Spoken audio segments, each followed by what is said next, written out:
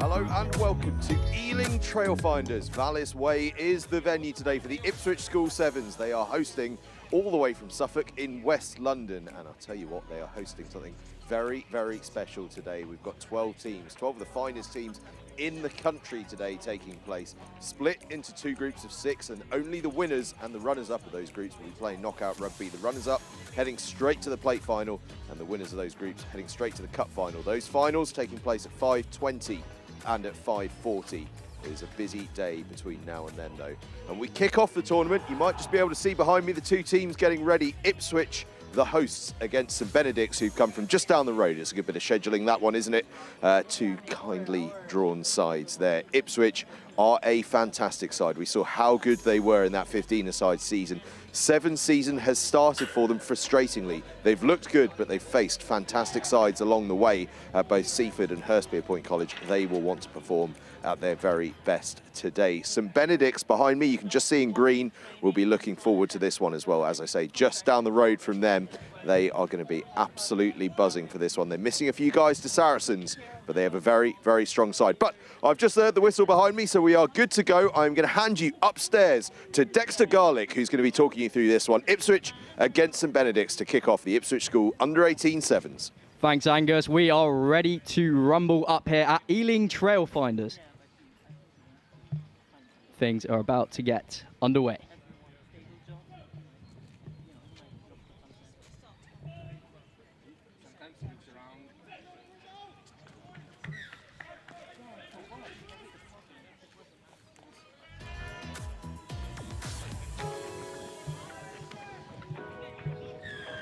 And here we go, we are off.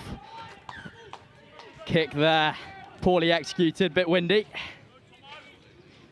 So it will be St Benedict's ball, here they go. Looking to spread the phase of play quickly now to put some moves together. Here they go, they've got space on the outside, will they use it here? He goes through, brought down here now. Comes St Benedict's going out wide here. Nice friend for the number 7, William Kern. Thought he was through, but it is Ipswich ball now. As they look to attack, put some phases, some space in here. Gained well there by Ipswich. Searching, number 12 for Ipswich. Sess Keith to the 15. Out wide they go now, trying to put some phases together. Referee says backwards. So we'll be playing on. A nice ball there. Where's the support? Which he does. Stepping once. Brought down, and what a shot that is. Dangerous, says the referee. Looking to go quickly here. Are they in?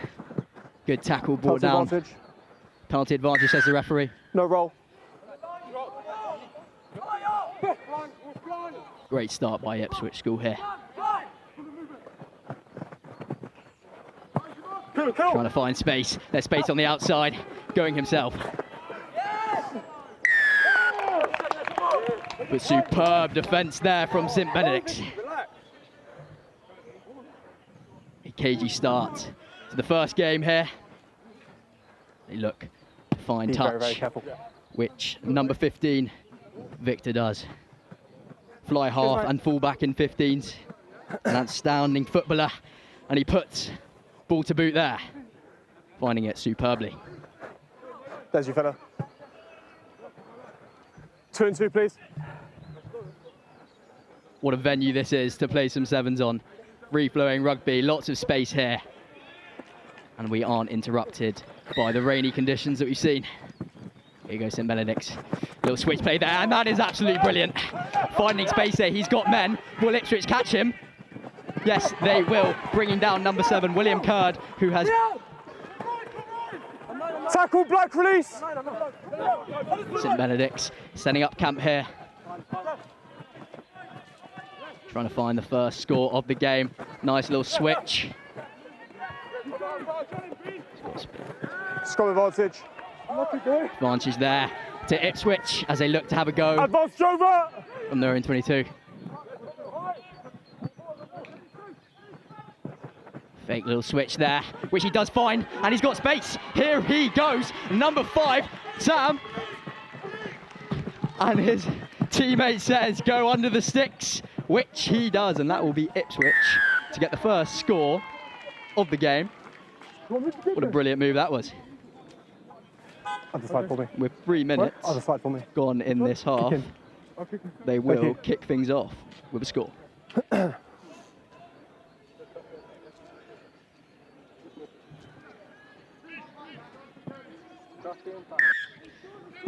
And he adds the extras. The conversion was successful there.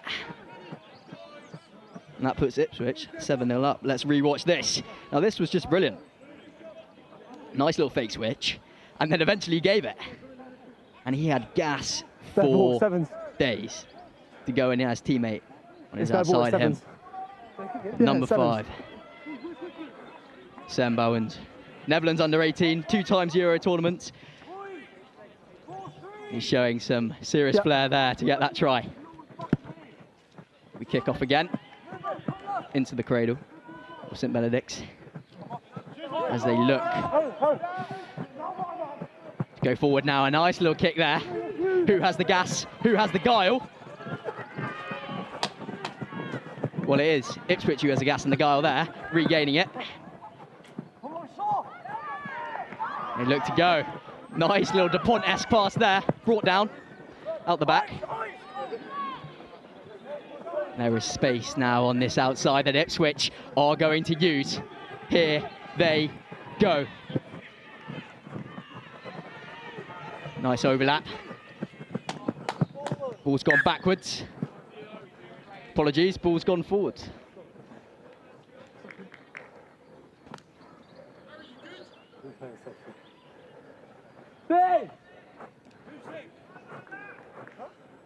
Great cover tackle there from St Benedict School. Both teams have some fantastic players. Lots of Northampton Saints Academy players in the Ipswich side. And former Saracens PDG players in St Benedict's. Some other players who are away playing in the Academy Leagues. Here comes St Benedict's. And there is space, which they look to use on the outside. But great cover defence there from Ipswich School. Ball gone down. Opportunistic, a little fly hack there. And a great tackle into touch, which they take quickly. And they look to play now. Ball's loose, but it is good. Ipswich looked to play out wide to their number 10, Fred Oliver. And he finds number 11, Ben Bullen, Northampton Saints player there, and he will get the second try of the game here at Ealing Trailfinders. Ipswich putting together some wonderful phases, some wonderful rugby, and setting up the day nicely for what looks to be a fantastic tournament here.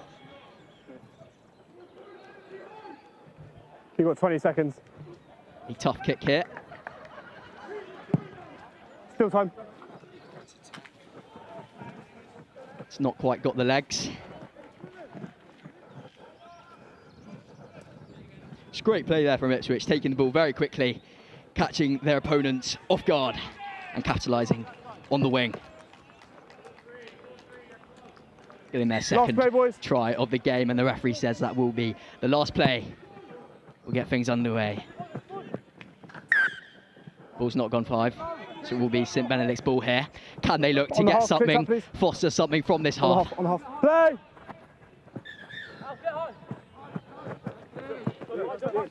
Needing support here. Brought down. Just looking to find an angle here, St Benedict's.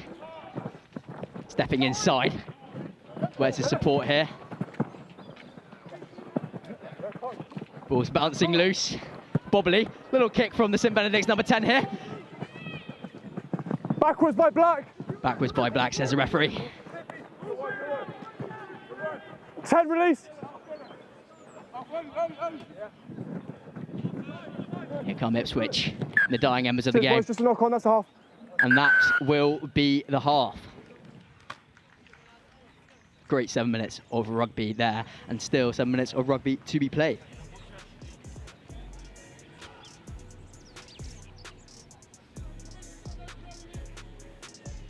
Let's take a look at these tries.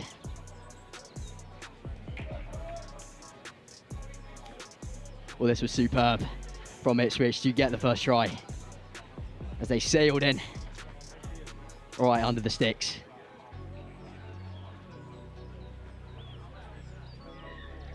And a quick opportunistic tap from the line out, taking it quickly to again find their pacey wingers.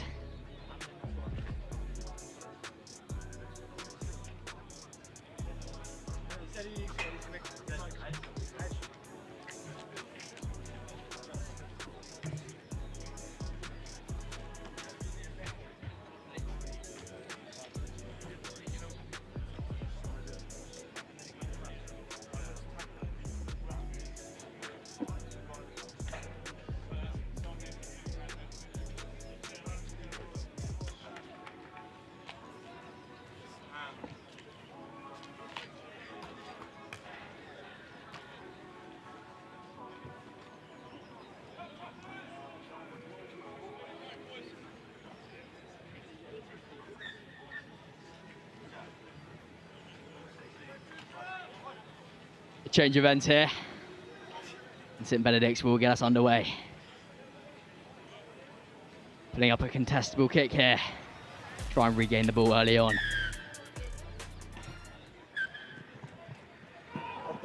The referee says not behind the back foot. All in front. Ball in front. Clear tap, please, on the half. And Ipswich have regained the ball from that kickoff. Here we go. Ball backwards there. Just looking to find an angle into this defence here.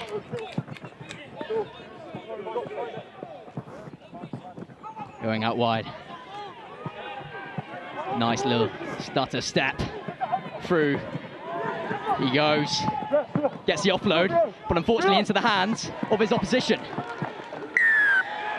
But a great jackal there to regain the ball.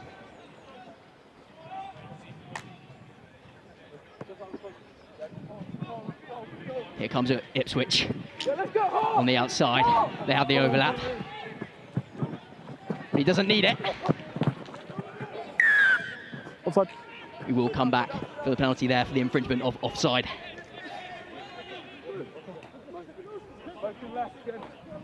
Where you are. Fred Oliver will take the tap. Searching for the outside. Which he is. Green Into ball. touch.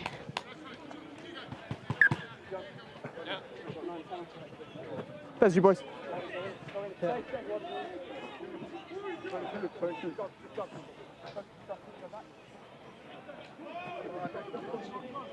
No contest. Here goes St Benedict, looking to play out their own half here. Brought down close to the line. First man, leave it 11. Oh, and that is superb. And that will be try scored for Ipswich School, the third try of the game by number 2, Finn Bridges, the vice captain of the team. He took it quickly, he saw the gap, he saw the opportunity, and he delivered. Benny, step out.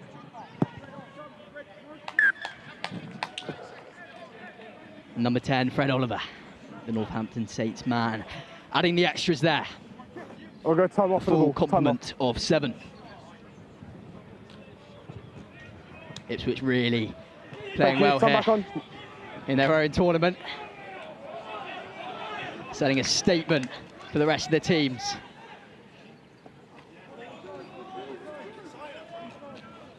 Let's go, please.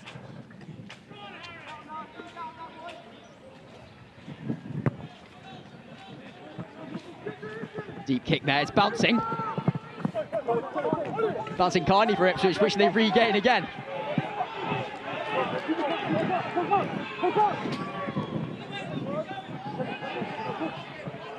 Still going now. Tackle! Referee says tackle now as he was rampant. Brought down finally there. And Ipswich have space on the outside. Can they use it? Here they go. They've got the pace. And a great pass in. I'm happy. And number 2, Finn Bridges, is having a superb game with 2 tries in about a minute. He gets a well-deserved rest here.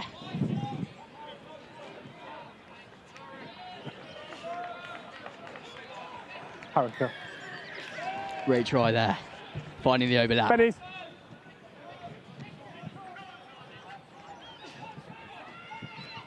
Rather tough kick here. It's got the legs, but not got the line. Really well worked play here to get it from one side of the pitch to the other. Ball goes down, but it's not a problem 2.5. as they execute a well-worked try there. Finn Bridges gets his second of the match. And we go again. Can St Benedict get something in this game? Off the foot! Off the foot here. Here they go. And again we go to the boot.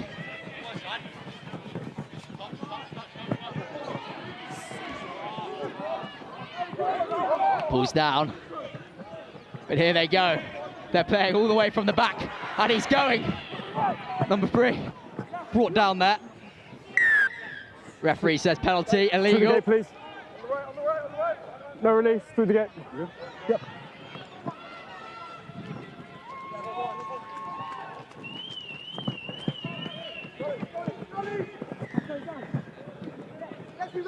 Didn't survive.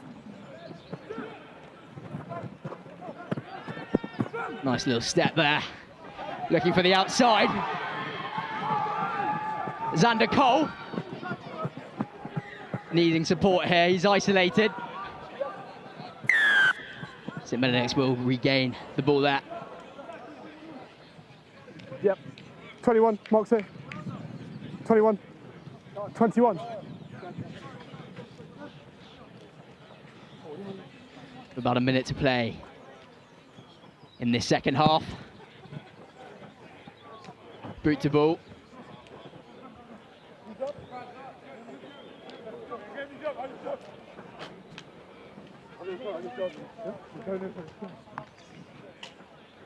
"30 seconds, boys." 30 seconds to play. Can St Ipswich, Benedict 14. get something? 14. No contest, no contest. Here they go, as they look to play out wide. Nice little switch there. 8 away. Clear release, please. Penalty there. They take it quickly, St Benedict's. Here they go. He goes to the outside. He's got gas.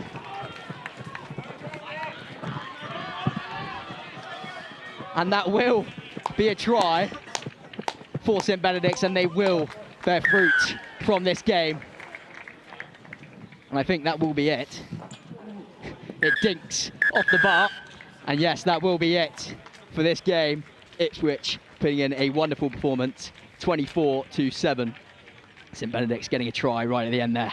Let's take a look. Really well worked. Call on the outside, nice little step. Went round him and just accelerated that pace. Just stride in under the sticks.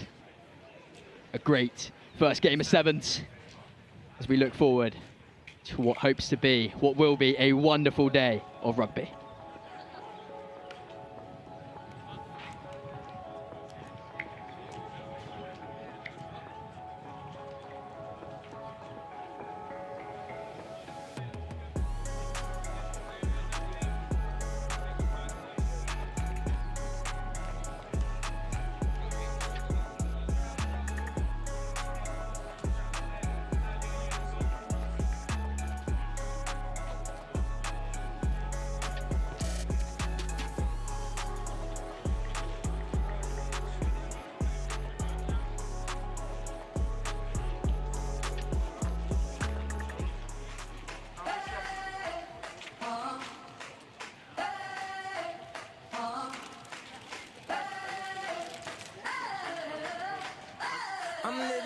21st century, doing something mean to it. Do it better than anybody you ever seen do. Haters got a nice ring to it. I guess every superhero need his theme music. No one man should have all that power.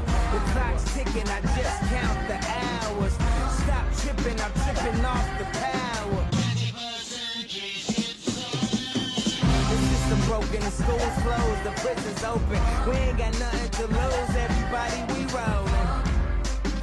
Everybody we girls and some Kelly Rollins. In this white man world, we the ones chosen. So good night, cool world, I see you in the morning. I see you in the morning.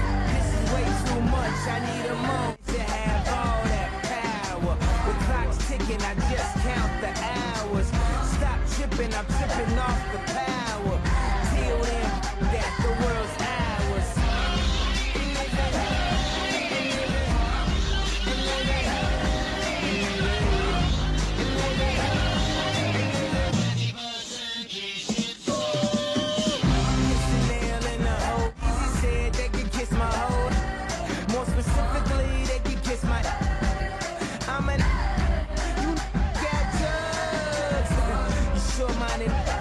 Napoleon, my furs is Mongolian, my ice brought the goalies and I embody every characteristic of the egotistic. He's so gifted, I just needed time alone with my own thoughts. Got treasures in my mind, but couldn't open up my own vault. My talent, creativity, purity, and honesty is honestly being crowded by these grown thoughts. Reality is catching up with me, taking my inner child, I'm fighting for custody. With these responsibilities that they entrusted me, as I look down at my diamond. Welcome back to Next Gen Live here at Ealing Trailfinders for the Ipswich School Sevens. I'm Sam Bork, and sorry for my late arrival, but we will kick off here today. What a beautiful scene here in West London. Second game of the day here on pitch 1. John Fisher, donning from South Croydon, take on Berkhamsted School. I'm joined by Dexter in the comms booth. Dexter, you took the first game. Great show of rugby so far, hey? Brilliant show of rugby. Ipswich were dominant in their display, and they set a marker for this tournament, and they will be a team who are looking to contest their own tournament and try and get that cup at the end of the day. Obviously, Ipswich with a star-studded side, including the big man, Brad Bomber, who will be definitely trying to get his hands on the player of the tournament accolade today. But here go Berkhamsted in the red and blue. Berkhamsted breaking through lines. Great offload off the deck as well. Sat down on the width is the Berko winger. Penalty to Berkhamsted. Berkhamsted, obviously. Seddon on the ball now. A lot of Saracens boys in their setup. Good recovery off the floor. Matthew Brodie. Brodie pops off the deck, and this could be the first score of the game here for Berko as they go over on the right-hand side. Number 2, Ollie Scard in the corner. Great try there. Superb. Right off the deck, pops up into the hands, and down it goes to get that first try of the game. And that's Ollie Scard over the whitewash this time. So Berkhamsted up by 5 in this second game of the day. And it will be left to the boot of Matthew Brodie. Doesn't quite have the measure of it this time. So will only be 5, no extra 2. Make sure you're dropping Great really clearly work 10 on penalties, please. from Archie Seddon there, just to keep the ball alive. Then the magic man, Matthew Brodie. Good little handoff. Covered well, though, by Fisher. Just finds that opening for Ollie Scard to get over Food's first of the day. When you're ready, let's go. Fisher high into the sky now. Brodie underneath it. Bit of a wayward pass there, so now Berko have to get out of dodge. They've done well here. That's a fantastic offload. They try it once again. The boys should learn. Lightning doesn't strike twice there. Jones is set here. Referee showing authority here. Well, what a ground this is to play some sevens. Very, very wide. So if you get caught on the outside and there is someone who has gas, then it is not looking good. Definitely so, Dexter. I've had the pleasure of training and playing on this pitch throughout my rugby career, and it encourages fast and liquid rugby, does the Ealing Trailfinder setup. Here go Fisher, though. Can they get on board with that fast, free-flowing rugby? That's a nice little loop around the outside. Chooses the boot option. Covered in the midfield by Berkhamsted, but the ball spilled. It's on first. Oh, so in the field of play. Close, but no cigar for Fisher that time. So you see the boot option here, Dexter. It just falls a bit unkindly for the number 15 of Berkhamsted. Square and stable. It's like watching Marcus Smith. I'm sure nice and quick, please, Red. Marcus will be watching today. But now, Berkhamsted once again playing out of their dangerous territory, deep in their own 5. Here you go, Berkhamsted. Little double pump here from Brody. Gives out to the width now. Here's the gas man on the outside. Can Berkhamsted double their advantage? And it looks like it will. Screams a post down from the touchline. And that's another fantastic score from Berkhamsted. Kick Goldsman this time. Supplying the gas on the outside. He's made up for his mistake earlier on down in the depths on the 5-metre line there. Goldsman. He fumbled the ball, almost allowing Fisher to get him for the score, and then he's just absolutely burnt everyone on the outside. Dexter. What a try that was. As you say, burn him on the outside, and he had the gas to keep going. A long day of rugby today. Just keep those chases honest for me. My apologies there to Archie Seddon. Seddon with the try there. So Berkhamsted 2 scores in front. That one converted as well, just underneath the post, and more free-flowing rugby to come from Berkhamsted. Brody with a bit of a wayward one. And we'll come back for the Fisher scrum down. Still on the 5. 2 great rugby institutes, Berkhamsted School and John Fisher. Notable recent alumni, Ben Waghorn, donning from the south of Croydon as well, rising through the ranks of John Fisher. Obviously, one of the star names in that Quinn side now. Binds. Berkhamsted also have their fair share of alumni. Just recently, Reuben Logan, obviously son of Kenny Logan, making a name for himself.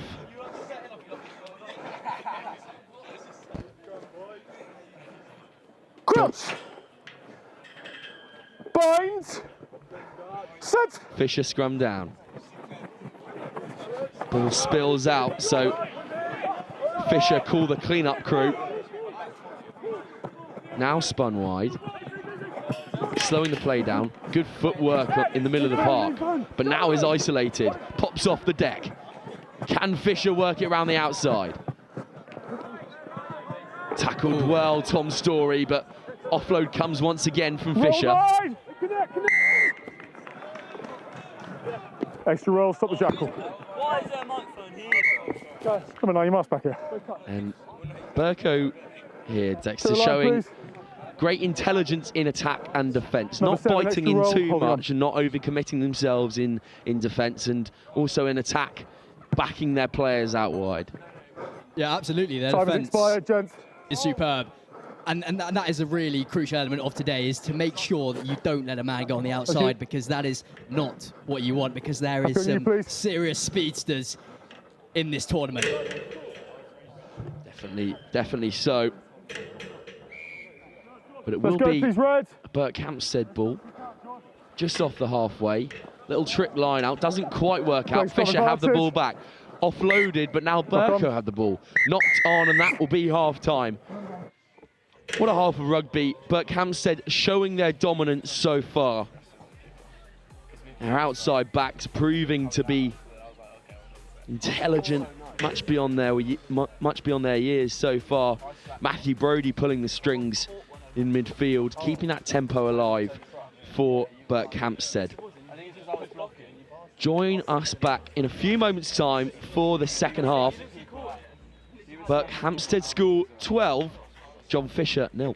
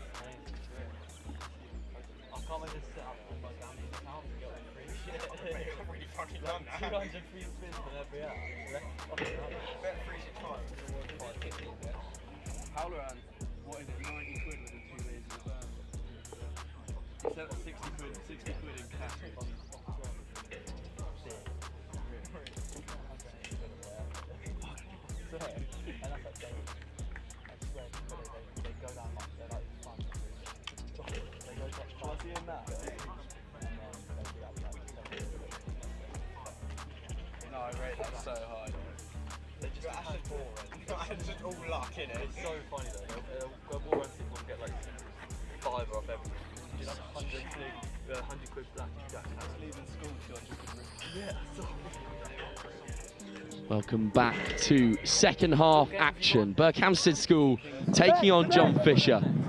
Berko holding all of the cards at the moment. Step red. Still joined by Dexter up in the gantry here. We are away from the wind, but and also very warm. We've got a great setup here, don't we, Dexter? It's absolutely superb. You know, no better place to be on a Sunday morning and Sunday afternoon to watch some rugby.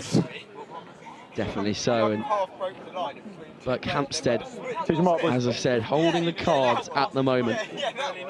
And they have another opportunity here to put some points on the board. Felix Senior will play 9 at this scrum. Berkhamsted ball. John Finborough waits at first receiver. Here's Finborough. Finborough will go himself. And just a little forward pass there. So unlucky, but great invention from Finborough at first receiver, Dexter. Well, it looked like he was in there, but he gave kindly the pass. As he went through, just spilt.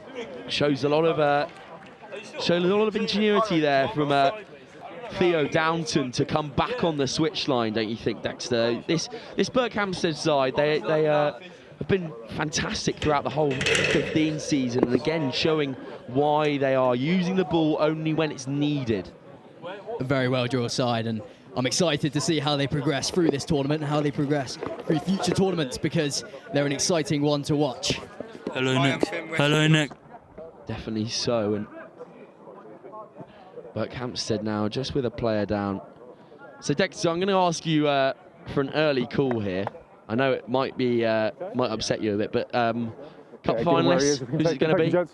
Oh, I think you got to look at Wellington College. They're a fantastic outfit.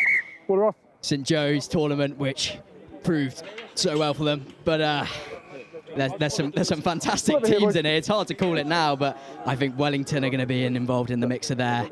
St Joe's, also Whitgift have some fantastic players, but Ipswich, after that first amazing performance to kick things off, they're looking very, very promising. I definitely think so. Ipswich ones to watch today.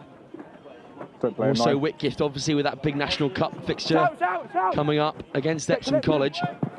But obviously you can't look past the absolute institute of Wellington College. But here go Fisher with the first bit of ball today. They've got to get out of their own 22. That's fantastic hands on the outside. Good hard line, switching the grain here. Using the ball well, but met in midfield. High tackle from Berkhamsted. Fisher will choose the boot option here. And he was onside. Can he get there? Oh, just so unlucky. That is a great bit of invention from John Fisher. Nothing has really worked for them so far today. Choosing that boot option, and he almost got there. Yeah, great bit of ingenuity there to get the kick. It was very close. Fisher. And here's the kick, just almost got there. Didn't quite bounce for him right, did it, Dexter? Artificial surface. You know, didn't bounce too kindly. Maybe if there was a different pitch, little rock on the ball might have bounced up. Indeed. I have to say this pitch is in pristine condition from the Ealing Trail Finders, but here go Berkhamsted once again. Great tackle on the outside, and he's just gone into touch there. Fisher once again supplying the goods. That's Matthew Gregorio Castillo out on the width. Straight away, please. Happy with you in the channel. Again, Fisher playing in the famous gold, white and blue. Gentlemen, with the Roman numerals on the back. A really clear stand, takes a bit of brain power on a Sunday morning to quite work out which number corresponds with which name. Turn back on. Yeah, the Latin isn't too fluent, but we might work it out by the end. We'll be fluent. Oh, scrum advantage. Fluent in Latin by the end of it. Picked up well from Fisher, but that was a knock-on earlier in the play. Berko will choose to go quickly. Play penalty advantage.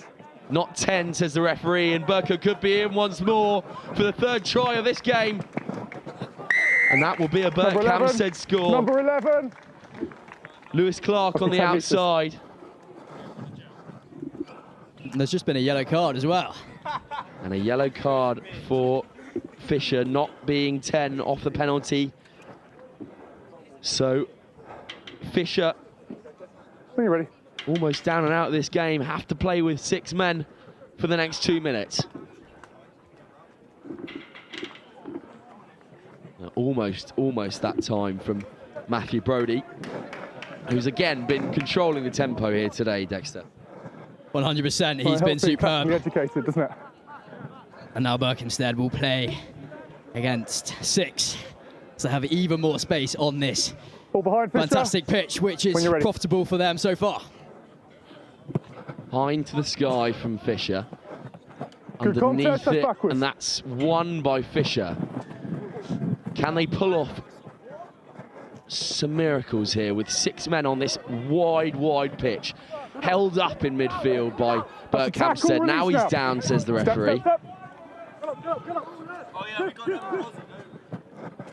Choosing his own option, but again, this Berkhamsted defence, Dexter, is there's no holes, is there? I mean, Fisher tried everything in this first and second half. There's no breaking through. They're so interconnected here. You know, they go up and they're all together. They're calling the line and they bring them down. Not held. It's one of the big things about sevens nowadays. Your defence has got to be as good as your attack, because you can score tries all you like, but so can everyone else. And that's the beauty of it here, as Fisher go for the kick into downtown, chased well by Berkhamsted, and it will pop up nicely for him. The number 9, Oscar Scheinman, will be on the ball. Now Berko with Brodie. Brodie, the magic man so far here today, gives away an uncharacteristic interception, and now Fisher could be in if they can string it through the hands well. Steps back inside, and again, gallant defending from Berkhamsted. Berkhamsted just going through the numbers here, bring on some new reinforcements. But what a tackle that was. Line up. To make that kind of shot on the outside when you're all alone, Lewis Clark is a hell of a feat. And he's still on the field after scoring and making a brilliant cover tackle, but now the ball will be loose. Fisher will recover. That's not even incredibly straight. Free kick. And that will be not straight, says the referee. So now Fisher, back to a full complement of 7, will play. Good steaming line on the inside. That shows promise from John Fisher School. And that will be the first try of the day. The man who got the yellow card, Matthew Gregorio Castillo, will get in for a score. And that will be full time after Fisher convert, just to put a bit of pride back on the badge. But Dexter, let's have a look at this final try. Shows promise from John Fisher after not much here in this first game. They strung it together very well there, you know. A nice little ball on the inside. Through he goes, and he steam engines through under the sticks. That shows great maturity from Castillo, actually, because that's one of the bigger things in schoolboy rugby, running against the grain instead of coming back onto the outside.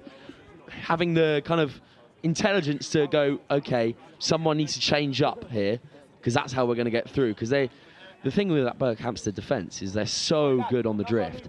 You need someone to come up against the grain and split that line in half like it's a tree trunk. 100%, and I'm really glad that John Fisher did end up getting that try there, because the nature of this tournament is that they're building into it. There's so many games, and the nature of sevens, so them getting that try really able to give them some confidence going into the latter stages of these games.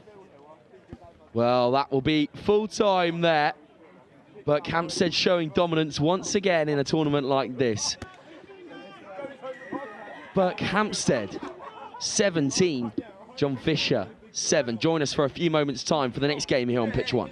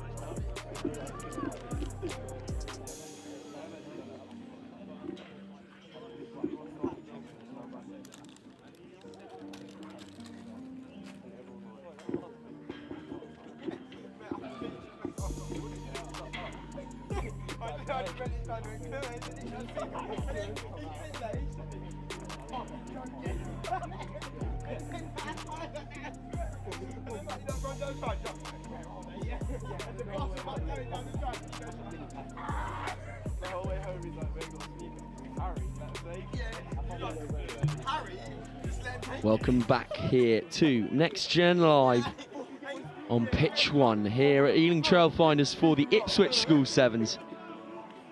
Game 3 here.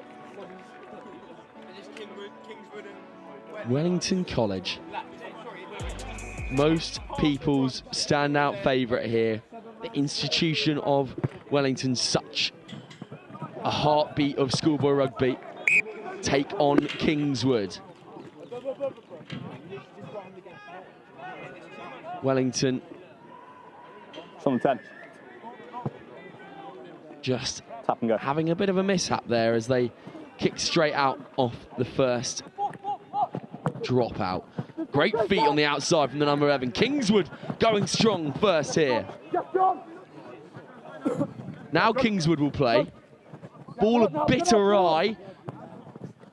Fallen on well by Kingswood. Now can they establish some territory? Again, good footwork on the inside. Wellington straight over the ball to no avail. Here goes the number 20, who's been dancing around so far. Kingswood still maintaining possession. Staunching run on the inside. Kingswood will go again. This would be a shock start if they can get a score. Long loopy pass throwing, ribs exposed for just a second. Luckily enough, Wellington were not on the blitz. Massive shot on the outside. Kingswood still with the ball here. Now some space opening up. Kingswood firing early. Here goes the number 20 again.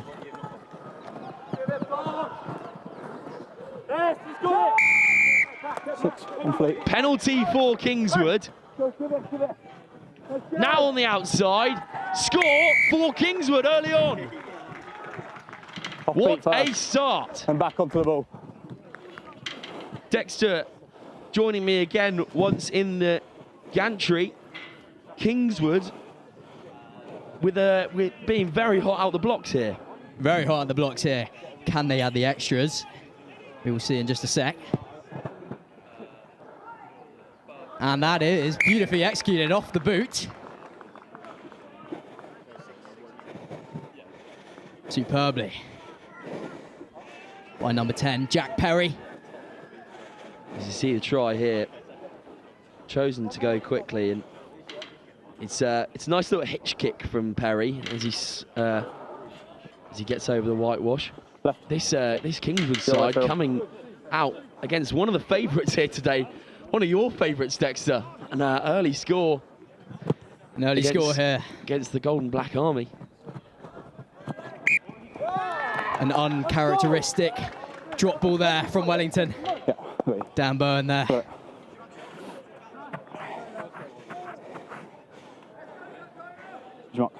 And look out for number 9 for Kingswood, Milo Powell, Bath Rugby scrum half. Mark's back there. Mark's back in. And Jack Williams also. He is the captain of the 15 and is a Bath Rugby prop. Coach! There we are. Kingswood bringing a strong side here today. Obviously donning from take the hit. Don't push through the mark. There we go, quickly. West Country Bath. Okay. Coach! Bang! Set! Scum down here. The tension is palpable. Here go Kingswood once again. Can they get in for another score? Met on the touchline. Kingswood camped in Wellington territory.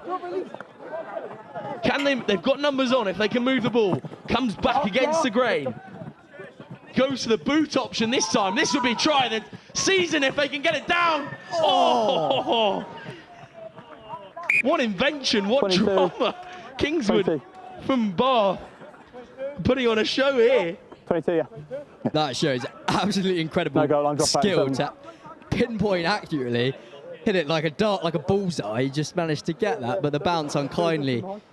Poor Kingswood there, but that's superb. And Seb Stenning there, just not able to dot that ball down. Here's the try scorer, Perry, who's making things work once again. Languid footwork on the inside, spilling that ball out to the width. Breaking gain once more. And again, Kingswood have numbers on. They've drawn so many into the contact. Now they've got to stay square. Stay square here, and you're in. Breaking gain once more. The holes are opening up for Kingswood. Can they get over the whitewash once again? The dragon defence from Wellington. They need some depth here, Kingswood. Here's the number 20, the Magic Man. And that will be try time once again for Kingswood.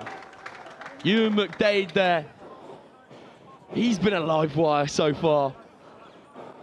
Kingswood 20. And this Make sure is we're working one hard to for stay the on our books. feet, please. Thank you. Unreal. Come out of this first game for them and come out firing. It will be Harry Barker with the score there. And again, left up to the boot of Jack Perry. This will be a gargantuan kick as well. Nudges. He's absolutely sunk it from downtown, Jack Perry. That is unreal. Superb.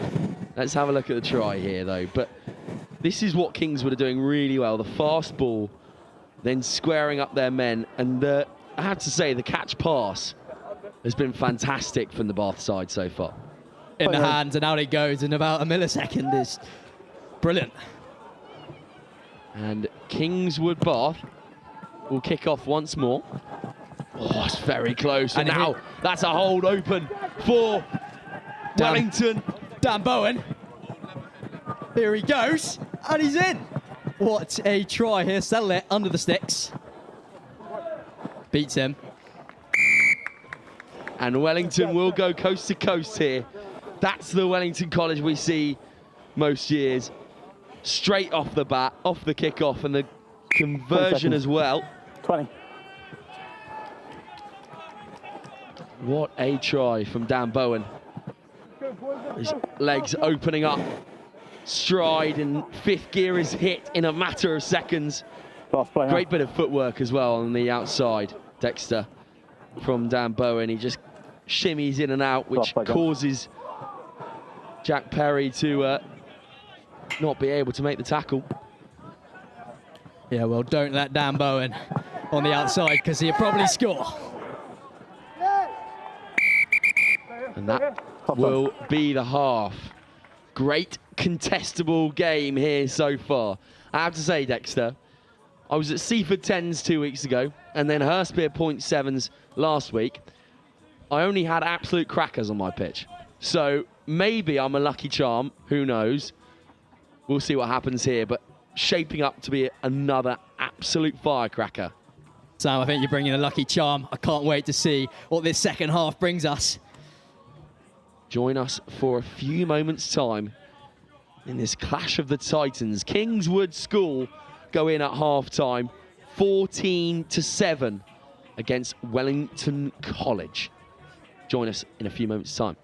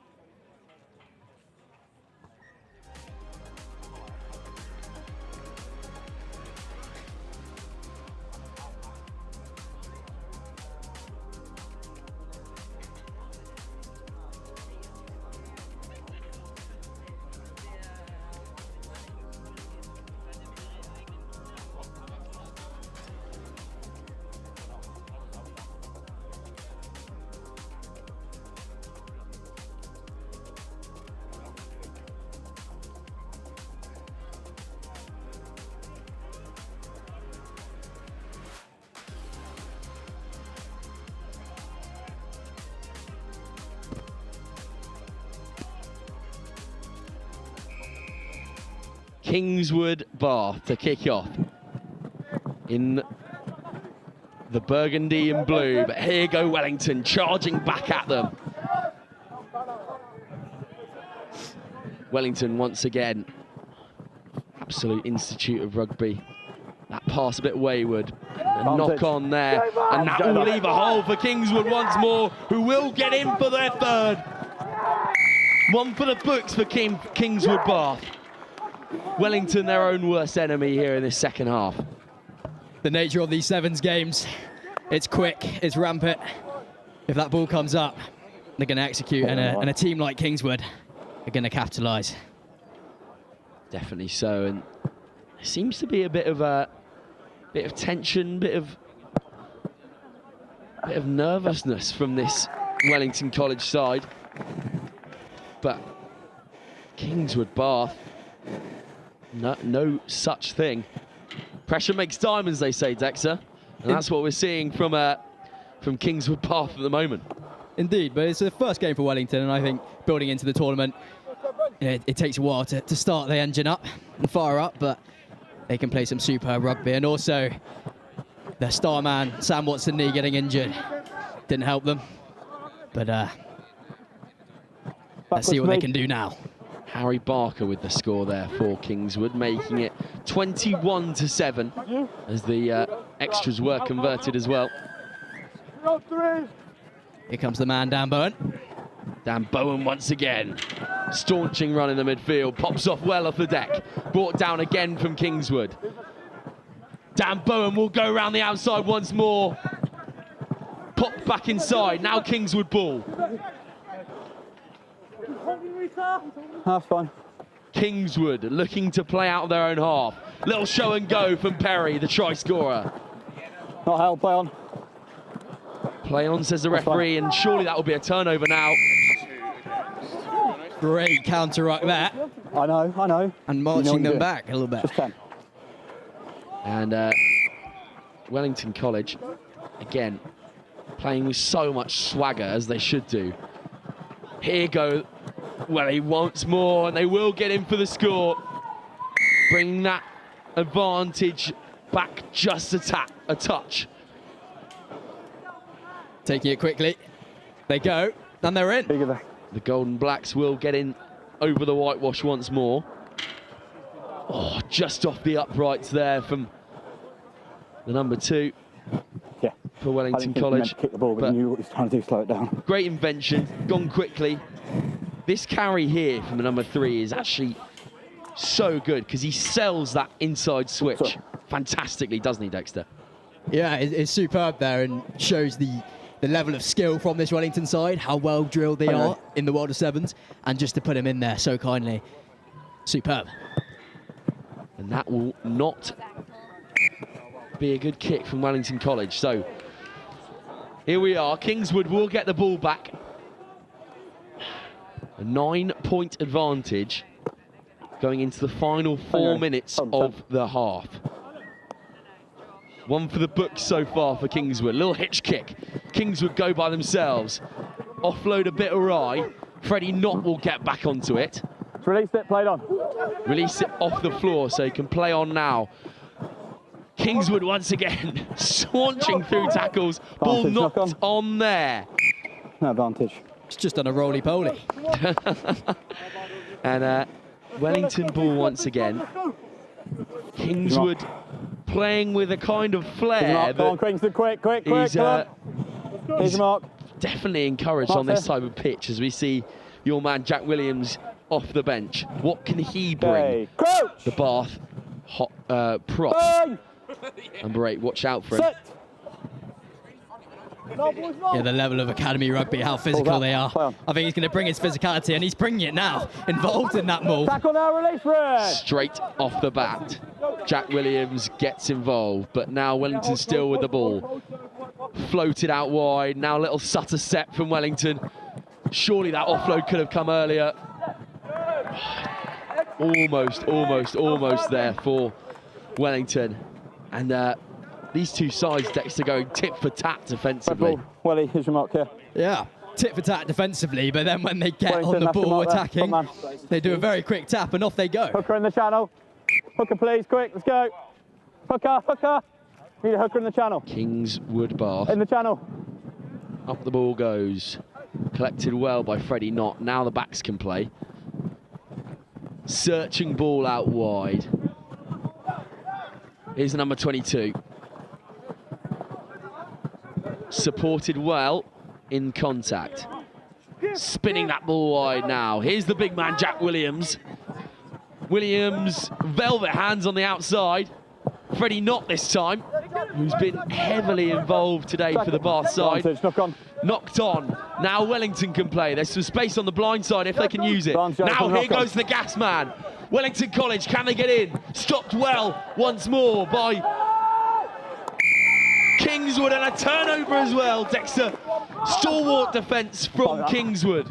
Great counter-ruck, but they've said we're going quickly. Ball's loose. Can come back for forward pass. Scrum, gold. Forward pass there, so it will be Wellington College's ball here. And that was really unfortunate from Kingswood. You take a gamble. Yeah, you do. Going quickly down that blind side. Never know what's going to happen. And now they have to defend this oncoming Wellington College cavalry. Yep, we'll play it through. Here come Wellington. Slowing the ball down, and then the injection of pace. Oh, hell, play on. Not held, says the referee, so Wellington College can play freely. Little switch on the inside, was worked well for them. Ball unfortunately just knocked on. Kingswood will have the ball back, knocked out of his hands once more. Great tap tackle on the inside. Advantage over. Ball's out. Ball's out. They can take it if they want. The amount of knock-ons here, and strips out the tackle. Wellington College ball once more. Playing the ball on the floor. Wellington will look to get something from this game in the dying embers. Here they go. Absurd footwork there, and he's lost a boot in the process. Henry Hulme. Put him down! Henry Hulme is a man to watch. Here come Wellington. They've got men on the outside. Hold. Oh, it's a great show and go, but met exuberantly by Tip through the horizontal. Kingswood. And it's gone through horizontal, unfortunately, the tackler from Kingswood. So Wellington will have the ball back. Yeah, that was a shot and a half. Shimmering hands onto the outside. Again, Both sides defensively so sound here, but Wellington could go in once more. Henry Hulme just not going down there. No release, 21 hands off that. Will finally be brought down round the 5. They choose to go blind once more. Little popped offload. Wellington will score. That is brilliant. Henry Hulme being involved in almost everything in the last 2 minutes there. And he gets the pass to send in his teammate. Now, unfortunately, with this kick, it won't be enough for Wellington. Yeah. Even if they do score it. Nudges. And that's straight through the uprights as well, but no time left. Time the biggest enemy for Wellington College here today. They bought the power, they bought the show in these final few moments of the second half. But to no avail. Kingswood Bath will get the W here on pitch 1, shaping up the day. And that will leave the group in a bit of array here. Join us in a few moments' time for the next game. Game 4 here on pitch 1.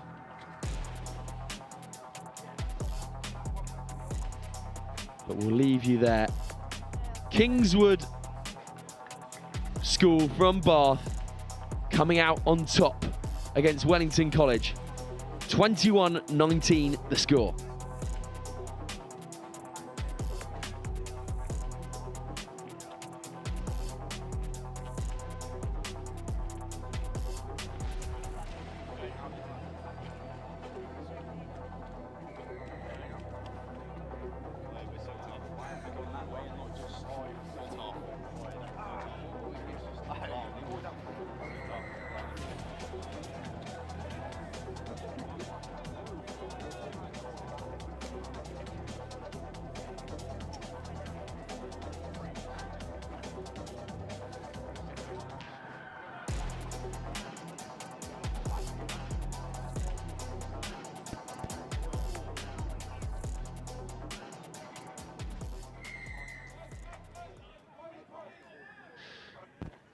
Welcome back to Next Gen Live here on pitch 1 at the Ipswich School Sevens, here held at Ealing Trailfinders.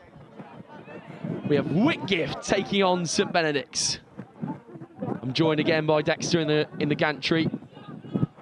Dexter, 2 great rugby institutes showing what they're made of here. Well, Sam, we've had some fantastic rugby being played so far, some fantastic tries, and I had the privilege of covering St Benedict's against Ipswich, which they did lose to.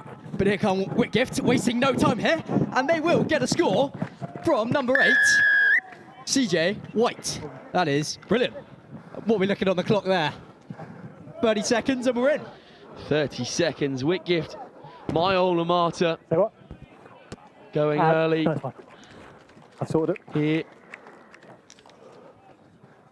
And that will be a score, putting them 5 to the good. And a no on the extra 2.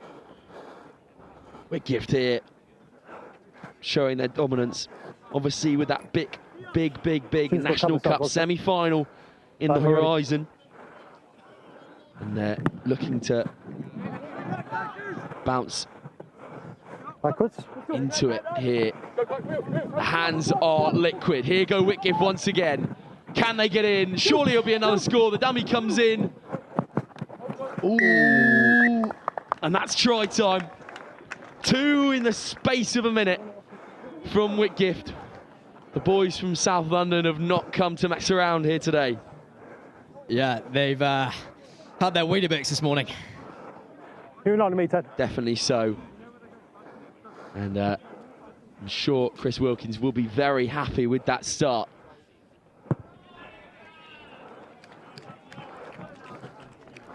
Obviously Whitgift, another one of those schools producing some great talent over the past couple of years, more notably Sean Carr, who steps out for Harlequins most weeks.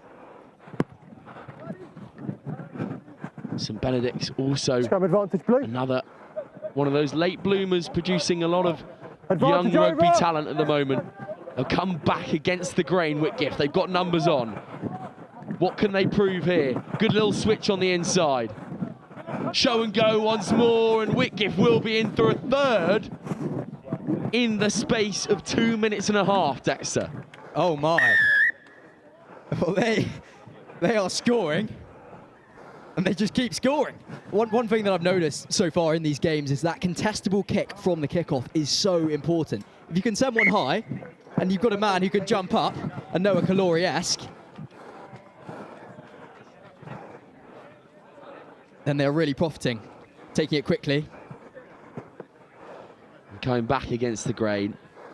Great little handoff for the number 7, Alexi Clapperton. And that will be a skipper's contribution as well from Clapperton. Again, advantage played by Green. that kick into the hands of Whitgift off their own kickoff. Advantage over. Whitgift here supplying all of the goods so far. Key here. The number 10 is just controlling the tempo so well. Here's into the hands of CJ White, the try scorer. Now shifted on once more. Whitgift bearing their teeth early on against St Benedict's. Will they be in for another? Popped out once again. Oh, that was a rib tickler from CJ White there. Could have got him in a lot of trouble. Unfortunately, just knocked on there. And St Benedict can't play the ball in front of the kick. Yeah. will get their hands on this ball for the first time in the game. I think they'll be pleased to, because Whitgift, whenever they've got the ball, it's turned to gold. Indeed, indeed. Everything coming off for Whitgift so far. Crouch! Bind! Set! Stay there now, 9, no more.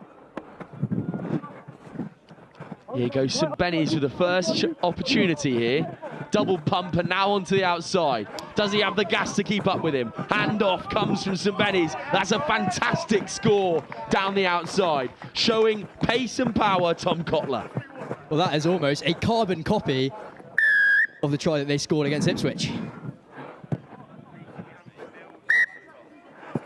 And the vice-captain there, showing gas, showing exuberance on the outside. The chase came in from Jack Harper, but no avail this time as Kotler gets in fantastically for the first score of the afternoon. Well, with 5 minutes played, we've been treated to 4 tries. Taken well in the air, Joe Fitzgerald. Key spinning the ball wide now. Whitgift look so calm and composed in transition, and they will get in for another score. Fitzgerald will go underneath the sticks, I believe.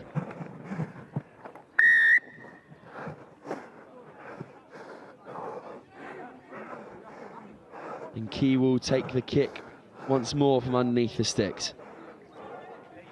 Whitgift look so mature and so calm and so kind of adult in the way they play sevens, Dexter, don't you think? Yeah, they've been amazing, and you do wonder though, this first half, you know, they're gassing on the outside. Are they going to remain the stamina to play a whole sevens tournament? Because at the moment they are absolutely gassing it. I do believe that was CJ White underneath the sticks that time. So sorry to him. He gets his second try of the day. Good contest. Again, contestable kick, but this time gathered by St Benedict's. Here go Benny's on the outside. What can they bring here? Whitgift with a almost insurmountable lead here as they fly up off the edge. Turned over from the South Londoners. Throw the ball away. And there will be a yellow card. Will be a yellow card for the number 13 from St Benedict, Finley Burns, but Whitgift won't care. They'll carry on playing the same way.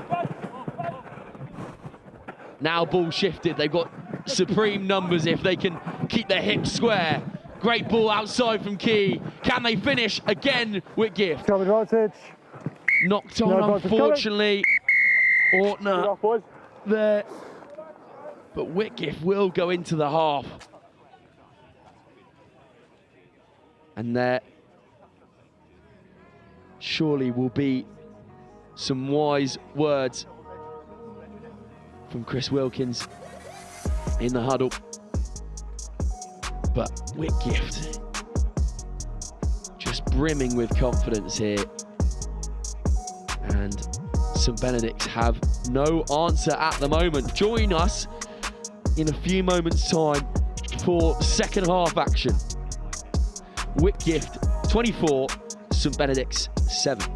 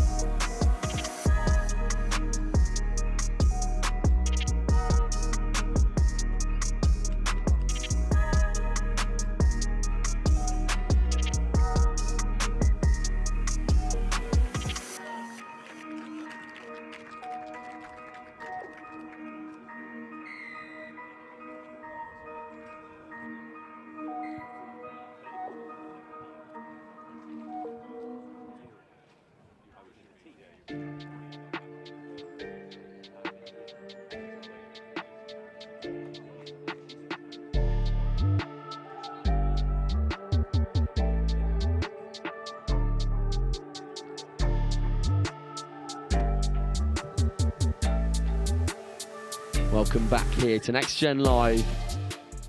If you've missed most of the day, Scrum advantage, green. We are on the second half of Game 4 Knock here on on, pitch 25 1 at the offside. Ipswich School Knock on, 7s 25 held at offside. Ealing Trail Finding. Still joined by Dexter in the gantry. Whitgift were absolutely majestic in that first half, Dexter. Well, Sam, they just couldn't stop scoring. They couldn't stop scoring, and they've come out this half. There will be a knock on there. Now, you asked me who I thought was going to win the tournament. I think I mentioned Whitgift in there. Would you say Whitgift now after watching that first half display? Yeah, definitely. And I think this Group 1 draw is going to be tough to call because you've got a lot of big names. Cheers, boys. In that Group 1. Brighton, Ipswich, Whitgift, Hurst as well is definitely an underdog. But the way Whitgift are playing here, I do back my alma mater. So might be Whitgift taking on definitely Kingswood in for a shout. But we'll see how the day pans out, Dexter, as Whitgift find themselves deep in St Benedict's territory. We're always going backwards there, gents. We'll come back for scrum. Scrum down, Whitgift ball. Whitgift. Is that the in this game card, so guys? far, I've just set up camp Still 10 seconds. in St Benedict's half. I got the flag. Marks here, boys. Blue scrum. And another opportunity for Whitgift to get underneath the sticks over that whitewash. Forward, green. Crouch! Bang! Watch out for Ethan Moody on the whip here for Whitgift. He's a live wire. Penalty to block. St Benedict's. No other penalty. Great work from St Benedict's there. 17. Just to regain the ball in a danger zone. Thank you, mate. And they'll go for touch here. That's actually a very intelligent kick as well, Dexter, because Blue, if you can take the line for me. they know and they've seen that Whitgift's drift defence in this first and second half has been absolutely superior to whatever they're doing. So they've chosen to get some field position just to try and get out of their own half, because otherwise Whitgift are just going to apply the blitz and they have no go again. But that surely isn't straight, unfortunately, there No, it's a scrum. from Scrum, Benny's. not straight. So will be a scrum down here. Yeah, as you say, smart kick One there, up, apologies. but just poorly executed on the line out there. So it will be scrum down, Whitgift ball, and they have men on the outside, which Starting here. most likely they will Go! use, and they profited for Fine. in the first half. Set. Whitgift scrum down. BT to play 9. Now shifts off to the outside backs. Mude is on the outside. Surely a switch is on if they can do it. Dragged out Backwards. into touch. Whitgift will retain the ball. Now down into the left-hand side. Whitgift will get over the whitewash once more. And they are in. Another 5 on the board. This time, Abington with the score. And he will take his own kick from downtown as well. Not quite good at the measure of it this time, Abington, but nice little shift inside there. As we see the scrum here, Dexter. They recover from it well. The ball is pounced on after that offload, and Abington just sees the space before anyone else, I'd say. Pops up nicely into the hands, and he finishes off very well.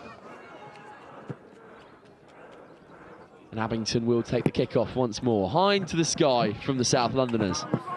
But into the cradle. Recovered from Curd. Here goes Curd on a bumbling run. Curd still going now. It's like a freight train. Tackle. No, Blue, leave the ball. Blue, leave. Well done. Chooses to go down the blind. Nice little kick from the try scorer, Kotler. That's the advantage. Kotler held onto there by a Whitgift man, so... Oh, that's just unlucky there, but we'll come back for the penalty advantage. Kotler, great invention. Yellow card as well. We're back here, gents. We're back here. I believe for Whitgift We're there. here. Oh, no. No. One Blue, pulling the player back. And that is a yellow for Whitgift. Lopez will get the yellow card there. Now Benny's with an almost insurmountable disadvantage to come back to, but they will go over the whitewash once more. And he's in. He'll take his own kick quickly. And the message is, it's not over until it's over for Fionn Egan. Hold on, mate. 2.5. As he will slot the kick. 1.5, or apologies. 1.5 left, says the referee.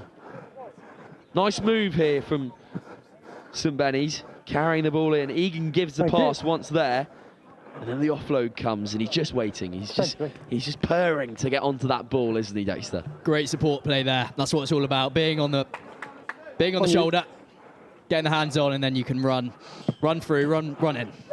Superb. Oh, that was very close, but Whitgift still have the ball here. Now the spaces open up. That's great gas on the outside. Cuts back in against the grain. Whitgift will score once more, taking that tally up past the 30-point mark. Whitgift showing dominance once more. That is absolutely incredible. Number 15, Faris Abington. He slots his own kick. And Abington with his second of the day. This is great work from number 7, combining with Dilly, the number 12. Well, we just talked about it. That support play, that's what it's all about. If you're on the shoulder, then you're in. Defence can't cover and tackle you. And then Abington finding the space once more on the inside. So calm and composed, Whitgift in defence, but they've left themselves a bit short now on the outside. Fitzgerald, the try scorer, will get handed off.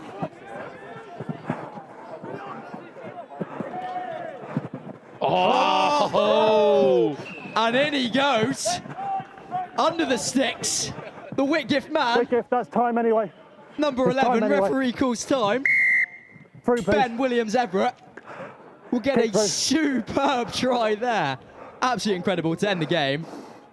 And he will hand the ball to his 2-time try-scoring teammate, number 15, Faris Abington. And that will be it for a rampant display from Whitgift. Abington there will add the extras. Fantastic work from Williams-Everett.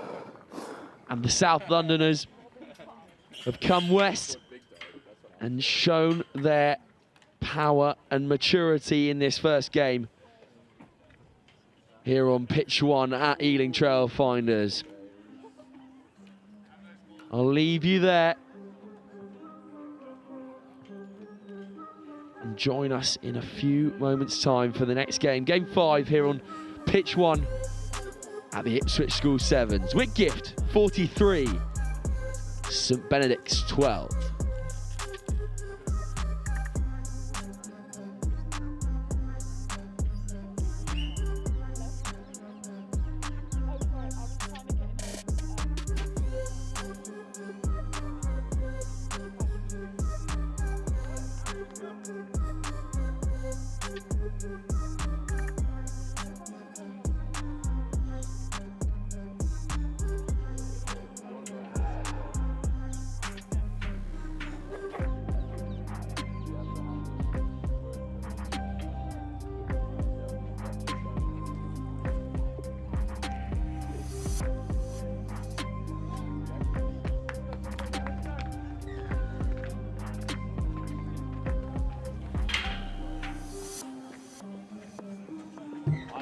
Hello and welcome to any new viewers.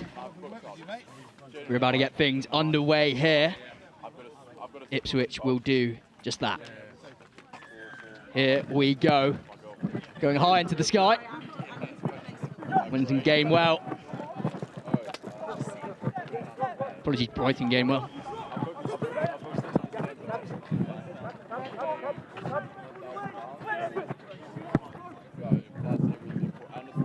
Good kick there. Trying to find some territory.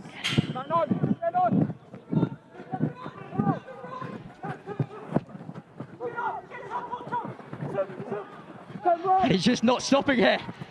Here he goes. Knock on there. Here come Brighton. Turnover's good, no advantage.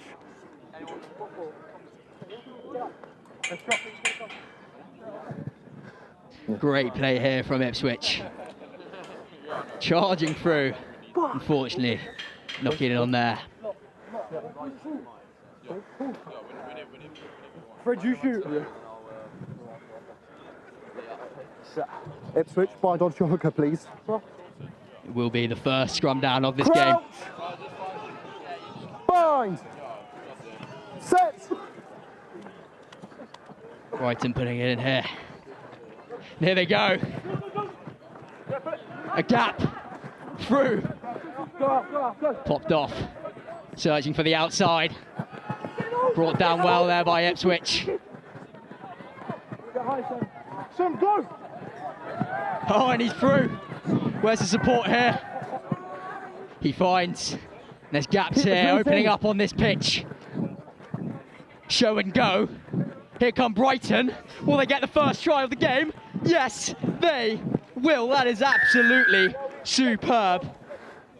The captain, Harry Eastman, scored 2 tries in the Roslyn Park finals last year, and he gets one early doors in this game. Brighton starting well here. And he had his own extras.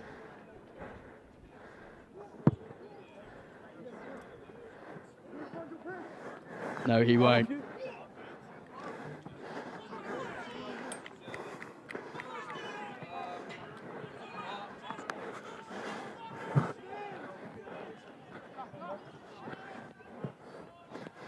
Brighton will get us underway again.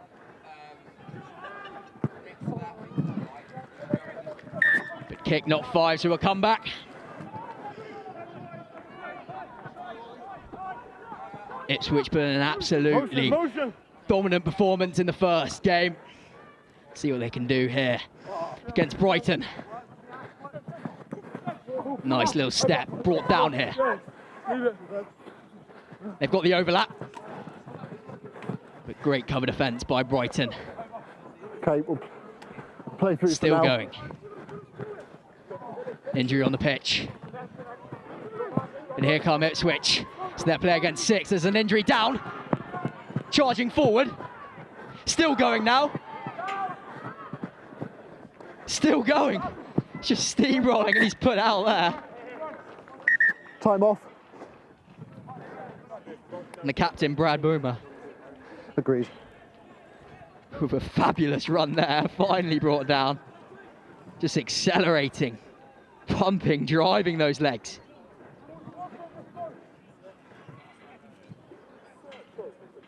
Just stopping now for an injury.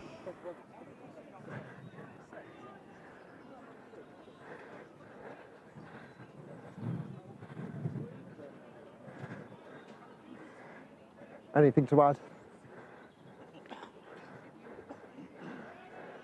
Just accidental knee to the head of the player on the ground, no foul play. Good. Sorry? Okay. Okay, thank you, Nick. Okay.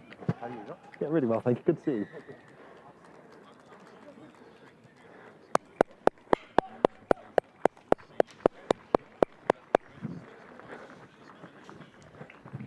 And the injury has been dealt with. Wish him a speedy recovery. We will get things underway now. Brighton put in here. Time on. Ipswich deep in Brighton's half. They look to steal, which they do, but the ball trickles out there. Yours, Ipswich. It will be Ipswich ball. 5 down. Early on in this first half. It will be Brighton's ball. Ipswich, hooker in. Here come Brighton playing out. Their own half, a nice looped pass. He's got the gas. Here he goes. Well, he needs support here. Going all the way. Brighton College will be in for an absolutely fantastic try from Hugo Bressard. Have down on the notes here, an elusive runner with a great step, and we just saw that. An absolutely fantastic try. Brighton choosing to play it all the way from their own, deep in their own half. So they look to add the extras here. Which they don't. Brighton starting this game very energetically.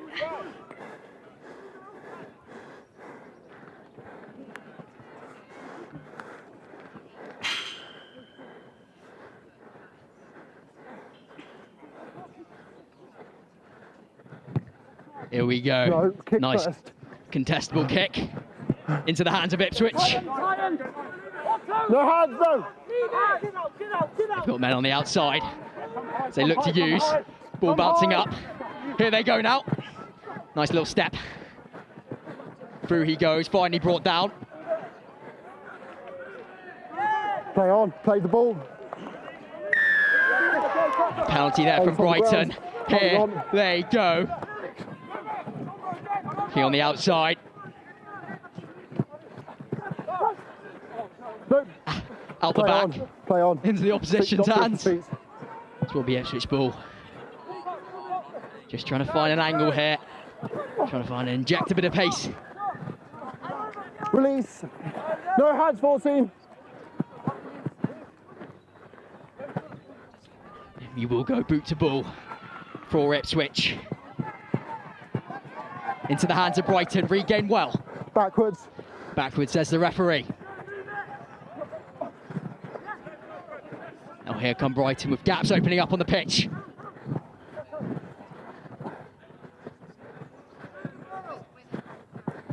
Just trying to find an angle here to open up, to inject some space, which they find. Here they go now. Scrum advantage. We will come back. There for a knock-on.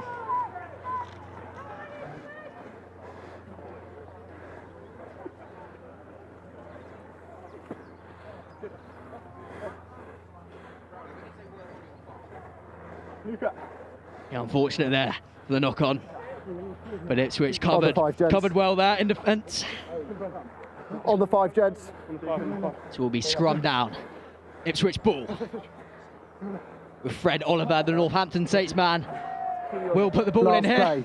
Play. Brighton, bind onto your hooker. Crouch. Bind. set. Here we go. Not long to play in this half, ball down. Unfortunate knock on there from Ipswich. Maul called now. No advantage from the knock on, half time. That will be the half, with Brighton coming out firing. 10-0. Catch all the action live here on Next Gen Live in the second half for Brighton versus Ipswich.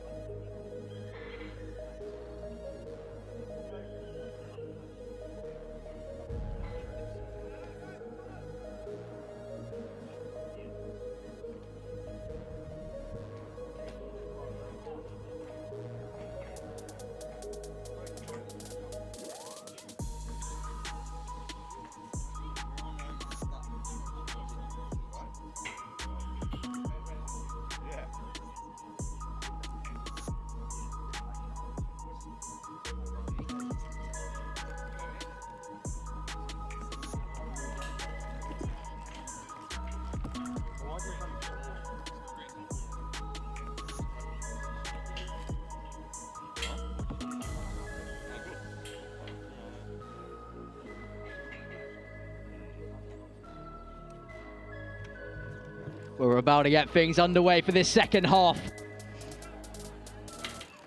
It's been a fantastic day of rugby so far. You can catch all the action live here on Next Gen, all previous games and all upcoming games. Here we go. As the teams get set, half-time talks are done.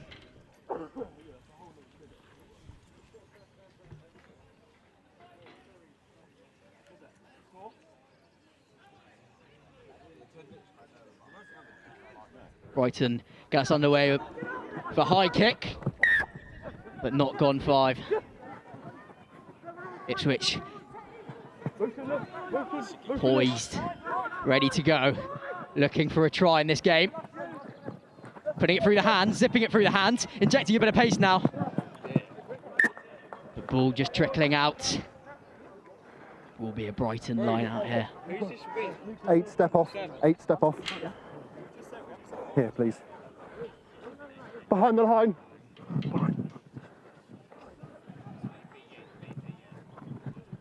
Brighton got men on the outside. Stepping on the outside with the gas.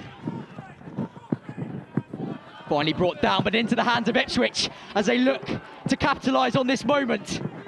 Through they go. Searching on the outside. Injecting pace now, coming out of this half, firing. Not on the ball.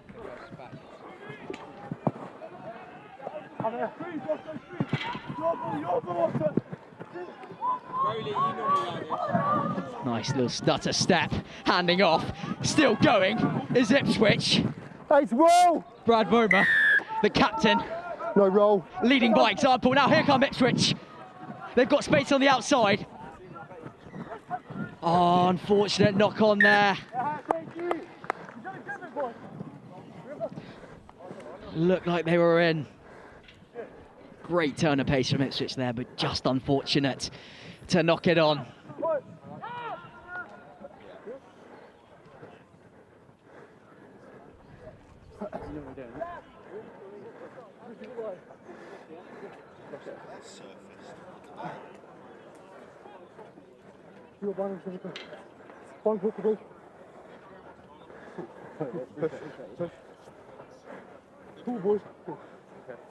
Crouch. Bide. Set. Harry Easterman with the put in, and he goes. Here goes Harry Easterman. It's been so superb in this game so far. But it will be another knock on. Great turn of pace there to find that gap. Marks on me, gents. Go Ipswich. Ipswich, step off, please. Brighton, come forward. He can choose which side he feeds, yeah. Fred Oliver has to Crouch. put in here. Bind. Set. Here they go. Ball Oh, out, but that is backwards. brilliant there from Harry Easterman to steal the ball, but it is Ipswich hands. A nice little step. Not brought down. Here he goes, using the outside.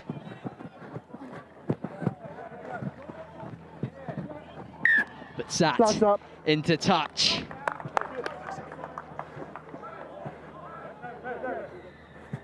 Joined Marks again well. by Sam Bork.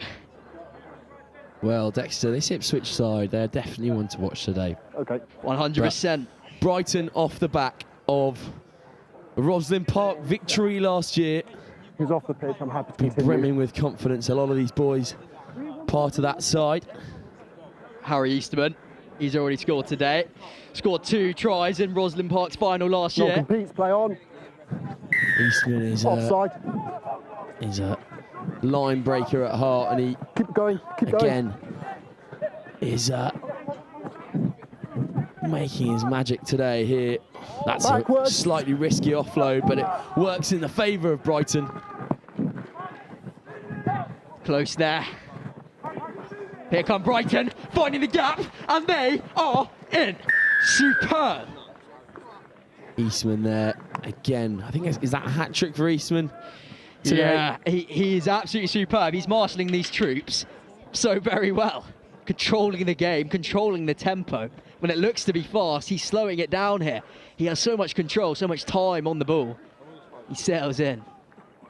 Brilliant from him. Eastman with a skipper's contribution here on game 5 of pitch 1 here at the Ipswich School Sevens at Ing Trailfinders, and that will be a full 7 added there.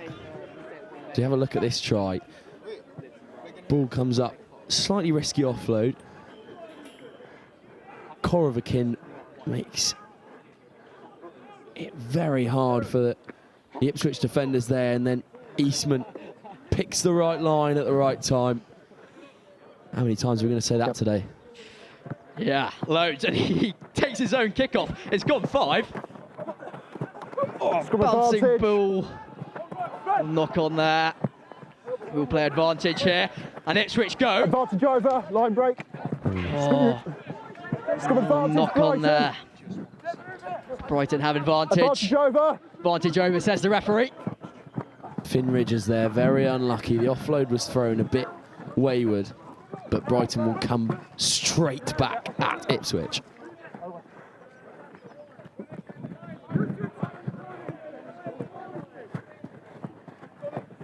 Release.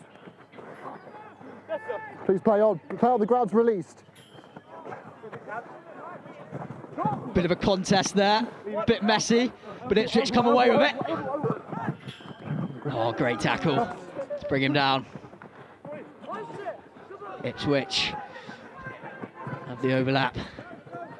Great cover defence there from Brighton. Here go Ipswich now on the outside. Can he go all the way? Yes, he can. That is an absolute terrific try there from Ipswich. Sam, what are your thoughts on that? Well, Ipswich, not much time to go, and they've got do in have time down to the restart. left-hand side. Time for the restart, says the referee. So Ipswich will be looking to get this ball back fairly quickly, but the counter-up comes in, and then the ball's swung wide. Finridge just gets onto it, and it's a really nice lofted pass out to the number 12, I Last believe. play. Seth Keith once again, who had an absolute weekend to remember last week. Not quite making it into the finals of Hurstpierpoint. They had a very tricky group, but that will be the victory for Brighton College, who progress once more. I'm sure there'll be ones to watch later in the day. Last year's Roslyn Park School National Sevens winners Brighton College will have the win against the hosts.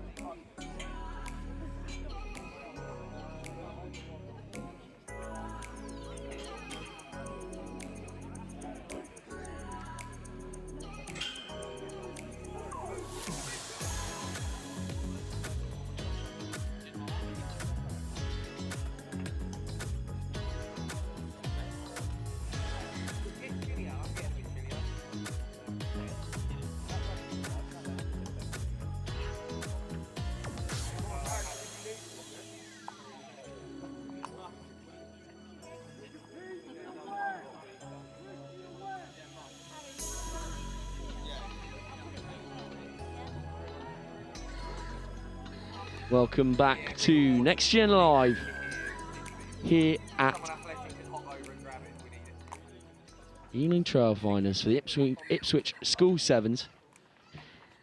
Sixth game here today on pitch one. We have John Fisher of South London taking on the men in gold and black, Wellington College. As we just wait for a referee here.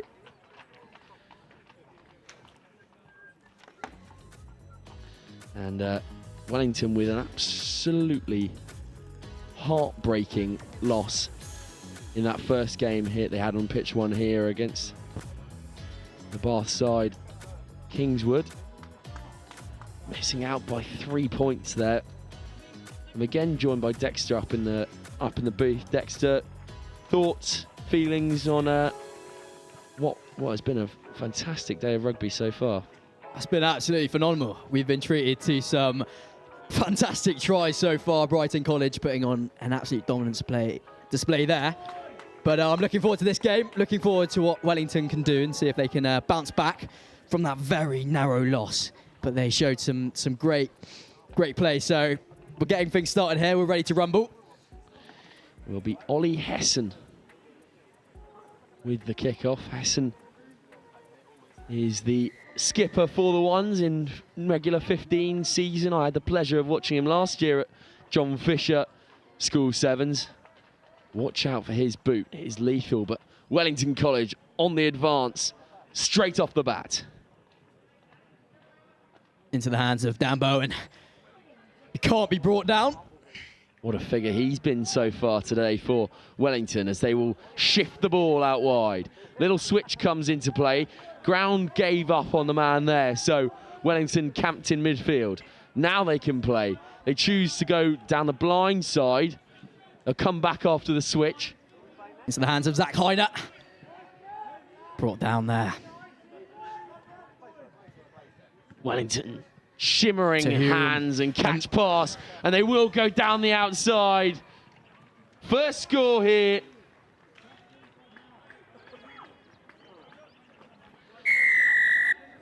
And Wellington College will go over the whitewash. Max Holroyd. Fantastic try there. They've come out fighting in this game. And Wellington, after that narrow loss earlier on today, will be kicking themselves for not taking their opportunities against Kingswood, but looking to show dominance against the South Londoners, John Fisher. And that will be Thank you, lads, behind the kicker. A full complement of 7 as well. Of course, all those little conversions matter so much today, Dexter. You've got to have your wits about you when you're underneath the sticks, because I've been there, it can go backwards. wrong. Yeah, it's never good when that happens. Wellington again advancing, won the ball back off their own kickoff. That's what's impressed me so much today. Oh, here we go. Henry Hill, and in he goes. Thank you. In the corner. What impressed me so much today is how the teams are kicking off and just catching the ball straight away, and then they go and score like that. And Henry Hulme there, who's again been another standout figure for this Wellington College side. No extra 2 added there for Wellington. But let's have a look at this try from Hulme. I mean, he gets onto the outside so well, sees the space, sees the opportunity. The men get drawn in from the ruck. Hulme's away, Dexter. He's in. Boom. What a finish that is as well, with your legs being trapped up. Have that extending arm, one-hand finish. Could be on ITV right now, watching the Six Nations. This standard of rugby is so good. Here goes Hessen, though. Hessen will break the line. Hessen down the width. The chase is on. The cavalry arriving for Wellington College. Brought down Hessen. That's going to be a high tackle. Hessen will tap quickly. Brought him down illegally. Fisher will come back again. Little pop offload. Wellington over the ball though. Stolen by Wellington. Now they can go coast to coast. Ball popped back inside. Broken field. Turnover from Fisher. Not releasing. Great turnover there. They take it quickly. Catching Welly off guard.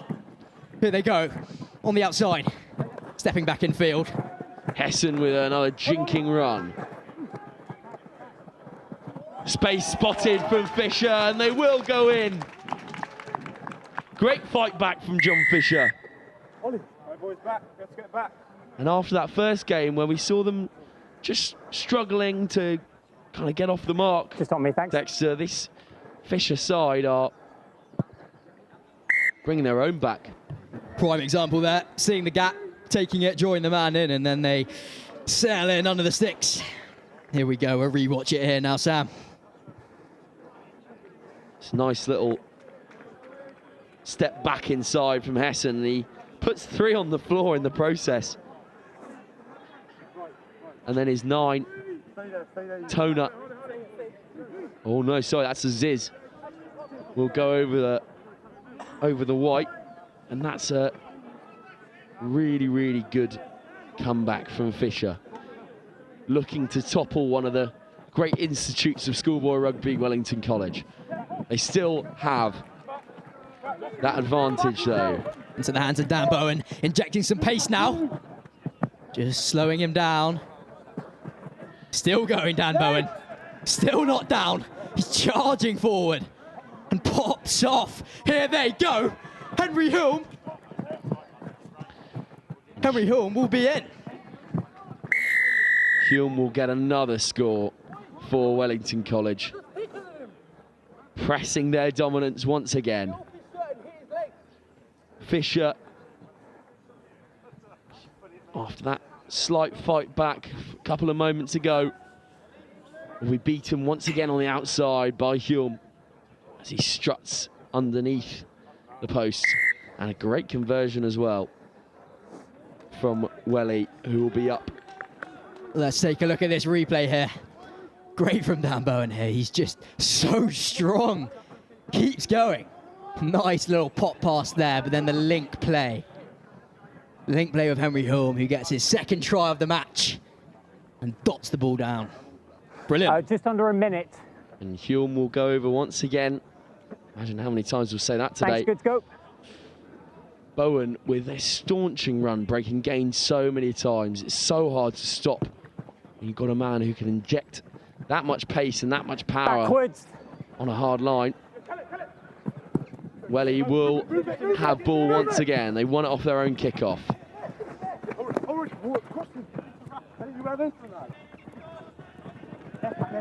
Great tackle there. With some good defence. Once again, velvet hands from Wellington College. Chooses almost to come back onto the inside. Now the space is opened up. Little stutter step. That's a really, really good tackle. Not quite into touch, but now is no release there. Over here. Not quite on the mark.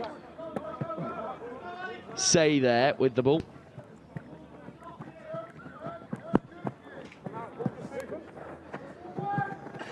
Just trying to find an angle now. Fisher just probing this Wellington defence. Great hands there to pick up the loose ball. Oh, now Fisher will go away.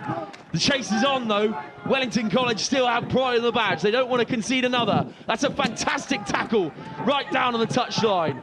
Popped off the deck. What a tackle. Wellington College regain now. And they will go all the way up the other end. Here they go. Here go Wellington. Great tackle.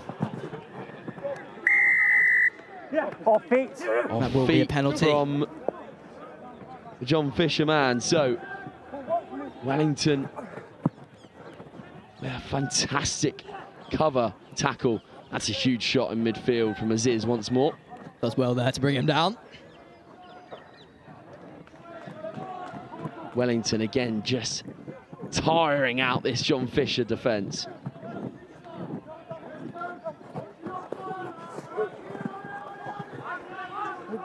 Now here go Wellington. Jack Thorpe hunted down by the John Fisher defence. Diving into the ruck. All off their feet there, so Fisher will go once more. Gas onto the outside, brought down from the Wellington number 1. He's got to have some depth here. Holes are opening up for John Fisher. This Wellington defence looking tired now. Can they get on the outside? Popped up. Broken field for Fisher to attack. If they can keep square here, they might be able to get in. Ground giving way there under the feet of the John Fisher man. Little chicken wing offload. Needs some depth here, John Fisher. Aziz.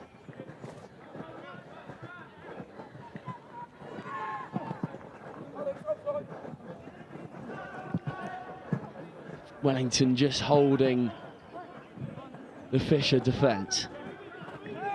It's got to go. Screams of move it down on the sideline. They've got a mismatch. Oh, and just unluckily the ball gets knocked on. 2 knock-ons. And that will be full time. Half time, sorry. We've had so much action in this first half. I thought we were at an end there. But that will be the half. 9 minutes, 2 minutes deep into overtime there, as the ball did not go out of play, but Wellington College again showing dominance here at Ealing Trailfinders. We'll leave you and catch you for a bit of second half action in a few moments' time. Wellington College 19, John Fisher School 7.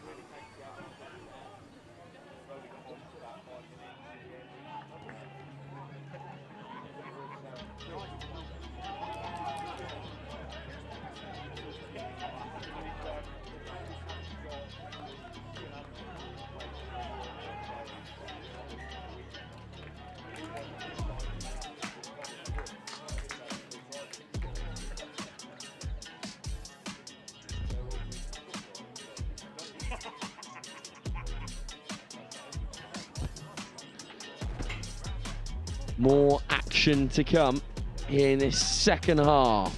Game 6 here on pitch 1 at the Ipswich School 7s at Ealing Trailfinders. What a facility, what a day. I've still got Dexter up in the gantry with me. Dexter, we've had some fantastic rugby on show. The top sides showing why they're here. And a few underdog stories as well. Whitgift topping Group A. Group B, St Joe's. So we've got some fantastic teams putting in some dominant performances, but it's all to play for here. And Fisher will go down this blind side now. Yeah, obviously, Dexter, you mentioned the standings there. Whitgift topping Group A so far. Just a reminder of how the day is going to work after the group stage is done. The first seed from Group 1 will play against the first seed.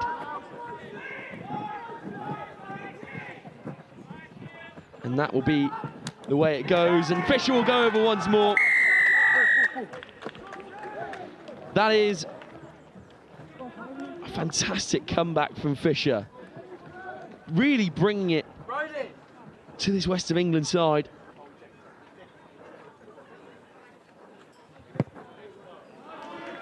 And slotted by Toner as well, so full complement of 7. Dexter will have a look at a turnover there from Gathercole, and then Fisher with some great hands to get over the whitewash, eh? Unreal, absolutely unreal. Yeah. Just stepping back inside and confidently going over that whitewash. Frayed there with the try, putting the South Londoners in close contention with Wellington here, but that kick has gone a bit awry. Yeah, a bit uneasy after that try. Just resettling things. Zach Hyder has the ball in hand here. Yep. Wellington man. Oh, and that is great field position. Obviously, we've still got time, a lot of time to play here. Yeah, uncharacteristic there from Wellington, dropping the ball. We just come down for a scrum hit, reset things. Make sure that ball hits the ground before hook, okay? We have 5 minutes to play here. Can John Fisher pull off another shock against the stalwart Wellington College? Fisher will go down the outside once again. Here's the gas man. Popped up. Oh, and that's a Sam Prendergast-esque kick on the outside. It's not gone the way that they would have thought. Wellington can break now. Double pump comes in. Men falling at their feet. Great offload and held fantastically well. Knock on. Knocked on there. Fisher able to scramble in defence, but I mean, Wellington's so prestigious when it comes to getting on the break, but just unlucky there, Dexter. Yeah, had to catch that one above his shoulders. Not that easy.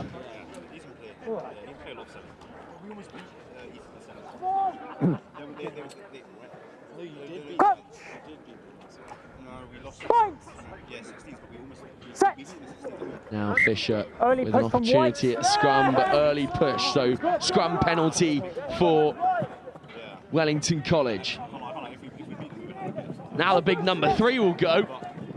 He's got velvet hands on the outside. Oh, beautiful. Still staying in Wellington College. Dragged out into touch by John Fisher. No clear release. Fisher going tit for tat here with the Rugby Institute Wellington College. They've got space on the outside. Just pumping it up now, though. Great clear out on the ruck from Wellington. Now they'll go. Little stutter step. The space opens up for Wellington and they will get their 4th. Very well, actually, you try that. Confident. Just under 3 minutes. And the kick goes over once again. And we'll have a look at try time, Dexter. There's the ball. Fantastic clear out from Phoenix Dickinson. He's been marshalling the forwards today. And that's John Copeland with the score.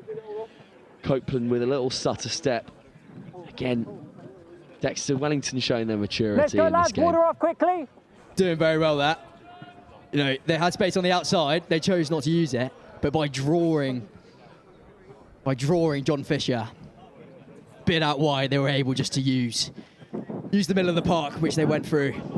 I have to say, Dexter, it's It's one of those ones where if you go by yourself and you've got a two-man overload, you've definitely got to score.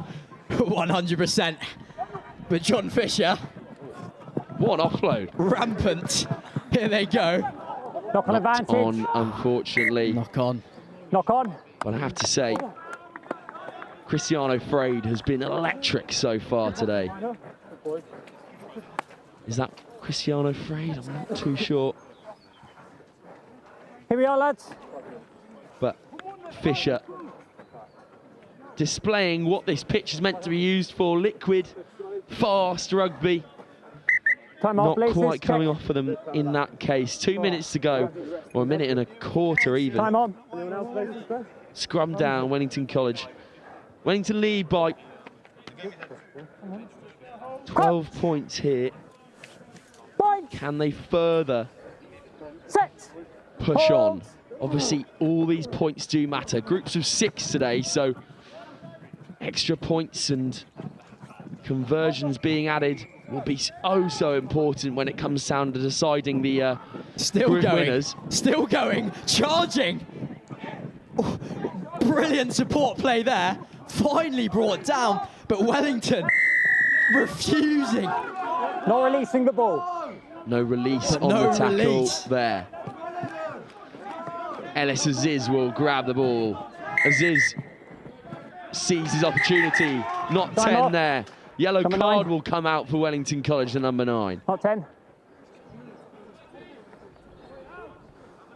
About a minute to go here in this absolute nail-biter. Thank you. Good to go. Again, Fisher looking to put some more points on the board.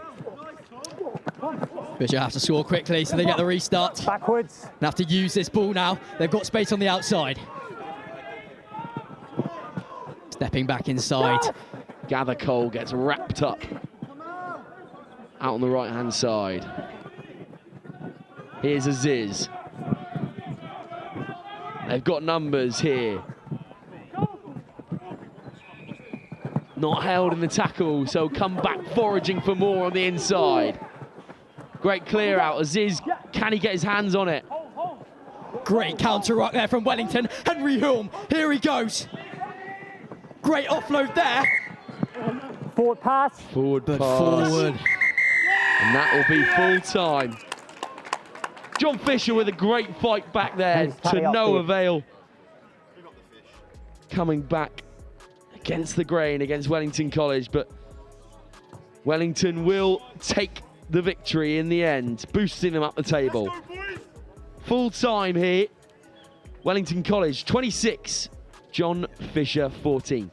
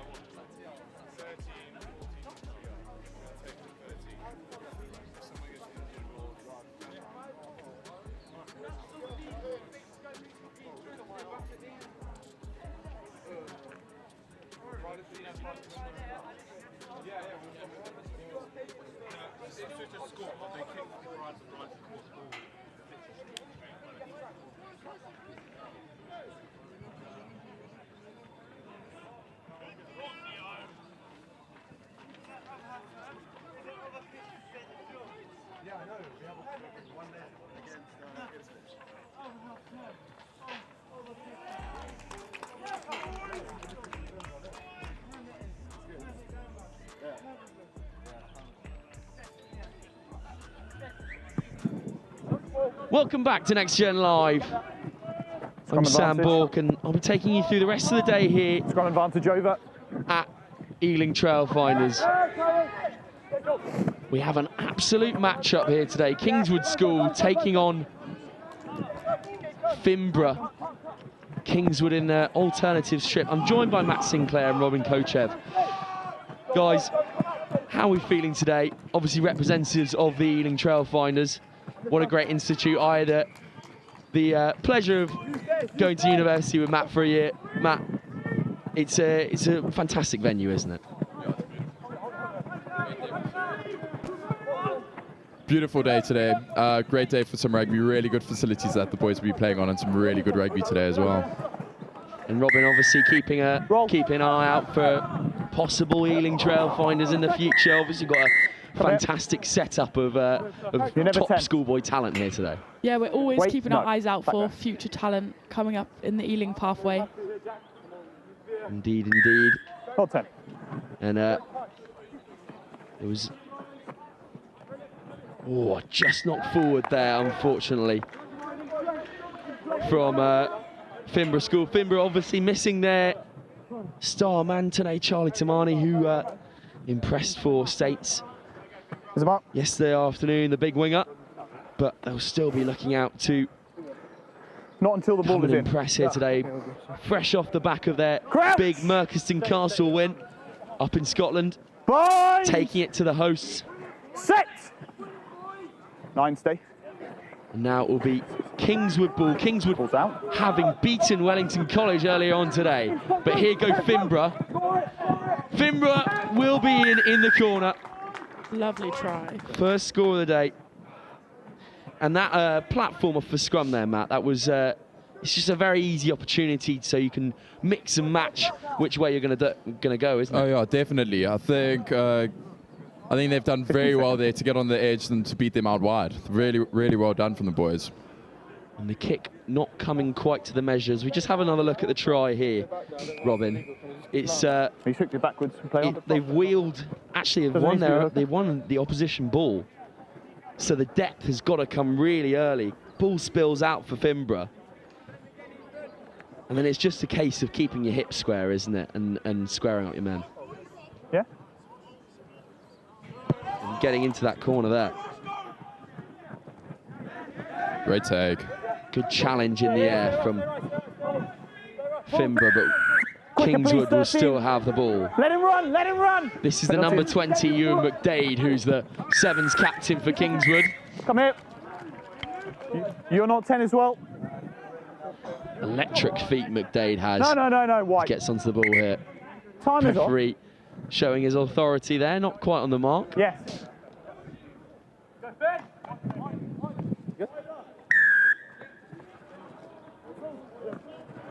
So Matt, well, we've got a bit of a lull in play. Talk me through how great it is being an Ealing trail finder, I suppose. Oh, it's brilliant. It really is. Really good opportunity for boys to come over here and to just show what they're about, to be honest. Really enjoyable. Good rugby being played, and yeah, really, really fantastic at the moment. So obviously great facilities, great opportunity to Tackle! better your rugby Release! skills. yeah. Partnering up with Brunel University, where you stood a 10, Matt. Yeah, 100%. Yeah, Brunel is a really good opportunity for the rugby, especially if you want to progress, get lots of opportunities for yourself. So really enjoyable. As we both know, rugby is a staple down in West London at the moment. Definitely. Forward touch option. So you got your first team debut the other day. That was an impressive feat, Matt. Oh, thank you very much. Yeah, no, it was really awesome. Partnering up with the big man Ben Spittle in the centres. He's a one to watch out for, isn't he? Yeah, definitely. He is a bit of a boy, to be fair. Playing some unreal rugby. And now, scrum advantage over. Finborough with the 5-point advantage. Kingswood go through. That's a lovely little poke. Oh, brilliant try. Absolutely brilliant. And Jack Perry, the scorer from the last game, will go over once more. We get a shout up from the touchline. Obviously, Kingswood wearing their shirts inside out to stop the clash with the time off with Finborough. So Jack Perry, the scorer from the last game, he just controls that tempo in midfield, Perry. And Robin, what do you think of that try? Stunning, really. Just hold on, please. The yellow, is he back on? Really, really good invention in the middle of the park. To just see that space in the backfield, they had no one monitoring it there, Robin. Jack Perry sees the space, he puts a little nudge through, and good invention, isn't it? Yeah, very good, very good. He's seen the space and he took his opportunity. Turnover again for Kingswood. And we get another shout on the touchline. We're getting a lot of aid from the Kingswood touchline. Here goes Perry once more. Nice Good little little step. stutter step in midfield.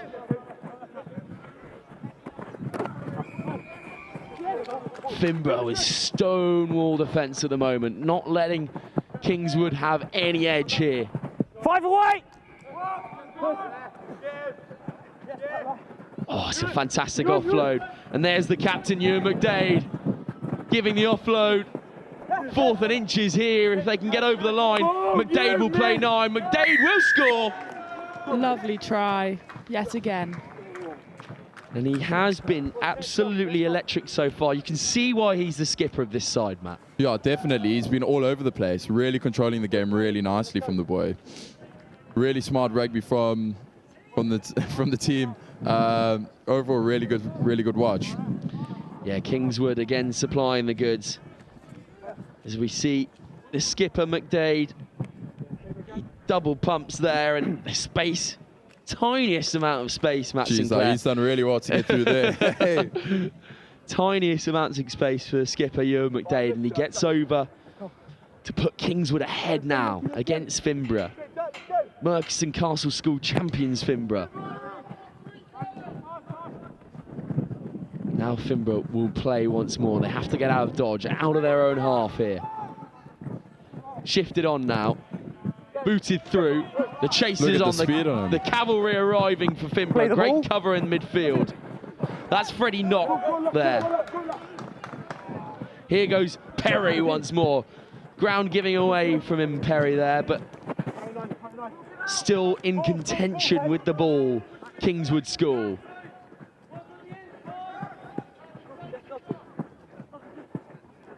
Freddie Knott once more. And this was interesting now from, slowing the game down. Kingswood, just slowing it down. They know they've got the advantage. Nothing silly needs to come out of this, 100%. No, nothing needs to be silly from this. Boys need to keep playing, keep the ball alive.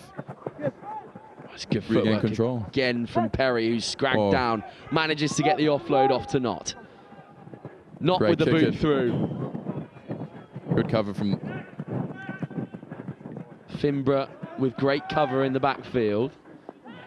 Oh, support needs to get back. Broken field now, so Finborough can go. They could go coast to coast here. Doesn't beat his man, but ball spilled from Finborough. Scrum advantage over now. Popped off to Knott. Here goes Perry once more, out to McDade. They've got some quality on the width here. Little bit of shimmering step there. Perry in the midfield, controlling the tempo once more. Perry just probing this Finborough defence. What can they bring? Good little chip on the outside, and that might be a card. 9. Looks like it is a card. I think it's quite obvious and clear, Robin, that Kingswood have spotted that Finborough play without a man in the backfield. So that kick option is always on. Sorry? It's great to see that kind of kicking game is being instilled into schoolboy rugby now, isn't it? It is. It's really interesting to see, and it's cool to see that they're utilising that, and they've spotted that weakness within the team. And there go. Release the ball, we'll play on. And Perry will go over once more. Beautiful. Spotted the space he once released more. The ball, then he has picked the ball back up, therefore we play on. And that's obviously the recent rule change. If you get tackled, then get up, release the ball, you can pick up and play again.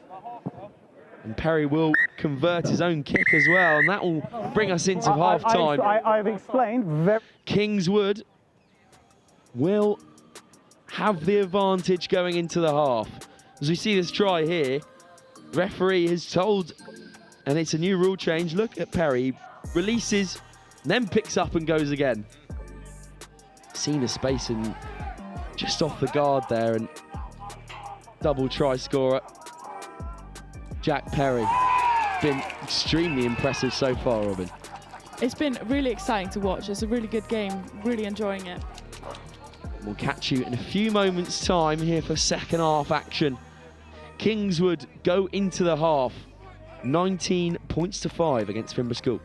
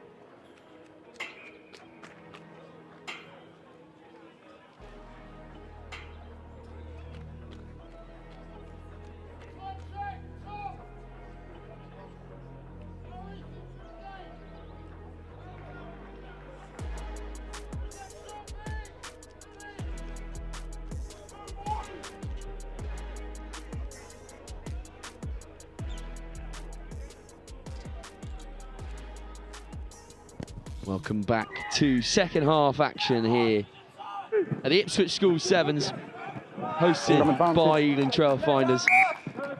Just not forward there. Almost a really good take there. As you hear the velvet South African tones of Matt Sinclair there. I'm also joined by Robin in the gantry.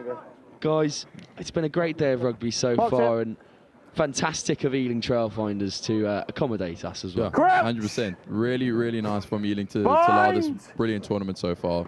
I've said this before, some really good rugby being shown on display today, and hopefully it just keeps on going. Indeed, with Finborough being down to 6 men as well. That yellow card just before the half. So they'll continue for about a minute now, and it will be a Kingswood scrum as well. Slightly ropey territory for Finborough, but they may be able to come out of it here. Obviously only 2 men in the backfield, so if Kingswood use the ball correctly, early push from Finborough as well. So another platform for Jack Perry and this Kingswood side to play off. Here they go, hunting down the right-hand side, looking for that white line. Tackle! Held up on the 5, now spun out. Huge contact. Collision. What a hurt.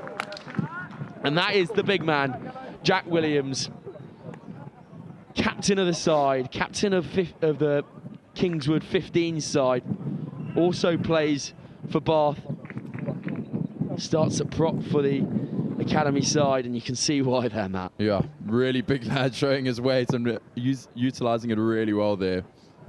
And Kingswood will get their 4th of the day. No extras added there from Jack Perry, but Robin, this collision here is pretty monstrous, isn't it? You just see the ball coming in, and there's the big man, Jack Williams, just waiting for his moment to shine. Boofa! You can really see him use his power there. Great try. And what will be seen of Jack Williams is yet to come.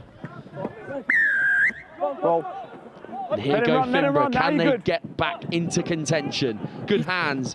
The ball comes back on the switch. Just knocked on there, unfortunately. No hands! Rock! Now Kingswood swinging the ball wide once more. Nice little step. Here goes Jack Perry. Backwards. Ball gone backwards there. Now that's forwards. Finborough, do they have the numbers on?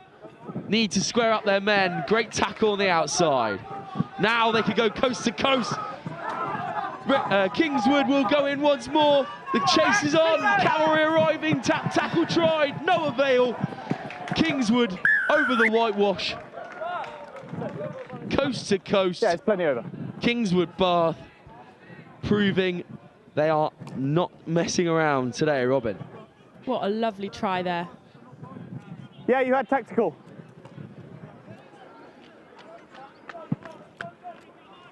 And Matt. Really good coast to coast from them.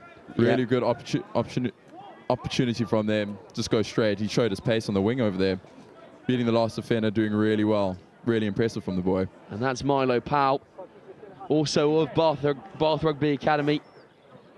He's another one to watch out for, this Kingswood side full of academy boys. And, just Ethan short. not there. Also showed the maturity of this Kingswood side, holding the Finborough boys in defence. Yeah. And then Really be able to go coast to coast. It's just fantastic, isn't it? Yeah. Really good maturity from them. Really solid on defence to stop the breakaway try, and then scoring it themselves. Really good from them. But now Finborough with a 24-point deficit. Only 3 minutes to play. I mean, crazier things have happened, Matt. Crazier things have happened. They're currently on the ball around the 5-metre line, so you never know. Anything could happen from here. Here go Finborough once more. Popped off to the number 5. That's always, not always backwards, says the referee. A bit of frustration there shown from the winger. They're losing. Just a few of those mistakes which really have let them down today, but Kingswood doing really well to take advantage of those mistakes and score from them.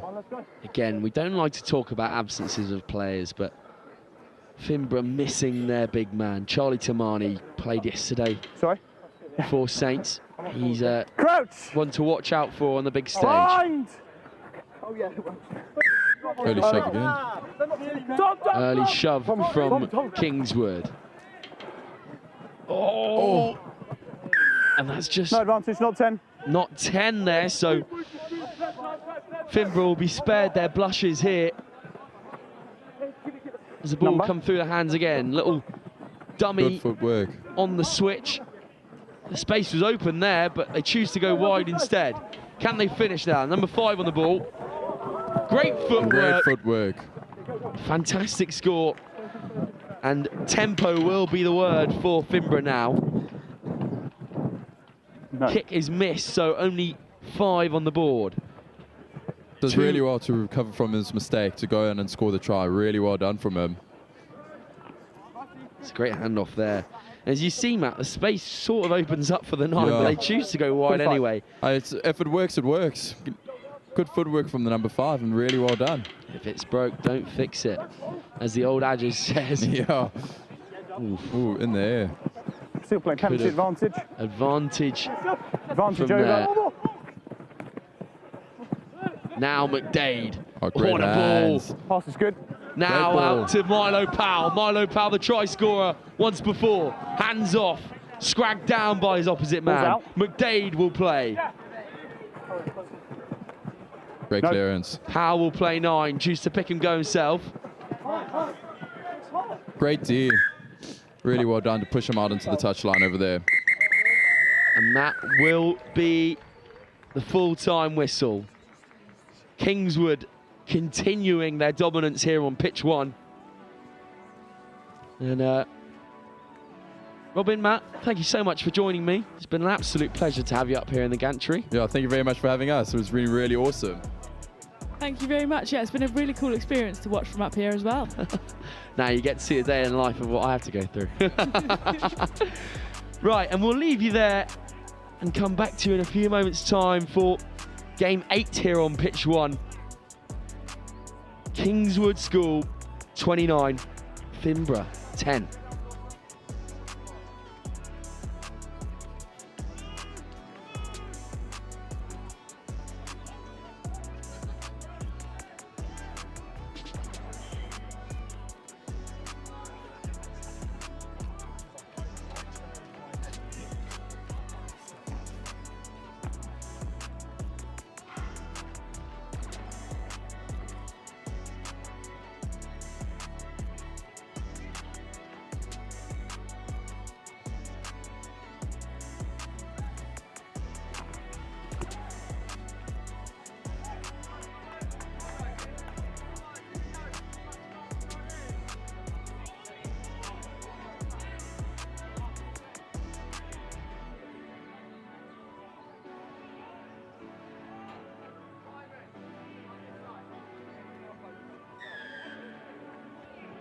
Welcome back to Next Gen Live as we see Game 9 play out.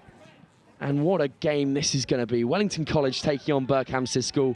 I'm joined by Gareth Rise this time up in the commentary booth. Gareth, what a day. Thank you so much for accommodating us up here as well. It's not a bad spot, is it? It's great to be here again. Thanks for having us.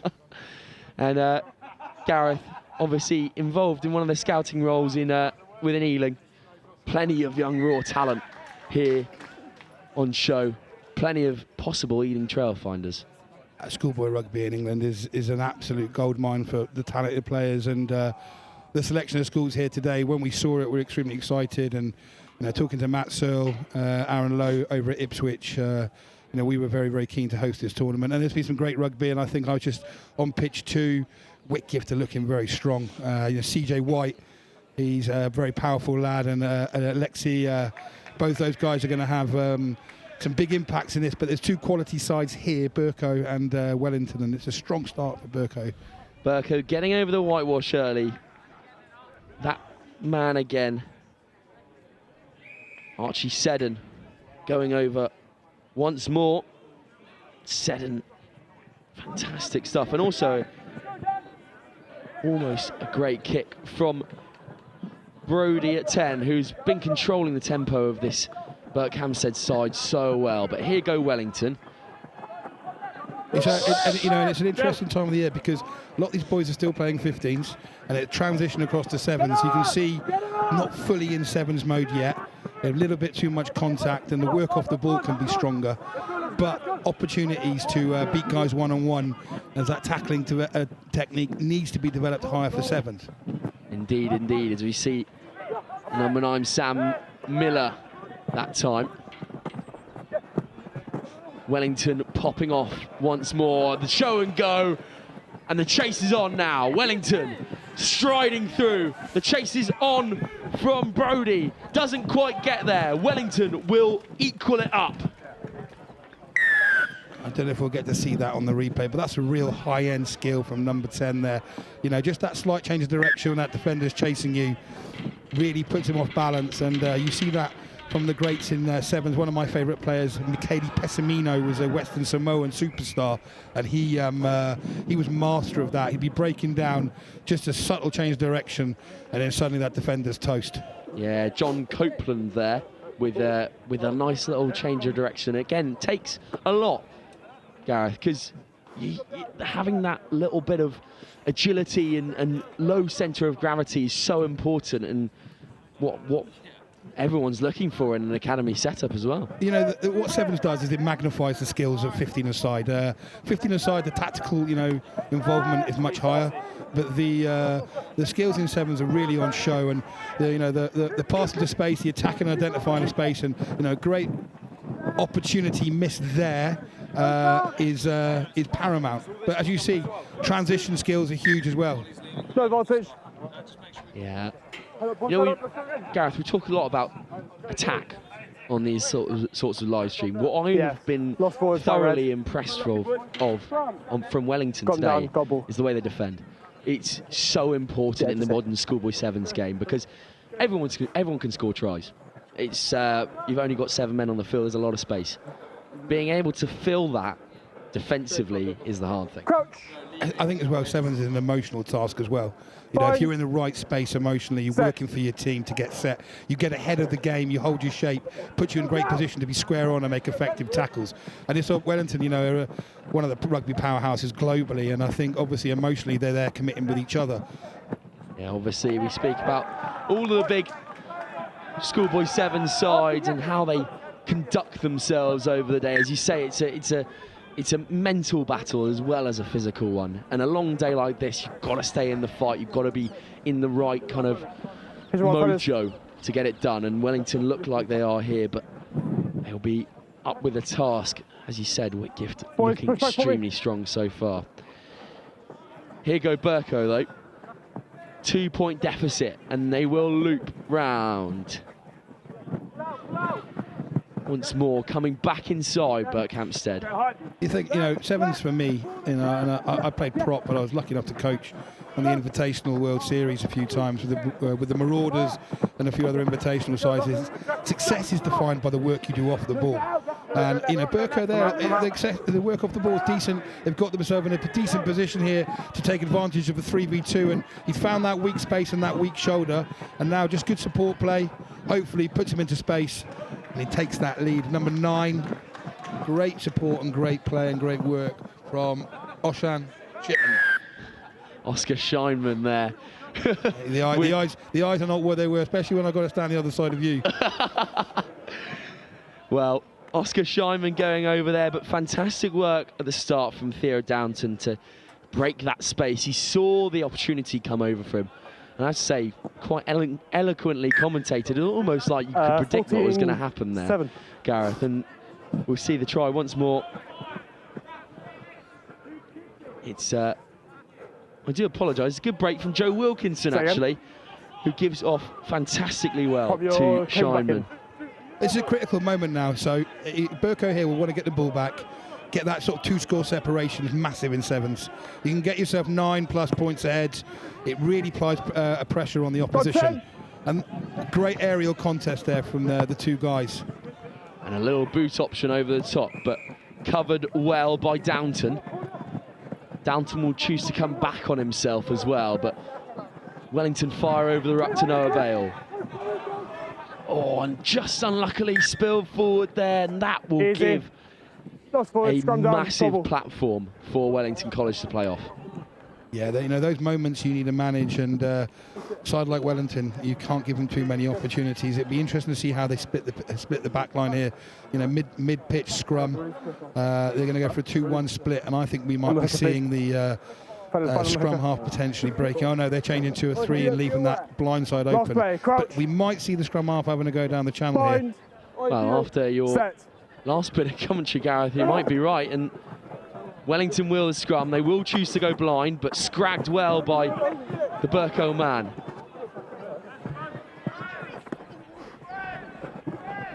Again, stalwart defence from Berkhamsted, but ever pressing Wellington College. Footwork onto the outside, hand off to the face this time. It's a great tackle there. There was a big moment. If Berkhamsted can keep Wellington out here, we'll be very happy, but the space is with them and he's finding weak shoulders, but they forced an error. Berkhamsted forcing defence there, bringing us into half-time. What we didn't touch on there is just what I love to see in schoolboy 7s. Boys cutting back against the grain, running a hard line instead of just pandering out onto the outside. Cutting against the grain shows so much maturity, doesn't it, Gareth? Yeah, I think, you know, in these situations, when the space opens up, you know, schoolboy rugby is famed for being heads up. You know, it's very interesting. It's actually coached and prepped slightly different to professional rugby, where professional rugby is very system-based, structured, orientated. Schoolboy players are, you know, coached constantly to identify what's in front of them and attack at that space. So, anytime you see a player make a decision to play into the space, you know, the coach is going to be happy. Unluckily, in that moment there, he couldn't find couldn't keep the ball control to get over the line. But all to play in this second half, and Berkhamsted will be very happy with this half-time lead. Yeah, brimming with smiles. Berkhamsted 5 up against Wellington College. And join us in a few moments' time for second half action.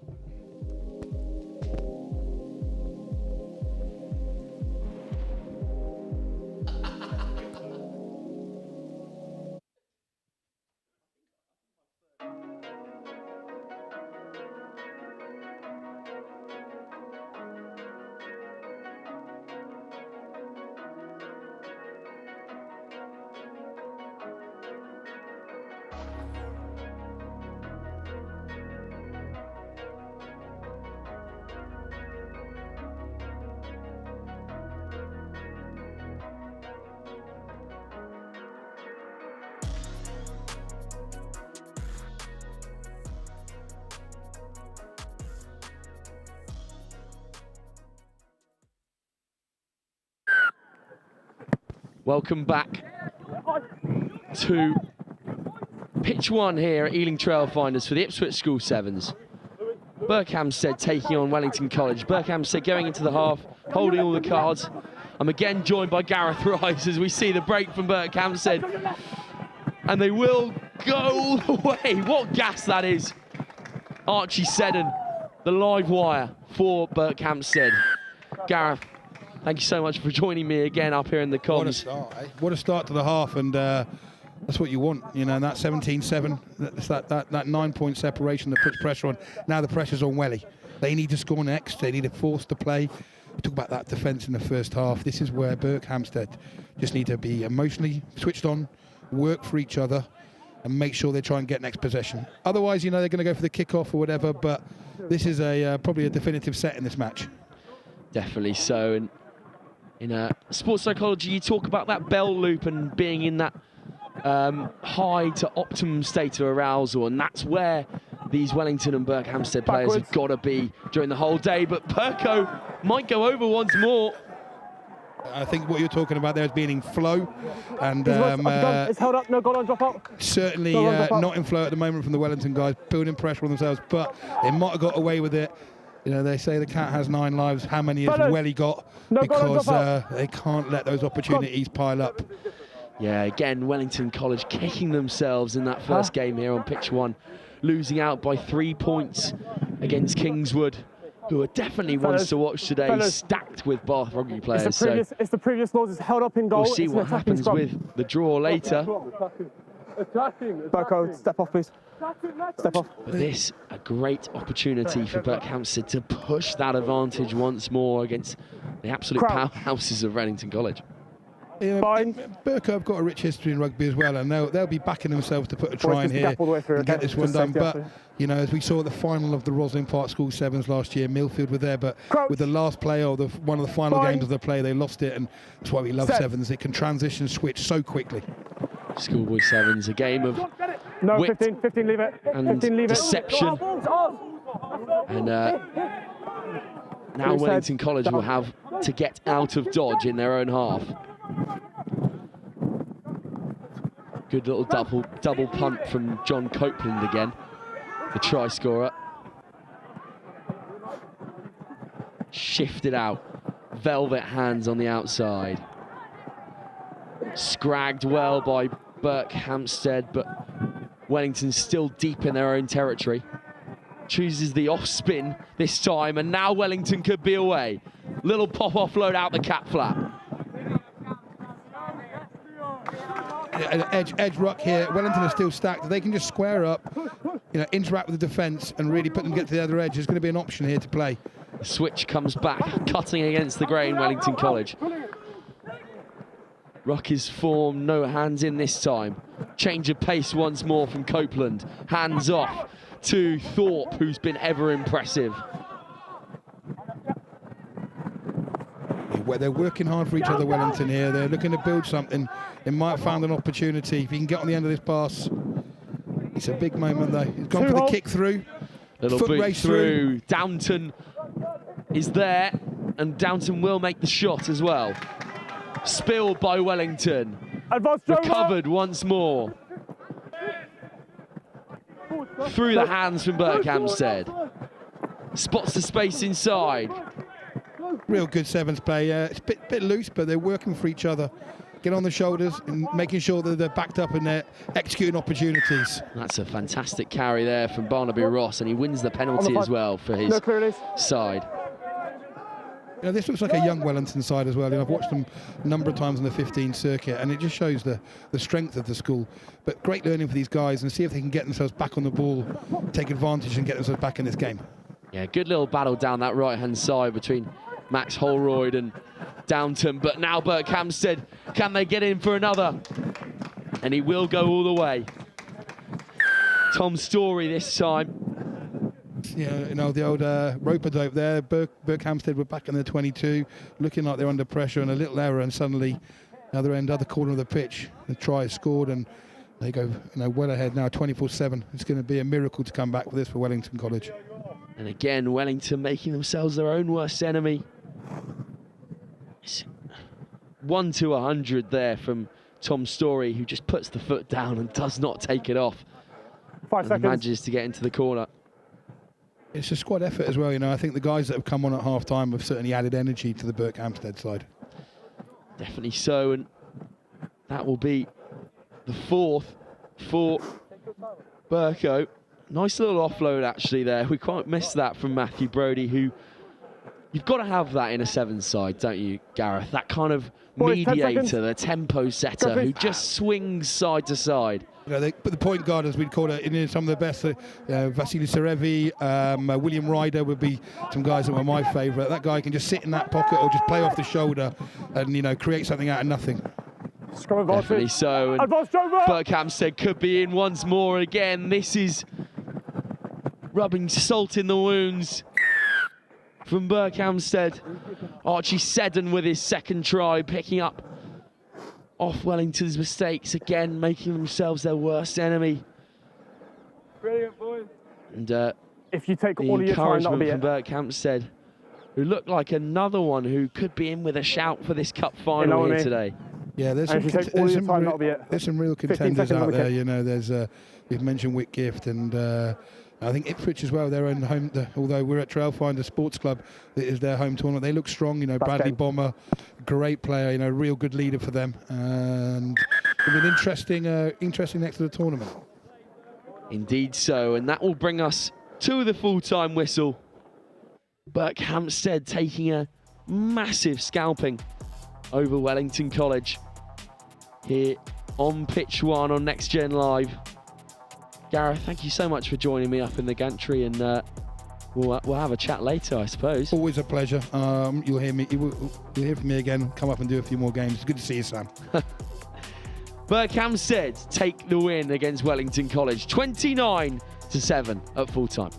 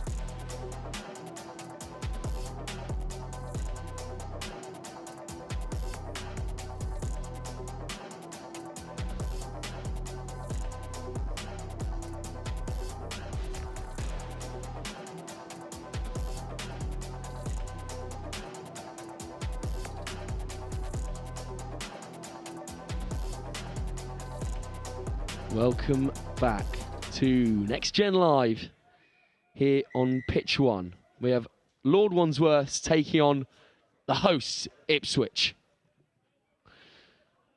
And this will be a test for the hosts, who have come out firing so far. And again, joined by Dexter in the gantry. Dexter had a little break there. Managed to watch some other rugby around the ground as well. What have we thought? Any thoughts? Any injections? But Lord Wandsworth will go over first before we hear from you, Dexter. That's a fantastic try to open things up. That is an absolutely fantastic try to open things up. I was just watching on the other pitch. St Joe's ran a absolutely lovely move and managed to secure a try from pretty much from the back of their own half, which was superb to see. And we'll have a look at this try once more. Good little show and go, and nice handoff from number 2, Jonah Sullum. Jonah Sullum just returned from an ACL injury only 2 weeks ago, so back and firing in this Lord Wandsworth squad. Here goes Ridgers. Finn Ridgers. Not now! Obviously, Brad Bomber's back row partner. Watch out for them two combining. And here go Ipswich once more. Ben Bullen this time. Matt Searle will be extremely happy to have the Northampton State winger back on his roster for this weekend, if he can provide moments like that, Dexter.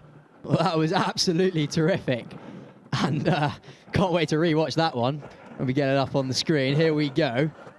Real great turn of pace here. Right from the base of the ruck, flinging it out wide.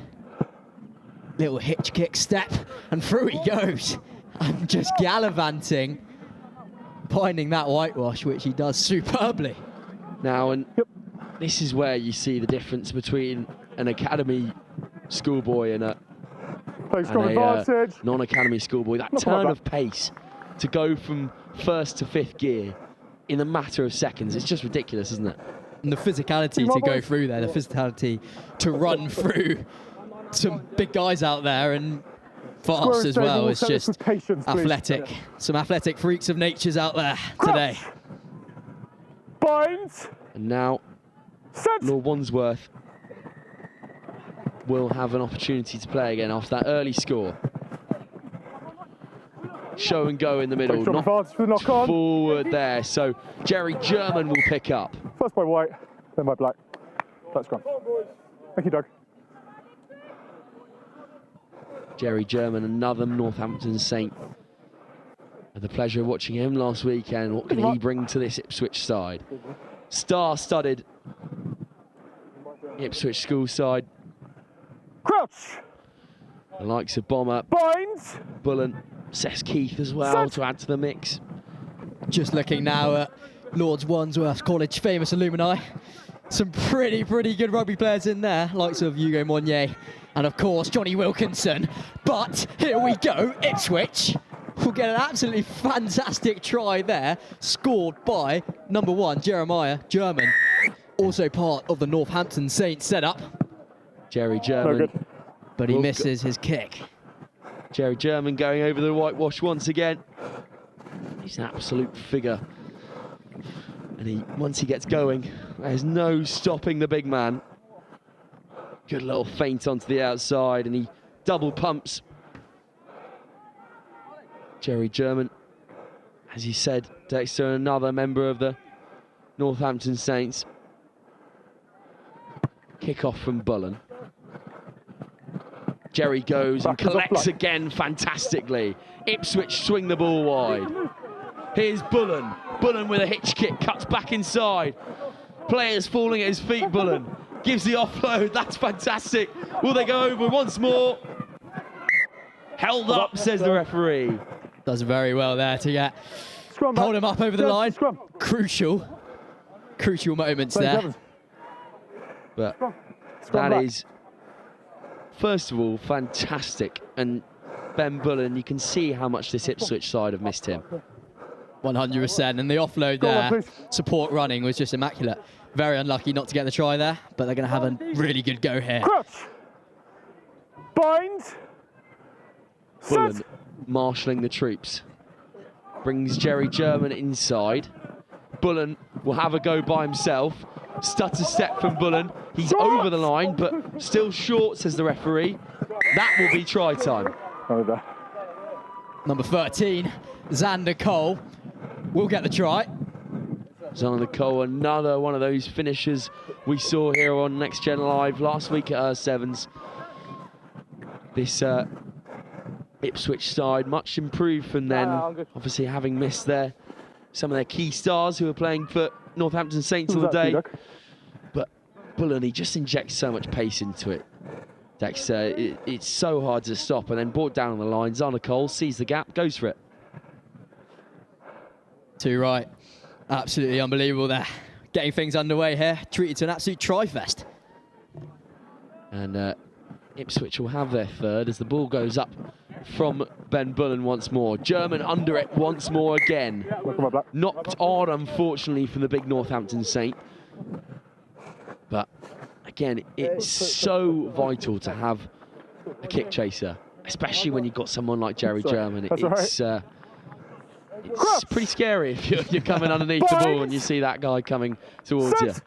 He's been outstanding so far, and as you say, in the air, he is really commanding the space. But here we go now, Lord Wandsworth College. Has he got support? He might not need it. And he doesn't. What a try that is, end-to-end emphatic. And he'll be re-watching that when he gets home tonight. Coast to coast, Lord Wandsworth's. Fantastic work from great rugby institution to bring it back within a one-score game. How important is that score right before the half as we see it come around here? Picks the blind side, the 9, and then the foot race is on. Now, I haven't seen many people beat Jerry German in a foot race, but Kai Everson has done it there. That will bring us into the half. Ipswich leading by 5. Again, another absolute nail-biter. Join me and Dexter back in a few moments' time for second half action. Ipswich lead Lord Wandsworth 17-12.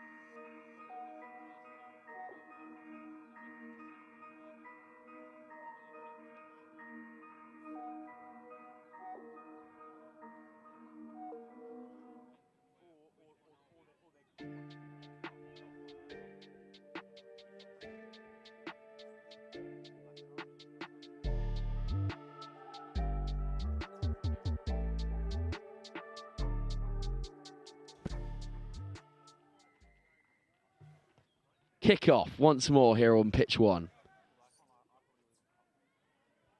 Lord Wandsworth winning that area battle. Lord Wandsworth coming out half the blocks at the start here.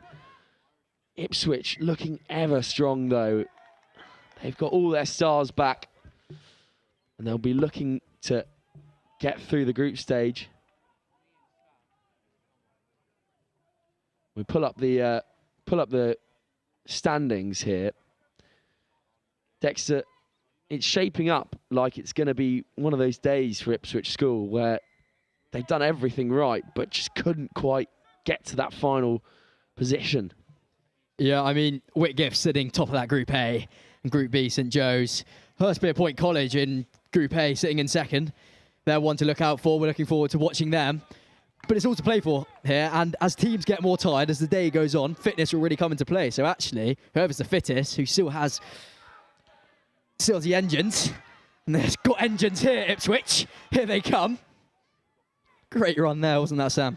Great hands on the outside from Brad Bomber, but comes back inside. Here's Bullen, shifts the ball out. They have men here if they can use it. Don Mercado on the outside. Mercado, again, one of the superstars from last week. Bullen will play 9. Interfering with the 9 at the ruck. Bullen will use his number 10. Ipswich will go over. Fred Oliver this time, another Northampton Saint. And that is try time once more for Ipswich. Staking their claim after in that group of death, which is Group A. Yeah, that try is really important. Just letting them become a little bit more comfortable as they come into the second half. Just trying to extend their lead. And the kick is good. Fantastic kick that is. Fred Oliver will convert his own kick. As we see here, fantastic work from Don Mercado on the width. Both Mercado brothers, as we mentioned last week, involved running through the veins of Ipswich School. Dylan Mercado, under 16s, is another bright prospect, but Don there, his brother, goes ever so close, and then the space picked out by Fred Oliver for the try for Ipswich. Yeah, Fred Oliver's been absolutely outstanding today. Ben Bullen puts the ball up. Contested well, and Seth Keith will come out with it. Fred Oliver was nearly Unfortunately, that's forward. Clearly forward.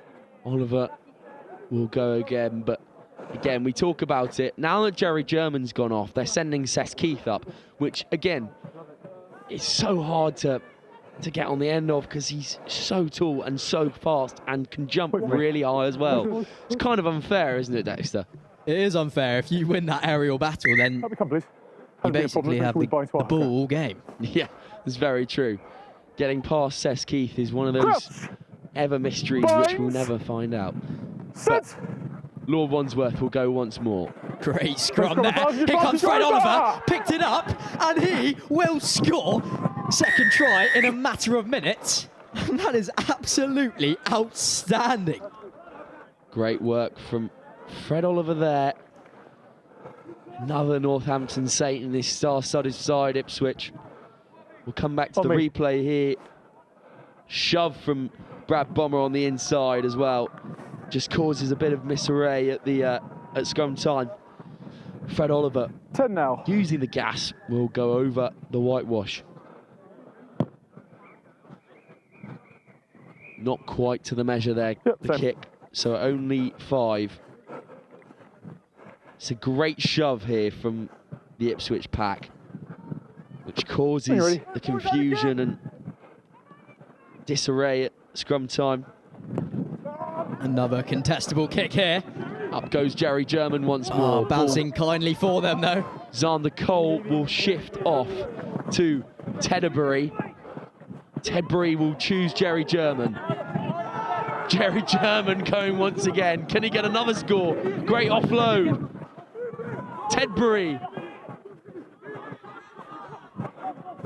And here goes Don McCardle, who chose back inside. He had Bomber on the outside, but didn't choose to use him. Oh, it's great footwork from Lord Wandsworth. Now they'll go, and the foot race is on. Bomber with the recovery tackle.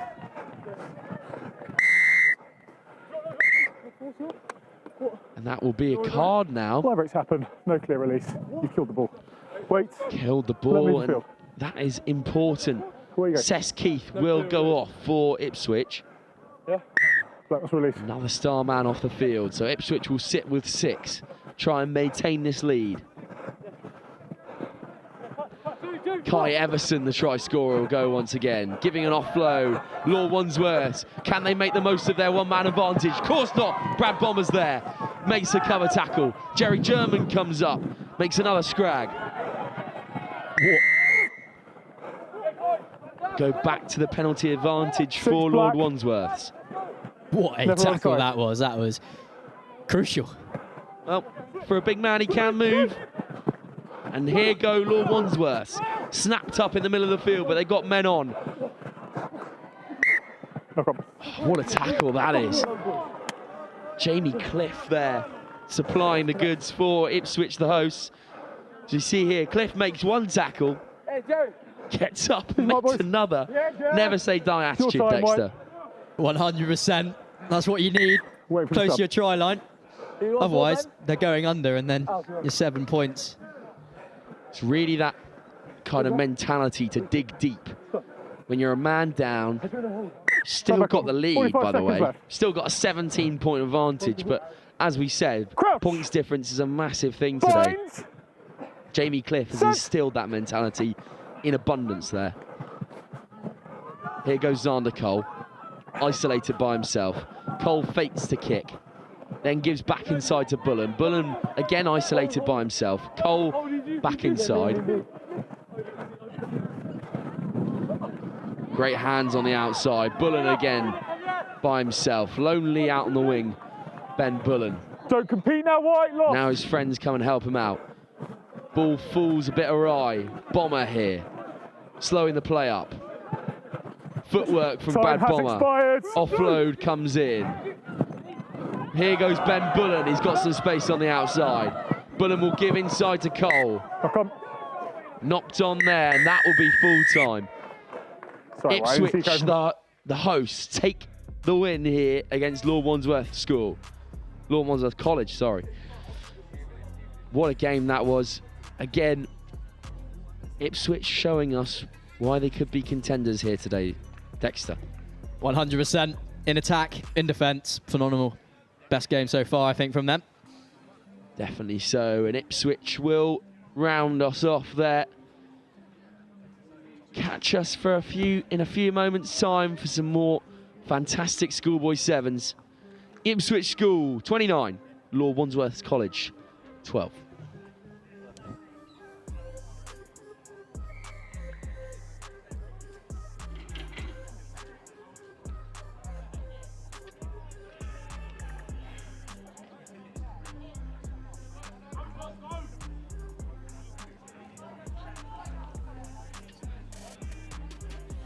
The best since I've been at Ipswich. That is the best performance I have seen by any age group.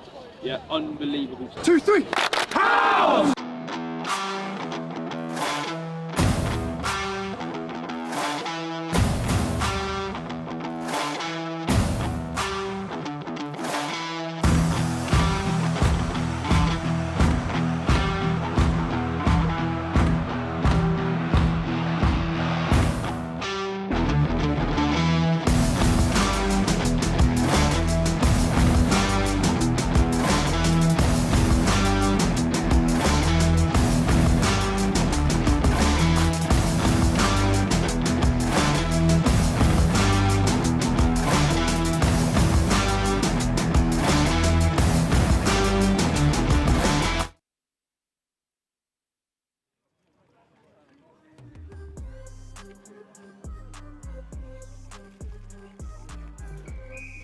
Hello and welcome to any new viewers. Berkhamsted versus Kingswood. Kingswood getting us underway.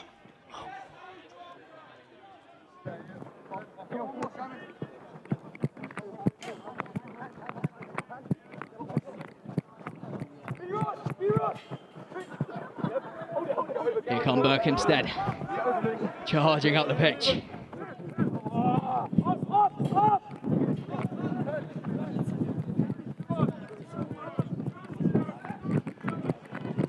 Here go Berkhamsted. Great support play there. Little dummy. Oh, and he will be in. What a great try that is.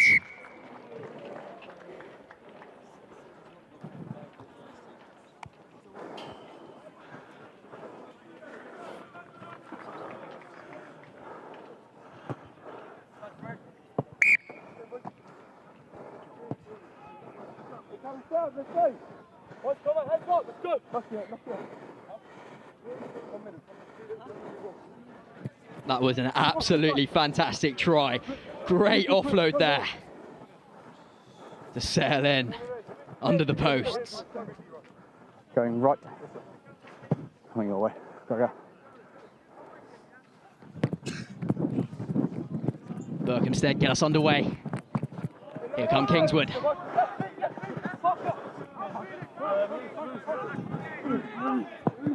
The man to watch.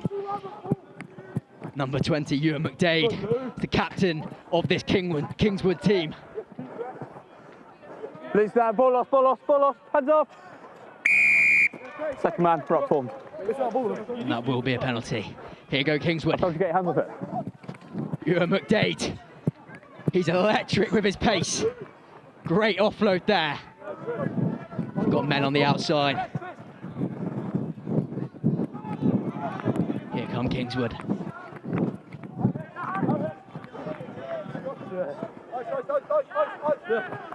No hands, ruck's formed.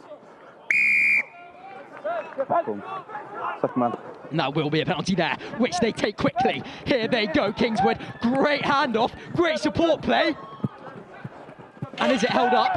No, that is a try. That is phenomenal.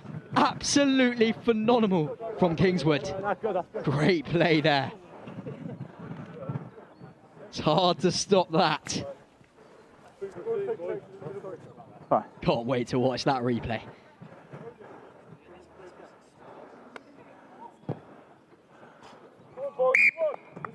And they will get the full complement of sevens. Let's take a look.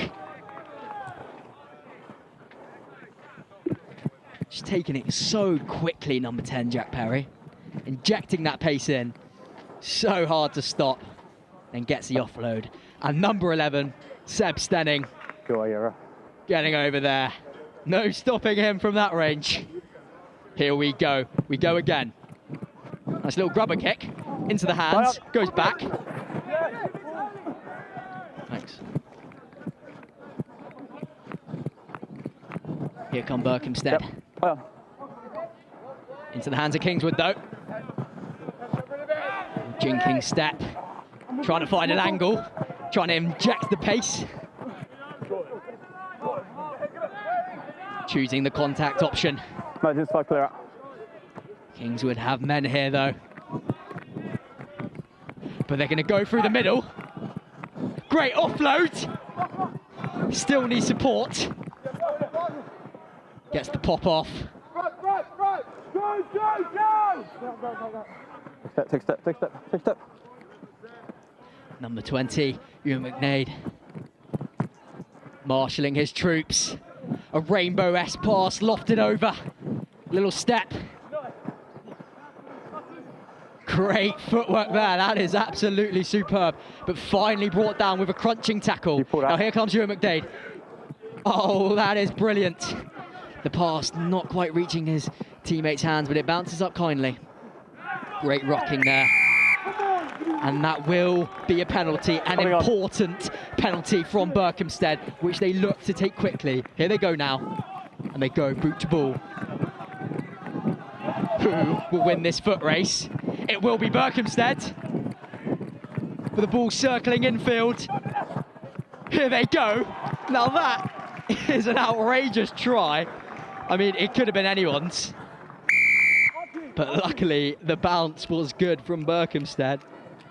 Their shirts reversed into white, so we can't quite see who got that try. But it was a real, well-worked team try, that was.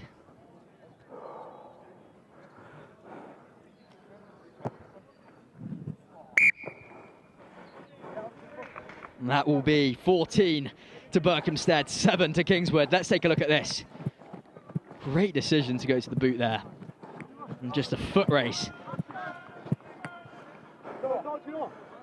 Which landed kindly. Yeah, quick please. Very lucky to get that. Play on. But a great offload. Ingenuity there. Brilliant. He's going. High ball, contestable. Who has their mitts on it? Will be Kingswood. Oh, knock on there.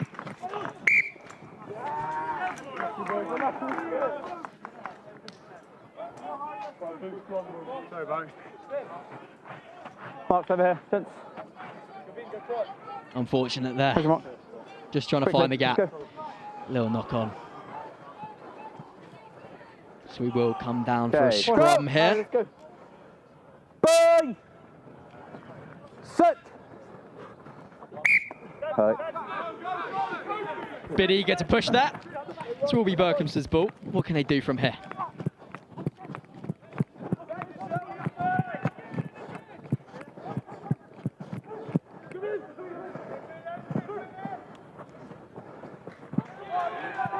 Oh, that is brilliant. Brilliant footwork there. Jumping through. Will he be in? Oh, very close. His teammates arrive, his cavalry arrive in support. But the referee says no. Half time. And that will be the half. Catch all the action for the second half in just a moment's time.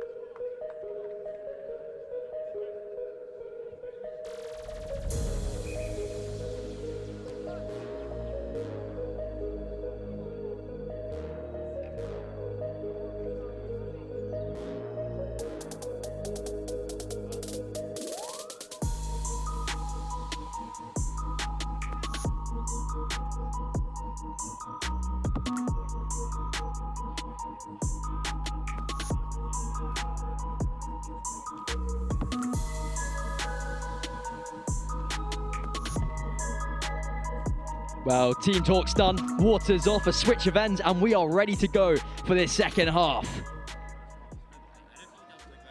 Berkhamsted will get us underway.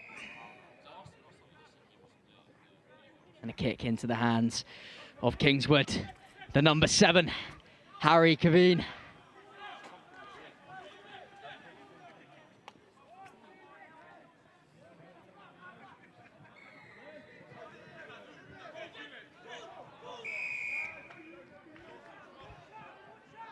Penalty there. Ewan McDade marshalling his troops, kicking one through. A bouncer into the hands of Berkhamsted.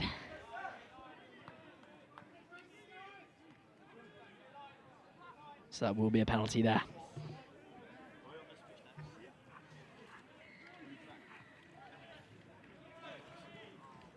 Here come Kingswood. Brought down. Just trying to find something here. Trying to find the gap. Not rushing. Here they go now. Oh, that is brilliant. A lovely show and go. And in they go. Kingswood. An absolutely wonderful try. And converted superbly there. Be great to see the replay. Just biding their time here, finding the gap. And number 15, Jack Adams.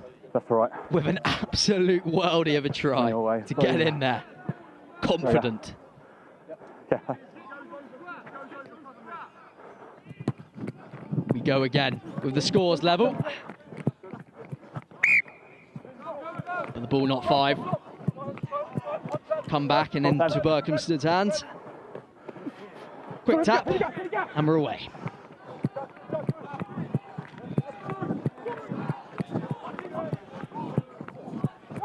Great tackle there. He's got hands on. Referee says no. Look to search out wide. Go Berkhamsted. Oh, a little fake loop. Oh, that is beautiful. That is absolutely outrageous. Fake loop. Sells the dummy, and in he goes. Berkhamsted man. What a try.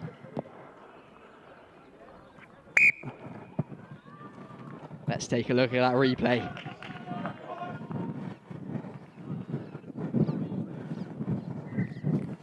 Fluid through the hands.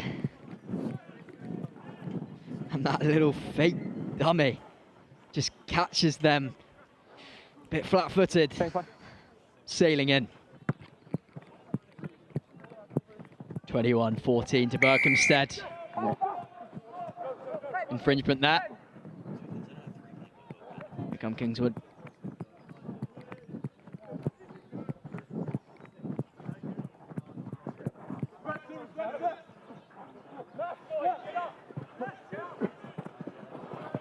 Great offload. Sees himself through. Here come Kingswood. Will he go all the way? Yes, he will. Number 13, Harry Barker, will get the try.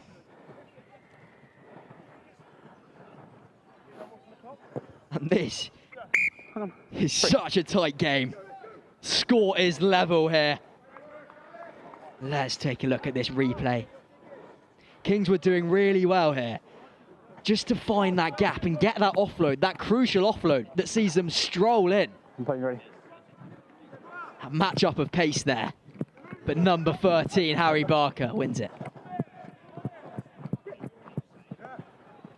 So who will take this game?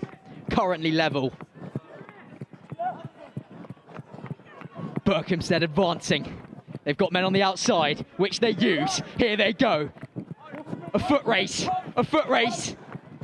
That Burko win. End to end. This kick come, make it 28-21. And the kick to come. That'll still be 2 minutes from the kickoff.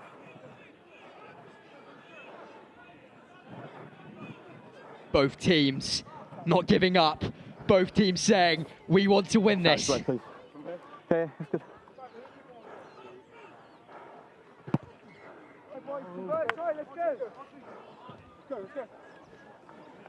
He doesn't get the full complement of 7. It's all to play for here. Let's take a look at this try. Yep. Well worked, very well worked to get that hot pass over. About 135. Sailing in. Can Kingswood respond? Unfortunate bounce for them there, which gives the ball in the way of Berko.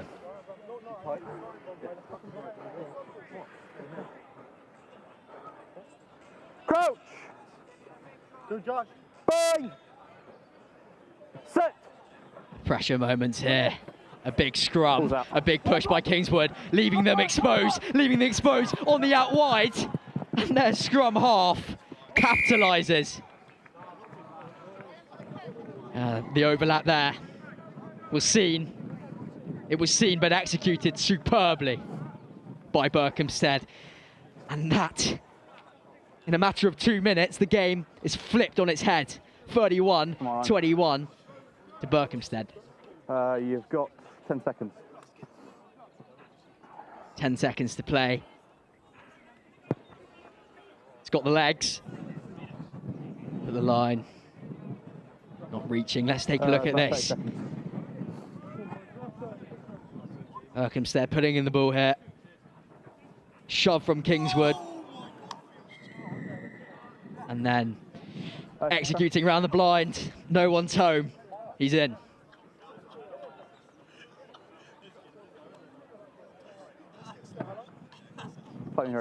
There will be time for a kick-off here. Contestable. Goes the way of Berkhamsted. Can they see another here? It's going backwards. Space on the outside. Cutting back in field. Here come Berkhamsted. Nice little dummy. Finally brought down here. Ball spills. But here come Kingswood. Not giving up here. Trying to play out from their own half. They've got men on the outside. They're using it. Who has the pace here? The clock in the red. The final play. The final play. Now here come Kingswood. Oh, and that is his teammates telling him to go under the sticks, which he does. And the points difference, it counts. And that will be that. A great game of rugby there. Let's take a look at that try. Just sees the gap on the outside. Picks it up. And away he goes. Slowed down a little bit. As his teammates, he looked for his teammates pass to, but he was all alone to dot the ball down. And that will be that. Catch all the action. The next game, live here on Next Gen Live.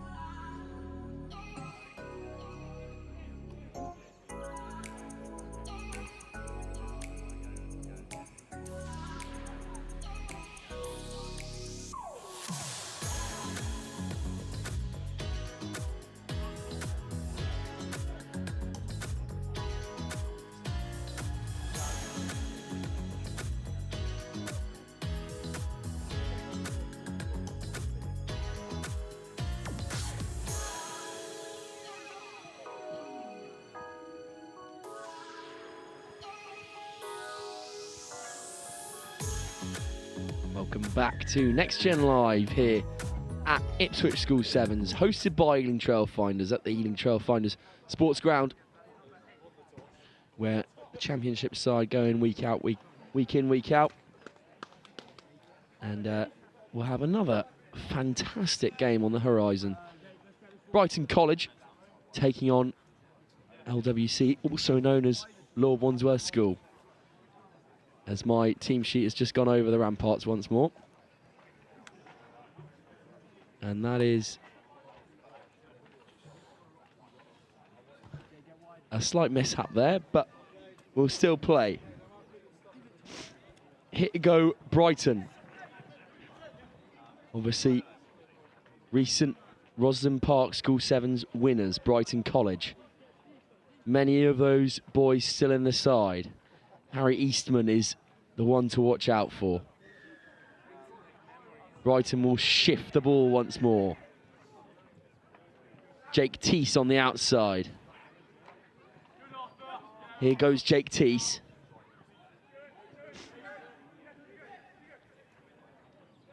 Handed off to Eastman. Eastman will ship the ball out. Here go Brighton. Stuttering step on the inside, held up on the right. And they'll restart once more through Eastman.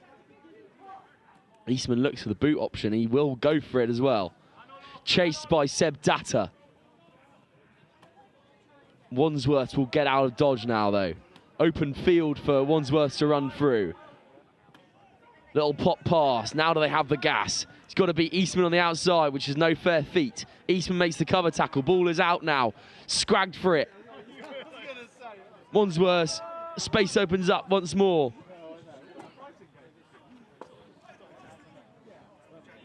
Slowing the ball down now as they probe into this Brighton defence. Brighton over the ball fantastically, though. Taken quickly, Brighton College. Good footwork, though. Slow that ball down once more. Luca Christie will give off to Eastman. Here's Luca Eastman. Can he produce some magic once more? Eastman will go into the corner. Harry Eastman, once more the magic man for Brighton College. And he does that so well. Feints off to the right. And goes underneath the sticks in a matter of seconds. Eastman here, just slowing the ball down now. Fakes the switch. And then he's away. That little drop of the shoulder is so important.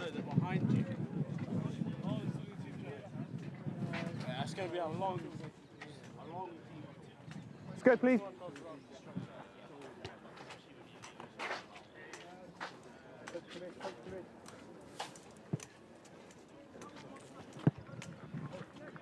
Brighton, 7-0 to the good. Wandsworth looking to get back into this game. What can they bring here? Shifting the ball wide now. Brighton again, just pandering defence. So hard to beat. And now they'll shift out wide. The boot option is chosen. Eastman is in the backfield. Eastman will get there and beat the outside man. Harry Eastman with a dummy show and go, and he will get his second of the day, of the match, sorry. Thanks, Biff. He scored a few more than that. Harry Eastman. Remember the name. Scored a brace in the 15 seconds. Roslyn Park final last year against Millfield. And continuing his prowess once again, Harry Eastman. Captain's contribution once more. The kick doesn't quite have the measure, but again, it's just so good. Backfield coverage. And a little show and go is, well, a little hesitation on the footwork is utmost important. High into the sky again from Brighton. Taberner retreats into the backfield. So they will be a bit short on this right-hand side now. Datta will take it and then intercepted by Brighton. Teese will go.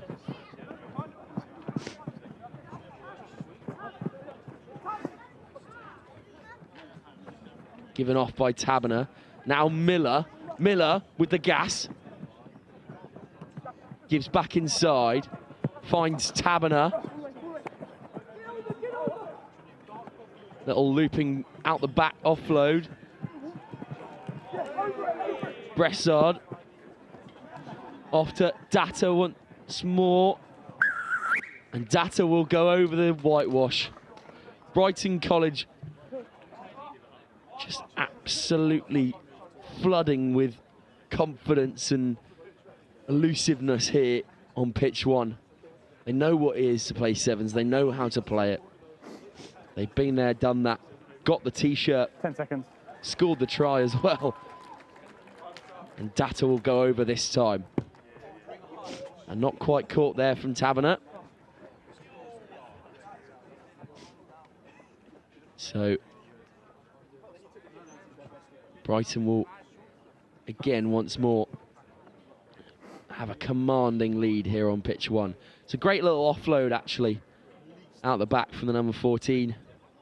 Then Bressard just loses his footing just a bit. And then great play. Data sees the space. Scrum advantage. Goes over the whitewash. Scrum advantage over. Here's Data once more. Taberner out wide to Teese. Teese the seeds, speedster. Will he go all the way? Teese is caught on the outside. But then gets over the whitewash. Jake Teese. The half. And that will bring us into the half, says the referee. Jake Teese getting his 15. Try on pitch one. Now Taberner will try and convert from downtown. Again, not quite got the legs there, but Brighton will go in smiling.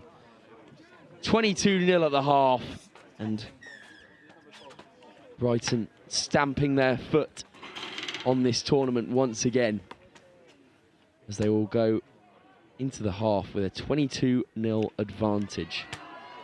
Catch us in a few moments' time for more second half action here on Next Gen Live.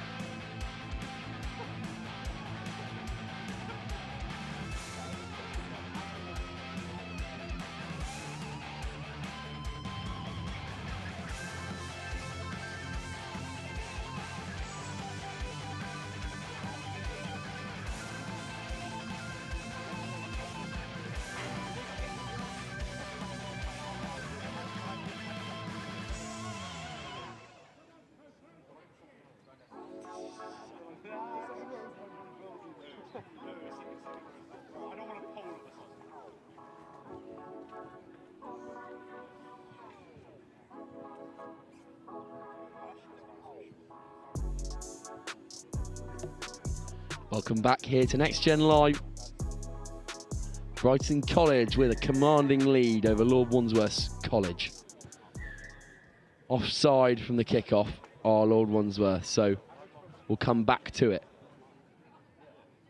Brighton again showing dominance early on. 2 tries from Harry Eastman so far. Jake Teese looking very promising on the width, but here goes Taberner. Off to Christie. Now Data. Here's Teese, cuts back to Data. Christie picking some options. Cuts back on the 90 to Data.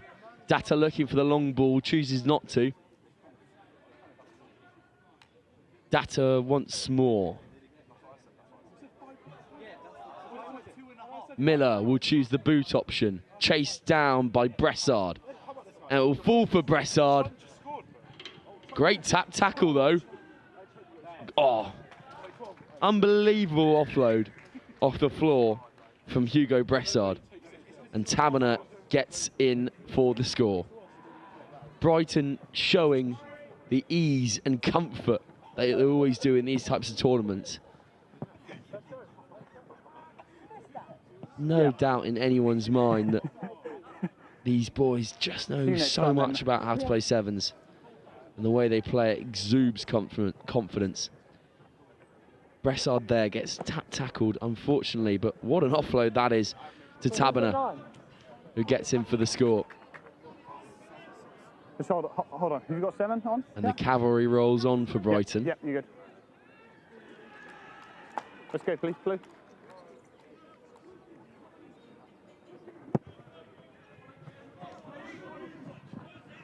Swainpool out the ball will knock on. Lord Wandsworth's opportunity to show Brighton what they're made of. Swinging the ball wide now, little hitch kick, goes through the gap, tackled by Bressard.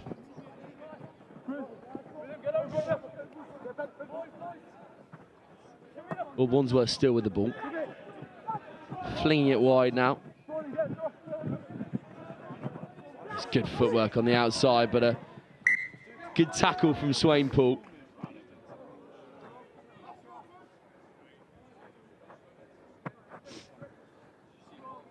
And Brighton will get the ball back. Scrumbly. Mark's here, guys. Come this way. Here. Crouch. Bind. Set. Ollie Miller with the feed, off to Data. Bressard, ball goes a bit out of reach there, but here goes Teese. Pops off the deck. Backwards. Data will remain with it. Off to Miller. Data resets, then goes blind. Miller will choose the boot option. Chased by Dan Korvakin.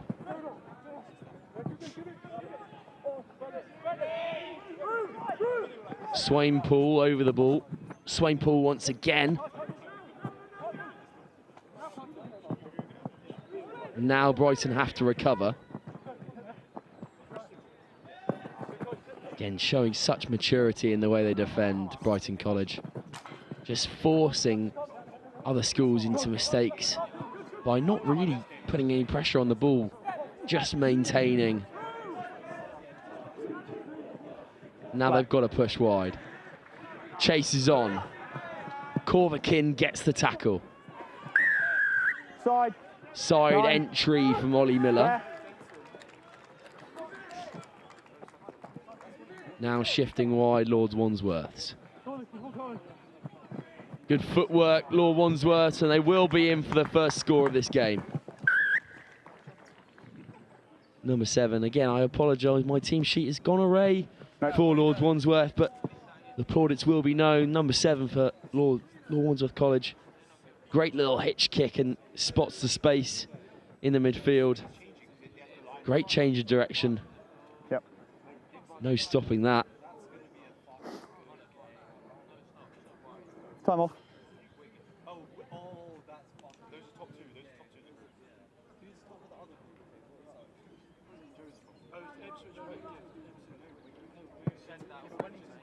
Time back on.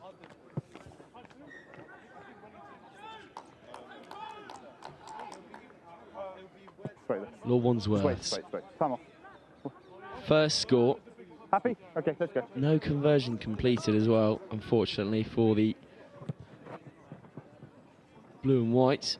And that will not be 10, so we'll come back for a Brighton College not 10 penalty. Ollie Miller will get onto the ball. Slows the ball down. Here's Seb Data. Thinks about the boot option, then Data goes by himself. He's got numbers here. Data, great tap tackle though. Pops off the deck. Korvakin. Penalty advantage. High tackle and the penalty advantage will come. 13 white. Guys, come on. Tapped and go quickly from Jake Teese, but not on the mark. No. You didn't tap it. You have to tap it. Yeah. Ollie Miller. Seb Data. Data chooses not on the switch, and then Brighton will get in for another score. Wilkinson, will go in this time. Again, Seb Data just running the show here for Brighton College. In line with me.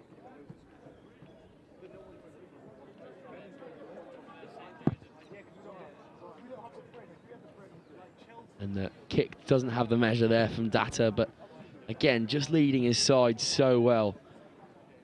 Seb Data and Harry Eastman, star men for Brighton College, and will be the reason, if they do go far today, that they do. 30 seconds. Watch on.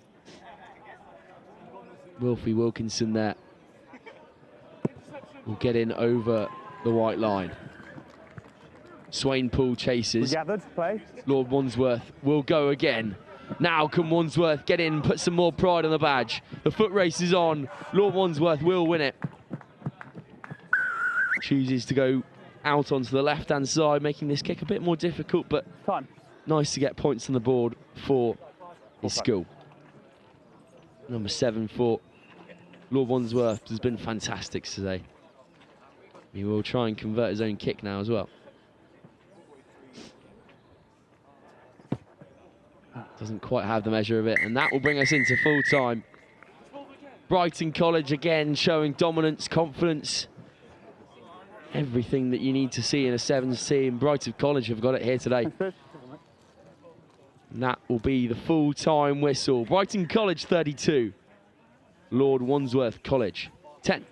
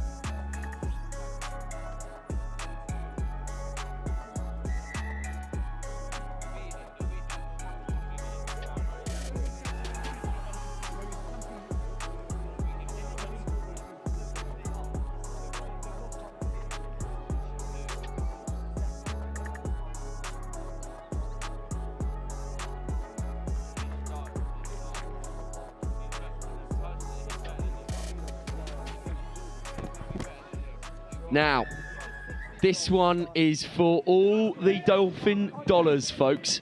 Whitgift School of South London take on the hosts, Ipswich. No hands, Black. Both star-studded teams. I'm joined by Dexter once more in the gantry. Dexter, this is going to be a big one, isn't it? Honestly, I can't wait. 1 point in it, I believe, between these two sides in the 15th season. So it's going to be a cracker. Both going to be up for it. Whitgift under pressure early, have to get out of dodge. Flat, flat. And here go Whitgift. Long searching ball out wide. They've got men over Ipswich. Good little chip through. The chase is on from Whitgift. Ben Bullen will get back for Ipswich though. Whitgift penalty. Just knocked forward there. And this time off, I've just lost my comms kit, all right? Is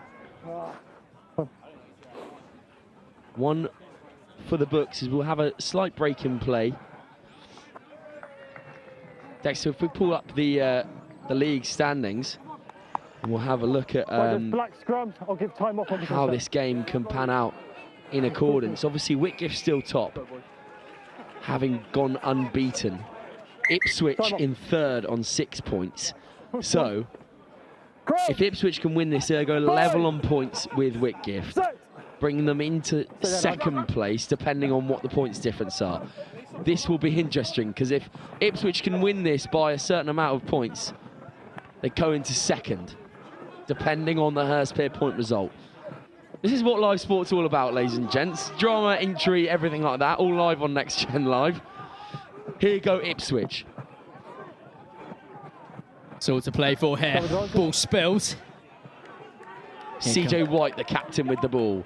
That's a great competition between him and Brad Bomber. Now the space opens up for Whitgift. That will be try number 1. Alexi Clapperton getting on the score sheet. He's one to watch out for. You heard Gareth Rise talking about him earlier, but Dexter talked me through this one when we get to the replay. Well, we'll see the kick first. We'll see the kick first from Key. Doesn't quite have the measure there. That could be important. Well, let's take a look at this replay. Very well executed try there. And just gallops in. No one stopping him from that range. Great try from Whitgift. Let's see how Ipswich can respond here now, Sam.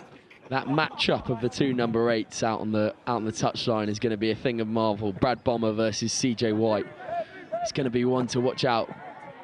Ben Bullen takes in the air. Here's Ridgers. Out to Jerry German.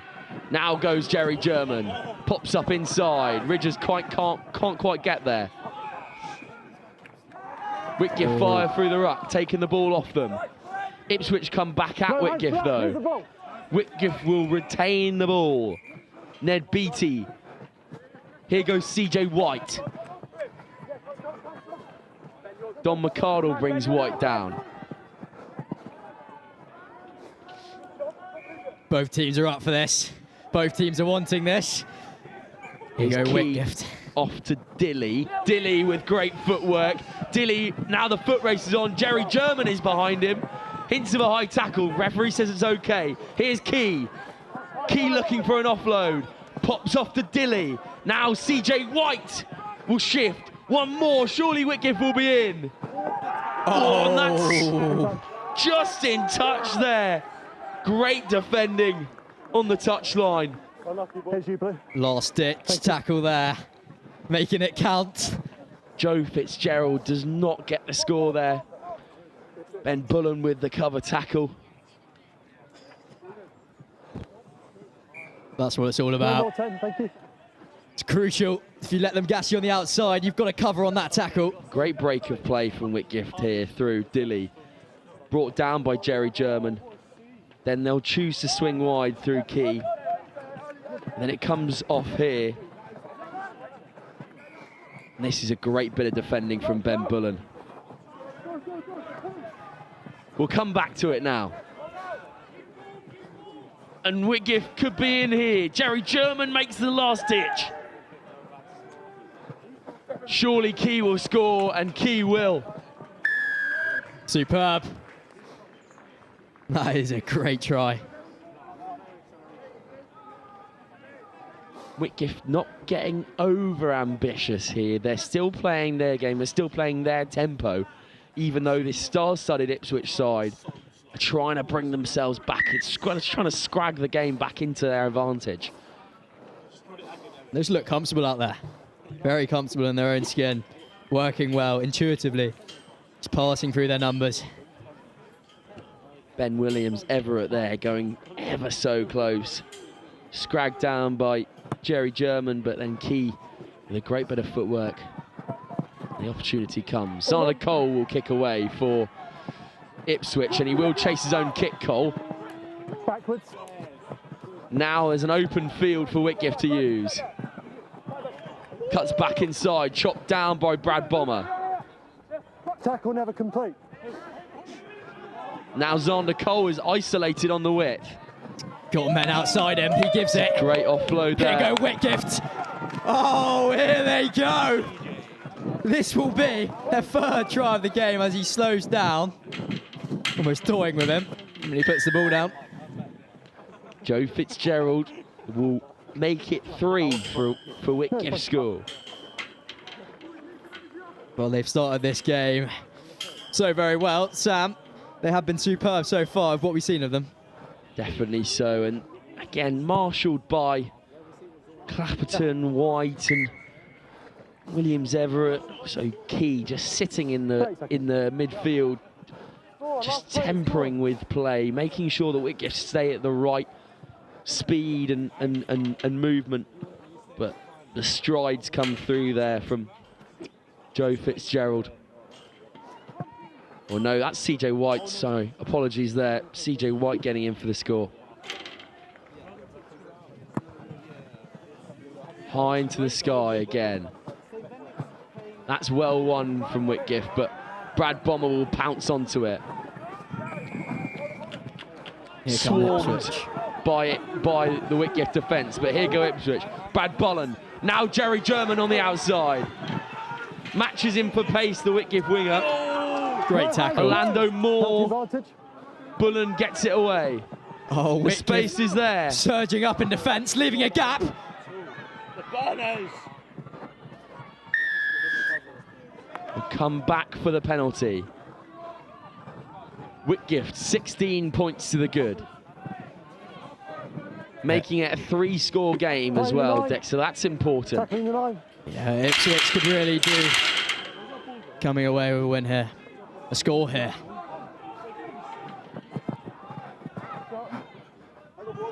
Here goes Ben Bullen. Bullen doing all the work himself. Doesn't have an offload. So now here goes Moore. Foot race is on. Jerry German will catch him. Oh. Ball popping up absolutely everywhere. Whitgift will use it once more. Counter-ruck's good. Counter-ruck is good. So here goes Brad Bomber. Bomber will have the outside. Brad Bomber making his way down the touchline. He's got support there. Can he go all the way, Brad Bomber? He's got to get underneath the post, surely. Oh!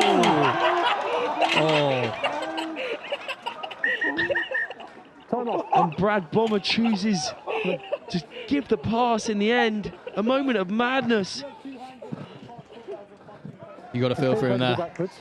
Has he deliberately stepped out players? He just looks to block. But they're checking this now. And that will be the half. Whitgift 16 points to the good. Bomber got in there, but chose to give the pass to get closer to the post. And it's seen that Williams Everett there is just giving a block. Yeah, can we put it back on? A moment of madness from the mature Brad Bomber, but will come into half time. All smiles around from Whitgift as they come in with a 16-point advantage. This one is the one that counts. Whitgift still stand at the top of the table. Catch us in a few moments' time for the second half action. Whitgift 16, Ipswich 0.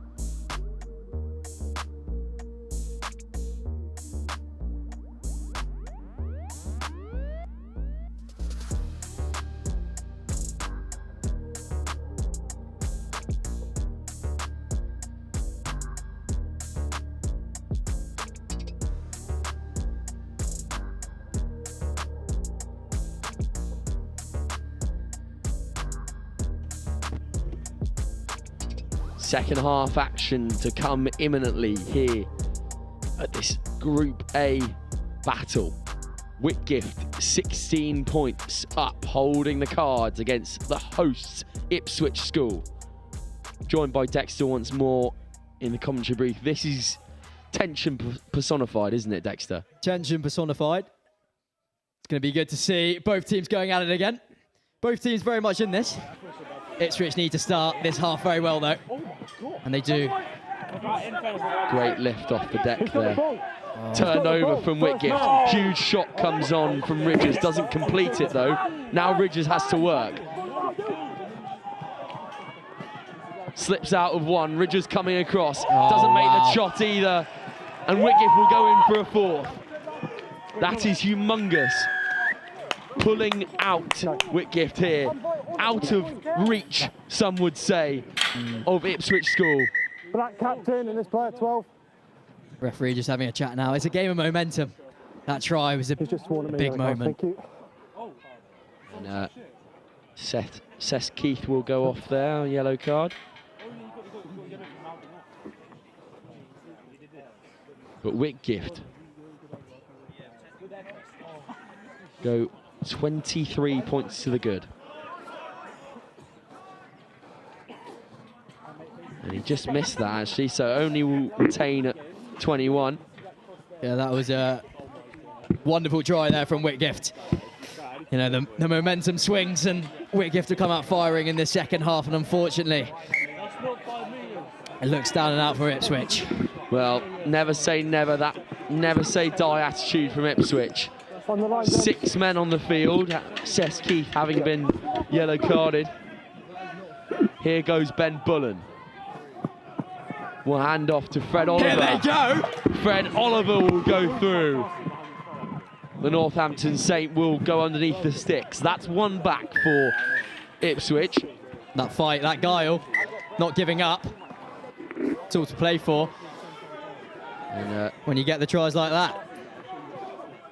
Ben Bullen, just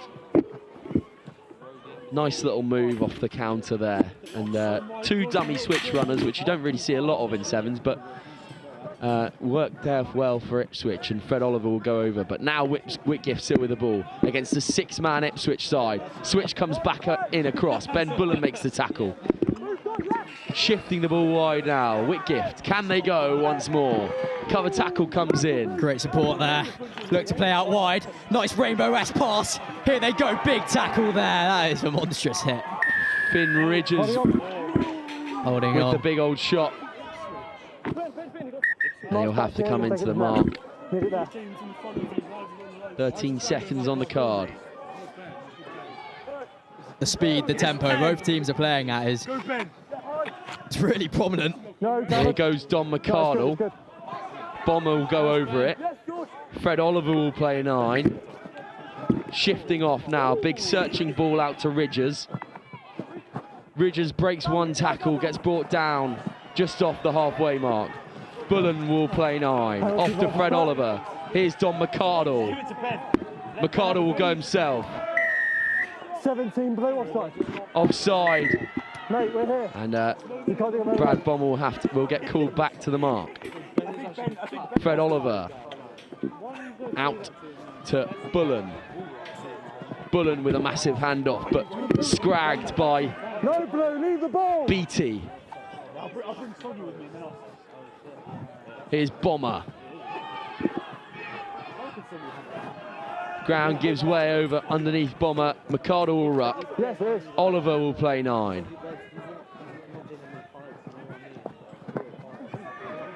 Leave it, Blue. No, out, out. No, get out. Ridgers off to Fred Oliver. Long searching pass out to Mercado. Here's Mercado. Mercado almost escaping. That's a huge shot there. Yellow's on. Jack Harper with a massive shot into touch. That's outstanding defence from Whitgift. Closeting this Ipswich side. No escape. Dexter. Yeah, this Whitgift side, I think the difference has been the defence that they bring. In all the games that we've watched them, their defence has been phenomenal. A lot of these teams have fantastic attack, have some really fast guys, but if the defence is tight, if the defence is secure, then the leaking of points is a lot less. So this Whitgift side are very, very great in defence and also great in attack, because that will be another try there, Sam. 5th score for Whitgift School. Again, Ben Williams Everett going over the whitewash. Whitgift looking like champions already, but we're not going to jinx it quite yet. The commentator's curse. The commentator's curse indeed. Whitgift are winning 28-7. Yeah, it's not one of those tournaments. And that It's 4-1 tries. is a great score. Oh man, I thought you had more money. Yeah, exactly. I thought you had if they had goods at Roslyn Park, they had goods. Williams Everett go over once more. Mercado underneath it. Brought down by Whitgift. Swung out now. Jerry German on the ball. Shows and goes Jerry German out to Xander Cole. Xander Cole with the gas. Brought down on the outside, Joe Fitzgerald. Ball is available. You playing the ball on the floor. Playing the ball on the floor is the call. So now Ipswich have to play catch up. Great handoff. Mercado can't quite get there. Surely the ball will come wide now. Seng Lopez will... Just reaching him, but the scrag of the shirt there. Great last ditch defending there from Ipswich. Really commendable. There's Mark Blue. Yep.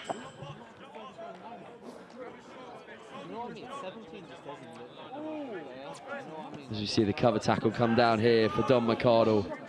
Great work from the Ipswich man. Now Ipswich have to play. Here's Finn Ridgers.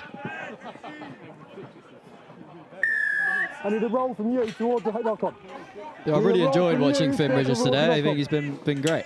He's sort of like a bit of a back row terrier out there. He just gets involved in everything, doesn't he? That's a massive shot, but high. Well,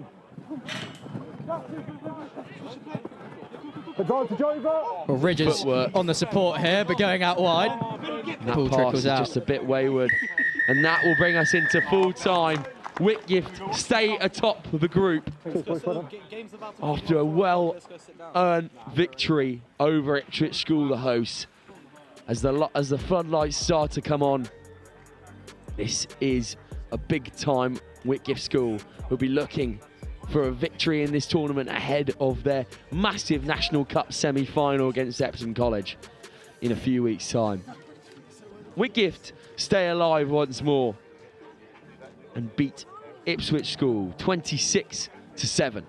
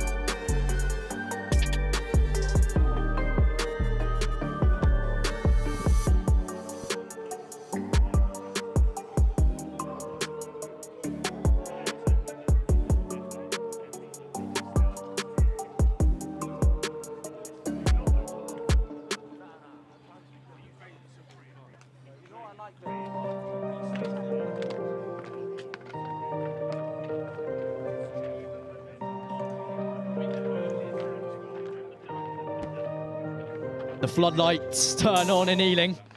We were treated to some fantastic rugby just then by Whitgift and Lord Wandsworth. Get us underway for LWC versus St Benedict School. Here we go. St Benedict's playing out in the green. Knock on there, unfortunately. So will be the first scrum of the game. Just going to see the replay here. Just unfortunate there. So it sets up LWC in good field position here. Looking to make the most of this early territory. But a wayward pass. Ooh.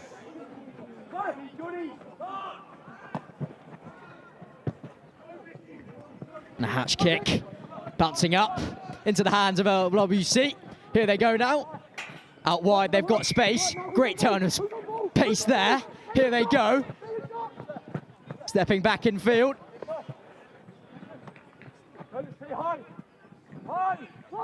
And they've got a man on the overlap, which they use, but not into the mix. There will be a line out the way of St Benedict's. Yeah, in the channel.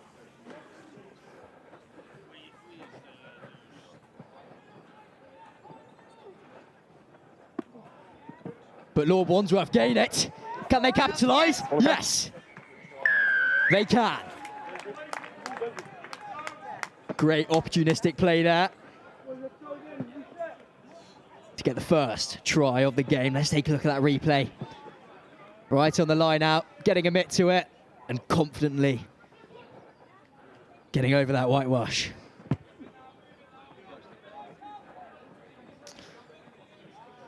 The kick not as successful.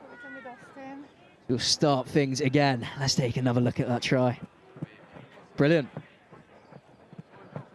In he goes.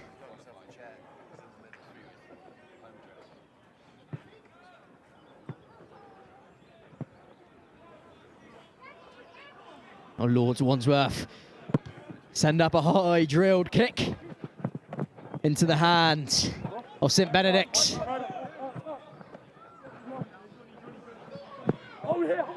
Did well to catch that. Bumped off one, not held. Now brought down. Good kick through. Who's going to win this foot race? Claimed by Lords Wandsworth. Nice footwork there. Through. Through they go. Here they go. What a try that is. Absolutely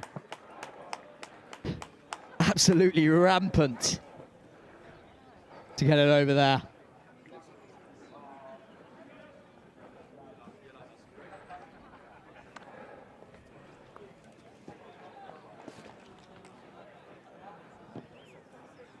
Lords Wandsworth starting this game so very well. Let's take a look at that. Ball bounces up. The field is ajar.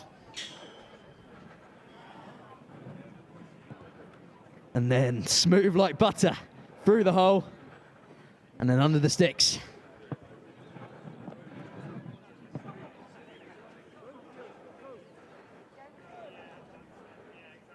The score being 12-0 for Lords Wandsworth.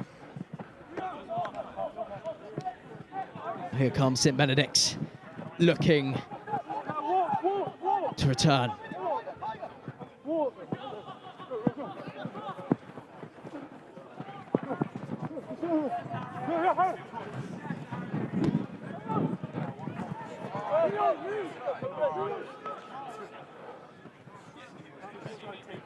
Trying to use that space. Nice. Here they go. Here they go. What a run. What a run that is. Gallivanting. Boom. It's going to be rewatching that one tonight. Try scored.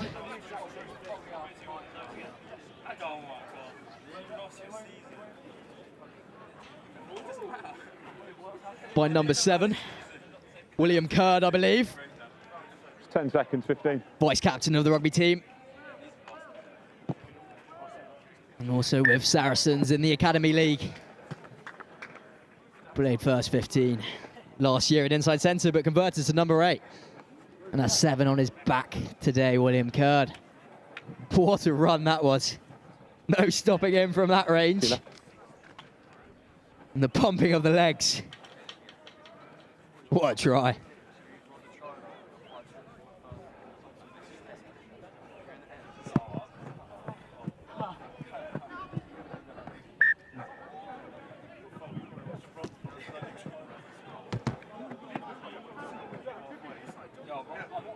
Here come Lords Wandsworth.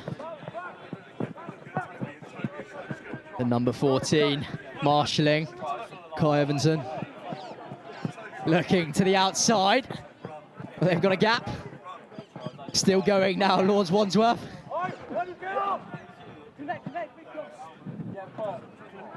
Now using the full side of the pitch. Nice grubber through. Who will claim this? And it trickles over the dead ball line. But 22. A really intuitive, clever move there. Green 22. From Lords Wandsworth. Didn't bear fruit, but was 22. Very near there from Kai Everson.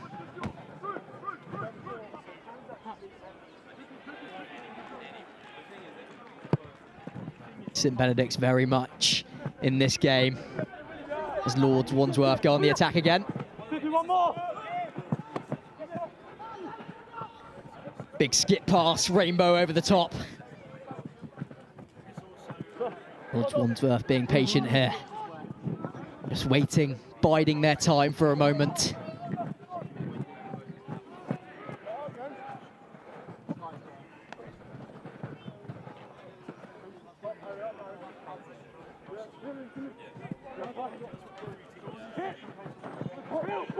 Almost goading him there, waiting.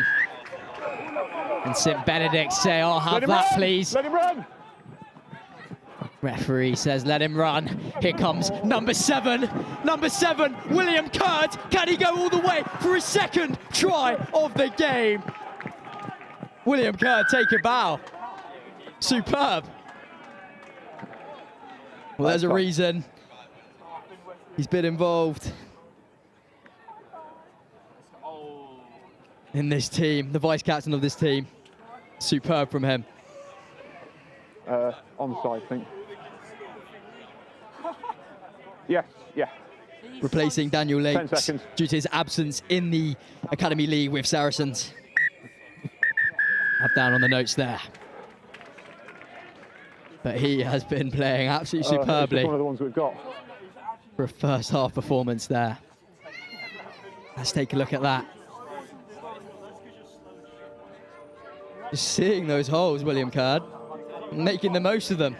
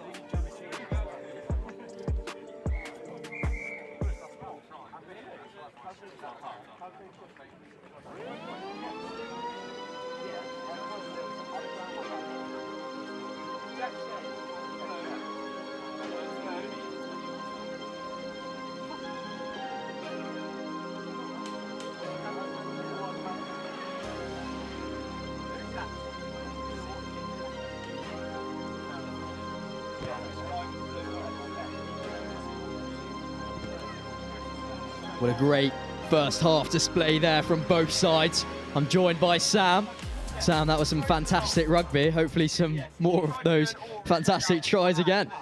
Yeah, Lord Wandsworth have come out in great fashion here so far. I mean, I think they're over and all down and out of the tournament so far, but they could be pushing for a second place finish.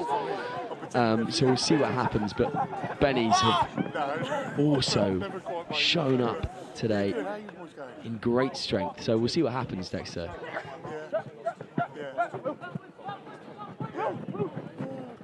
Just trying to find the holes here, Lords Wandsworth.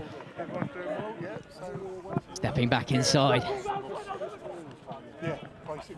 Got the overlap here, a healthy overlap. St Benedict's doing well to cover across to corner flag.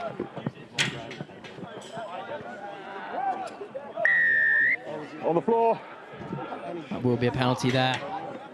Great body position over the ball, protecting it from Lord Wandsworth. So see what they can do here. Oh, what a step. What an absolutely phenomenal step. I can't quite see who got that. That was superb. Was it Ollie Wheeler? Oh, no, we're going to win. That was a great try. And it was indeed Ollie Wheeler, and he's going to try and convert his own kick as well. Just sails wide of the uprights, but Wheeler here, he's had a fantastic day at the office, just breaking the line whenever he's on the ball. You see here, LWC get the penalty, and then they choose to go fast, and there's Wheeler waiting for it, expecting it, and he does that trademark footwork from Wheeler, stepping in and out of a telephone box if you asked him to. Just confident there. Just confident what he's about. He knows what he's going to do and executed it so well. Okay, scrum advantage. Ball bouncing. Bouncing kindly of Lords Wandsworth, and they will have the ball again. And let's see what they can do it from here. And there's Ollie Wheeler. He's having another go. He's coming back for more. Plays to his teammate, to the number 13. That is another well-worked try with Ollie Wheeler putting in his mate, Harry Jones. Superb, Ollie Wheeler. And Harry Jones, nice link-up play. Take a look at this, Sam. Yeah, Jones just comes back on the switch line and gets on the end of another fantastic move from the number 7, Ollie Wheeler. And LWC are now in a commanding position over St Benny's. Well, Sam, we've seen some fantastic teams today. What do you think separates the outstanding from other teams? Because Whitgift have been so good today, and then that support running there was really what it's all about. If you can get on the support, it's incredible. I think I've mentioned it a couple of times today, but the capability of defence is definitely the thing that's standing out for me. Okay, scrum advantage. What Whitgift do so well is they kind of just pressurise the attack into making a mistake, and Brighton do it as well, actually. Ollie Wheeler, boot to ball. Ooh. 12, no arms. And no arm tackles there. Here comes St Benedict's. Play on. Ball's gone backwards, says the referee.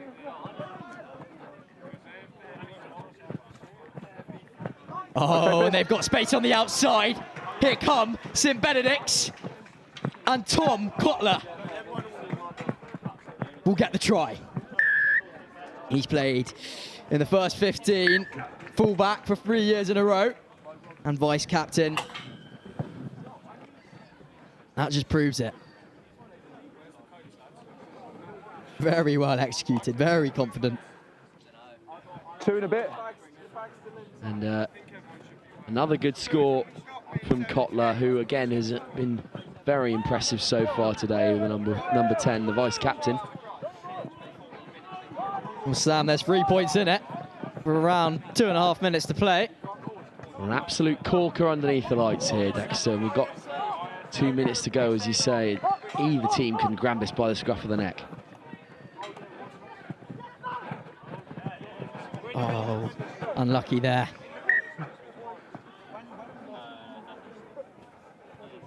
Just Cheers, Biz. Unable to have that flowing state that they were in before St Benedict's. Lord Wandsworth making it extremely difficult for them to get anything going. You put it over there. Okay, let's have it now, Blue. 14.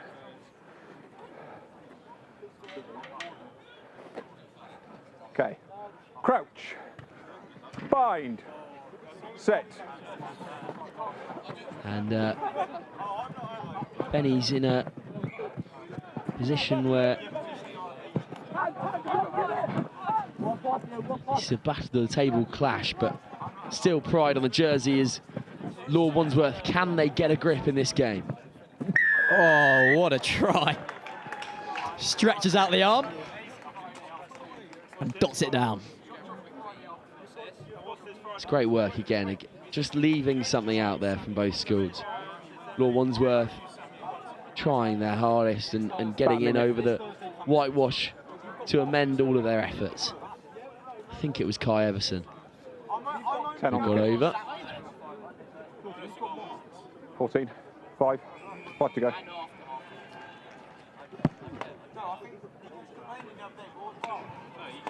Obviously, stick around on Next Gen Live for the rest of the day's action. We've got the cup final and the plate final as well, which will be decided by these last two group games after this one.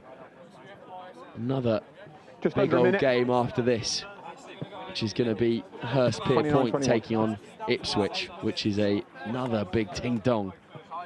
I can't wait for that one, Sam. We've been treated to some just amazing tries today, haven't we? An absolute try fest. Okay, scrum advantage. Every game, both teams are just wanting to score. Okay, an advantage over. Here goes St Benny's once more. Kotler will use the width, and Kotler will get in once more. Good scrag tackle. Okay, lost forward there. He's knocked it forward to end it. LWC will get the victory in the last play of the game. Kotler thought he was away. He thought he wasn't held. Another huge hit comes raining in. Unlucky there, but that will be that. And we have a fantastic game coming up. That was incredible. Catch all the action live here on Next Gen. Final score, 29-21 to Lords Wandsworth College.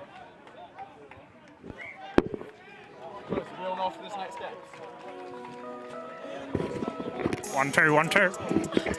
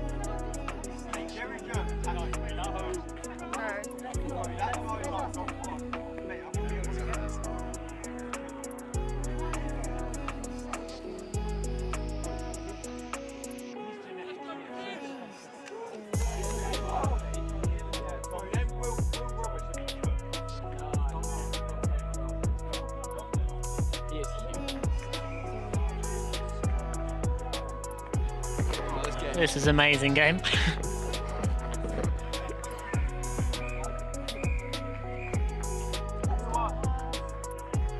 Welcome back to Next Gen Live here at the Ipswich School Sevens on pitch one. Ealing Trailfinders hosting us and accommodating us very well. We have a massive game in the offing. One that could decide the plate final.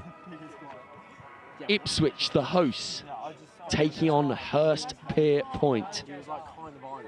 Hurst sit in second on 9 points. Ipswich sit in fourth on 6. It's going to be a massive, massive game. Come on, boy. The absolute pleasure of commentating at Hurstpierpoint Sevens last week.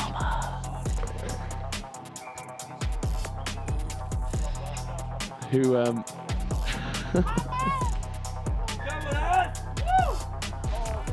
Come on, Jezza. and here goes Jerry German off the bat.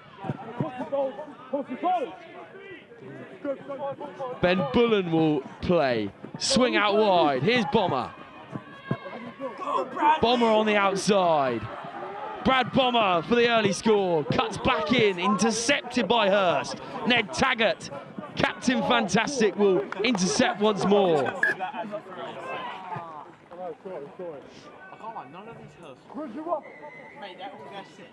And it will be Hurst, a line line is out. middle.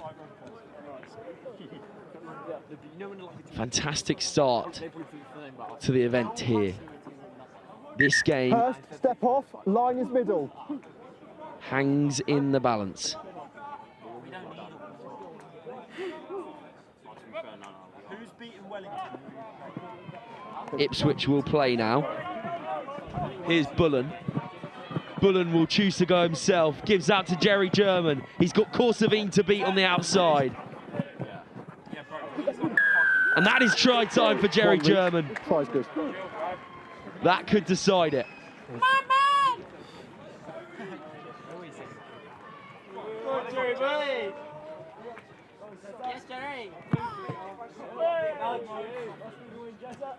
No extra 2 there. This game hangs in the balance once more. Ipswich go up early.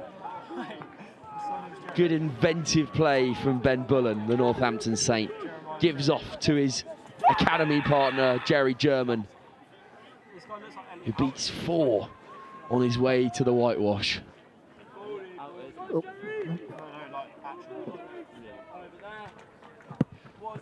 Ipswich kick off high into the sky. Scory underneath it. Backwards, play on.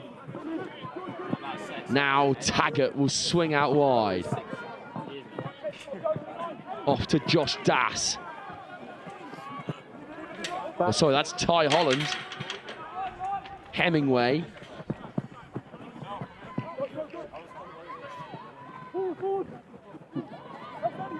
Offloaded well, and here go Hurst. Can they get away? Ty Holland here. He's got a man outside, but it's not quite come off. And they have numbers now. Taggart. Here go Hurst. Corsavine on the outside. Corsavine dipping and diving once again. Harry Corsavine gets the offload. Comes back to Corsavine on the whip. Release Black! Corsavine gets brought down on the 5.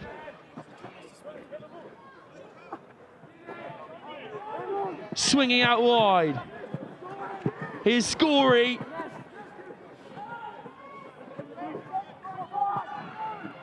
And here go Hurst in. Try time for Hurst. All the efforts of Brad Bomber and co to no avail.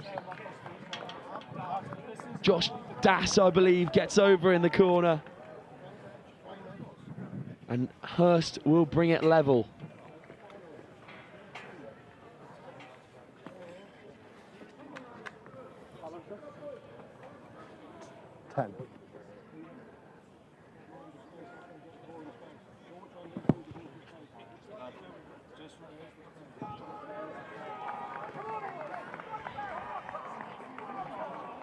And the man in form, Johnny Seymour, back with his team after missing out last week. Scory with a great carry in midfield. Taggart shifting off. Hemingway delays the pass. And then it is Josh Das who gets over the whitewash. Try time there. All the efforts of Brad Bomber didn't quite get to Josh Das. But now Ipswich will come in. Corsavine meets Finn Rivers. Sorry, Jets. My mistake. Can't play advantage. 2 knock-ons. First one by Black. First knock-on by Finn Rivers. So another opportunity for Hurst to play.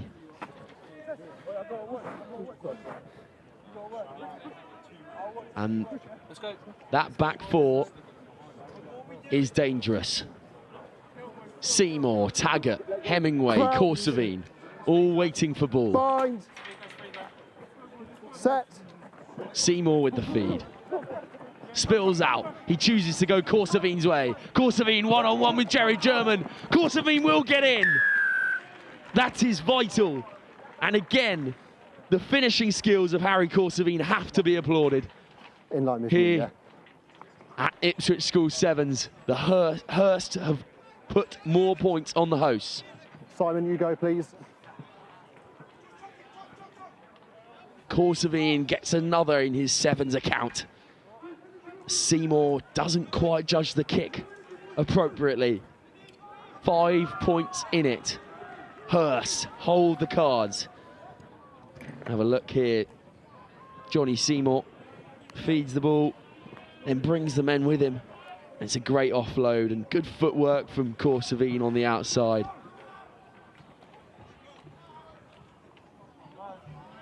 Seymour to kick off. High into the sky, well chased by Ed Scory. Score advantage. Knocked on by Scory, unfortunately. Knock on.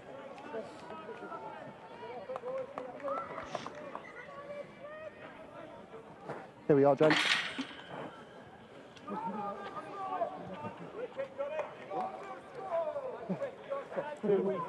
Now the defensive set to come from Hurst.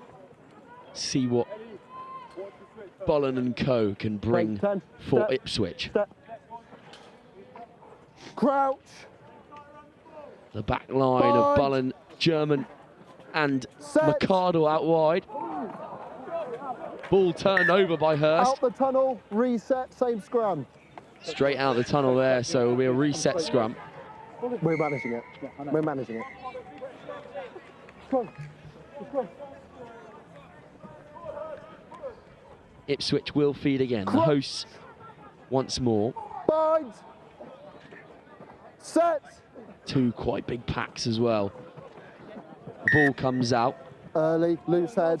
Early push from Josh Das on the width. So we'll come back for Ipswich ball. Here's Bollen. German. Jerry German finds some space. Now Don McArdle. McArdle will stay in and give out a lovely offload to Jerry German, who's met by 4 Hurst players, and that goes out for touch for a Hurst ball.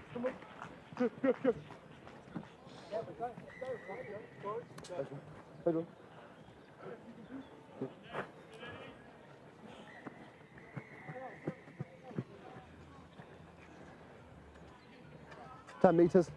And it will be a Hurst throw in.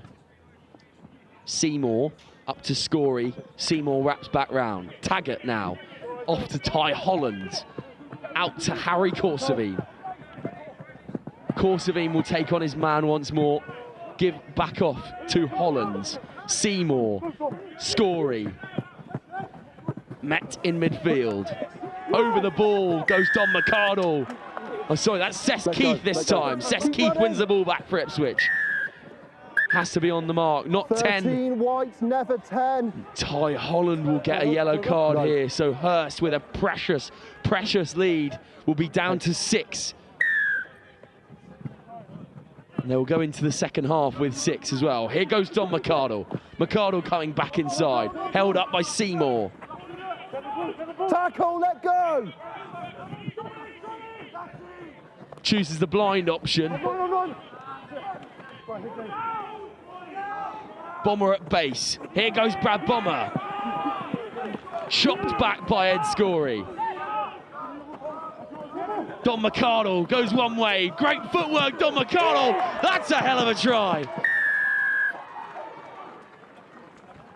Don McArdle, take a bow.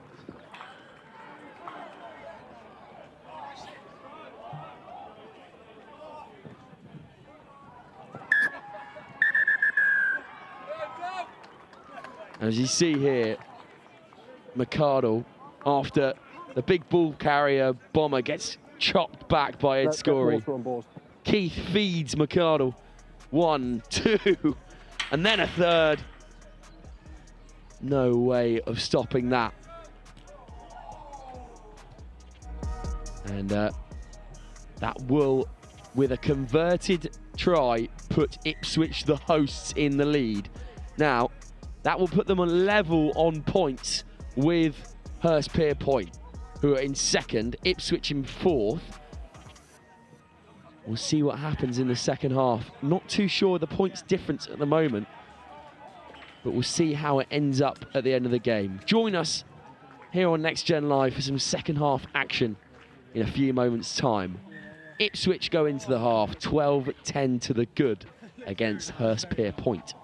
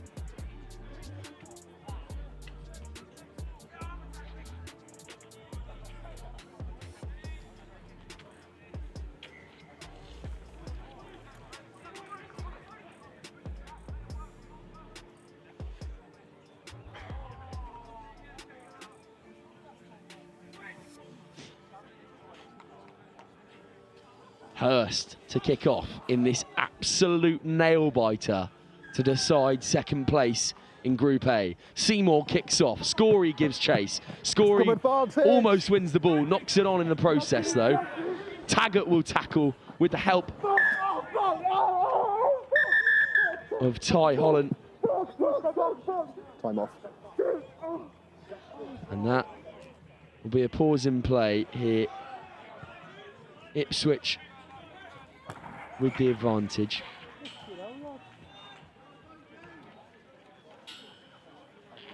And I'll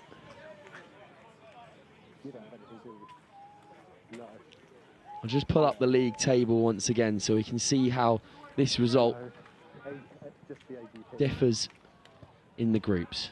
Currently we stand Hurstpierpoint on 9 with a points difference of 55. Then come Brighton on 7 with a points difference of 18. Then Ipswich on 6 with a points difference of 0. So if Ipswich can pull this off now, they will go above Brighton, depending on Brighton's result on the other pitch, but not above Hurstpierpoint due to points difference.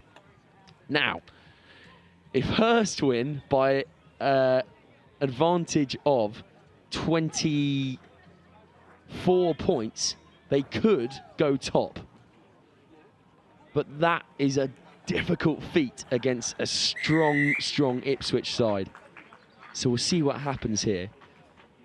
Similarly, in Group B, St Joe's top the group on 13 points with a points difference of 112. Then come Berkhamsted on 10.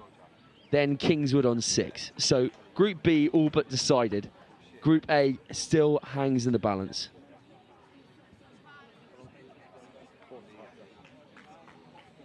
As we'll see, Josh Das back on his feet.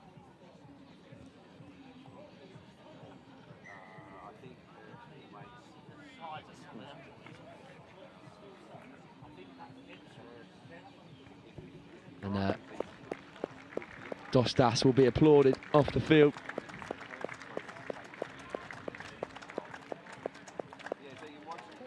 Not yet, not yet. And we will resume play here. Ipswich ball.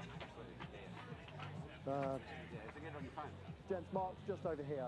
They've got a tough task in front of them now.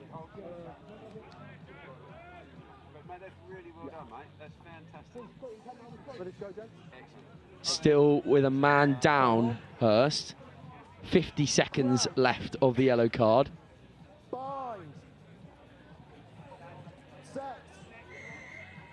Big scrum from Ipswich and putting men on the floor. Here go Ipswich. They've got numbers out wide. Here's Ben Bullen. Bullen will choose an out wide option. It's Xander Cole. Xander Cole brings it back inside. Here's Ben Bullen. Ben Bullen goes over.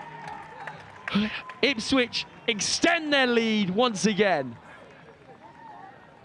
What a flowing bit of rugby we've just seen from the hosts. Fantastic work. Okay. Yep. Hurst remain on 10 points. Ipswich go up. Ben Bullen here just controlling the play, then swings it out wide. Xander Cole uses the gas, has the peace of mind to put it back inside for Ben Bullen, and the Saint goes over the whitewash. That is how you play sevens, by the way. If you weren't aware, Ipswich have got it bang on the money.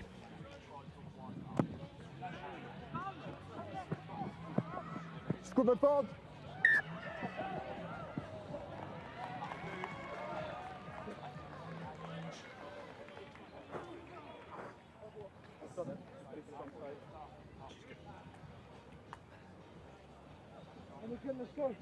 And now will be Ipswich ball once again.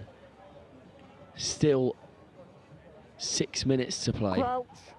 Maybe 5 even. Bind. Set. Ipswich with the feed. They choose to go blind. Seymour is beaten down the width. Cuts back inside. Surface gives away against him. Hurst fighting for their lives at the moment. Spun out to Sess Keith. Here's Bullen. McCardle makes a hard line. McCardle knocks it forward. Here goes Ed Scory now. Hurst have won the ball back. Scory applying the gas. He's got to beat Brad Bomber on the outside. Bomber makes the hit.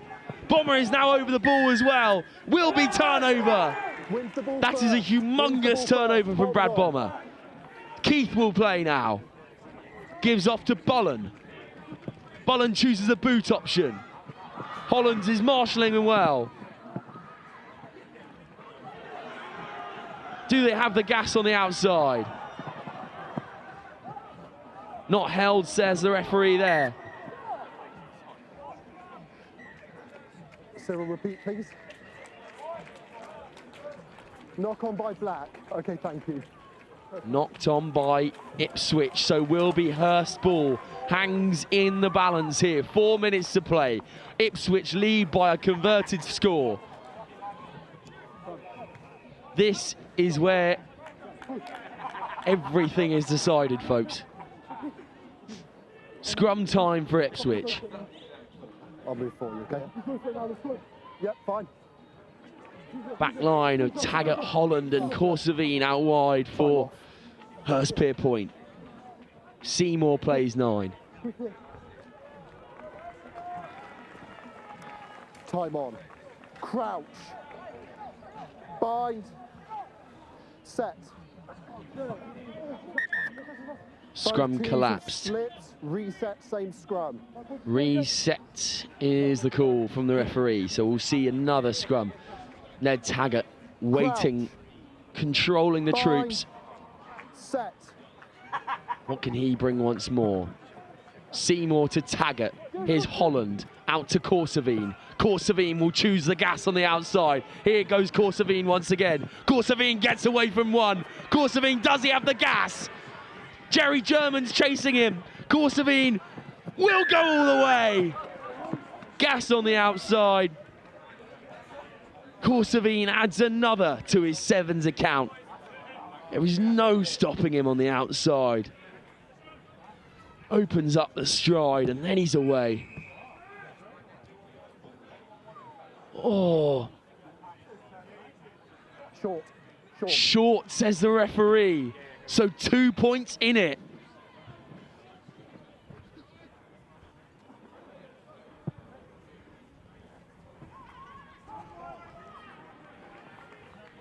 What a try.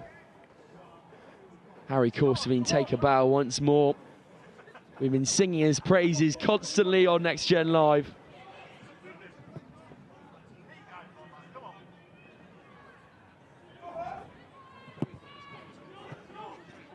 Scory will chase. Scory wins it. Now Hurst will retain the ball. Pass a bit loose this time.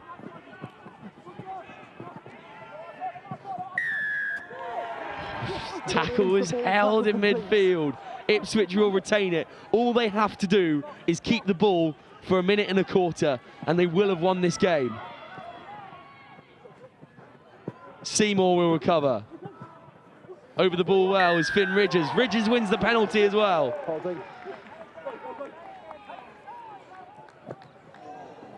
Close there. Never 10. Not 10, says the referee, so Hurst will be pushed back even more this time. Jed, same thing in the first half. Never 10 in the red zone. And never 10, so Ty Holland. 10, thank you. Oh, no. Sorry, 15 even. So Hurst will play with a man down 10. For these crucial final minutes. Ball swung wide now. Xander Cole cuts inside. Brad Bomber will go over and score. Bomber with another. Ipswich extending their advantage once again. Xander Cole just scores it there. We will restart. We will restart. There is time for that, apparently.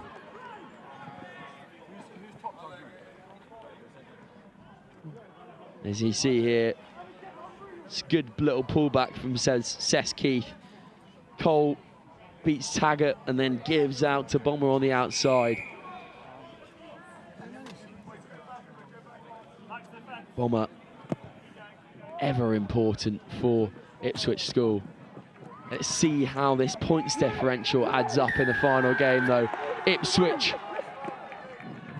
will go once more. 9, never 10. And Ipswich will score again. And that adds even more advantage, 29-15 this time.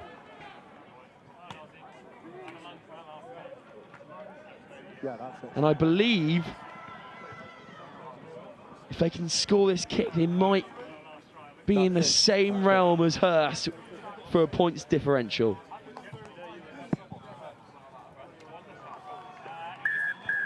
So that would be a no-go. Ipswich win. The hosts take it over Hurstpierpoint in a fantastically competitive game.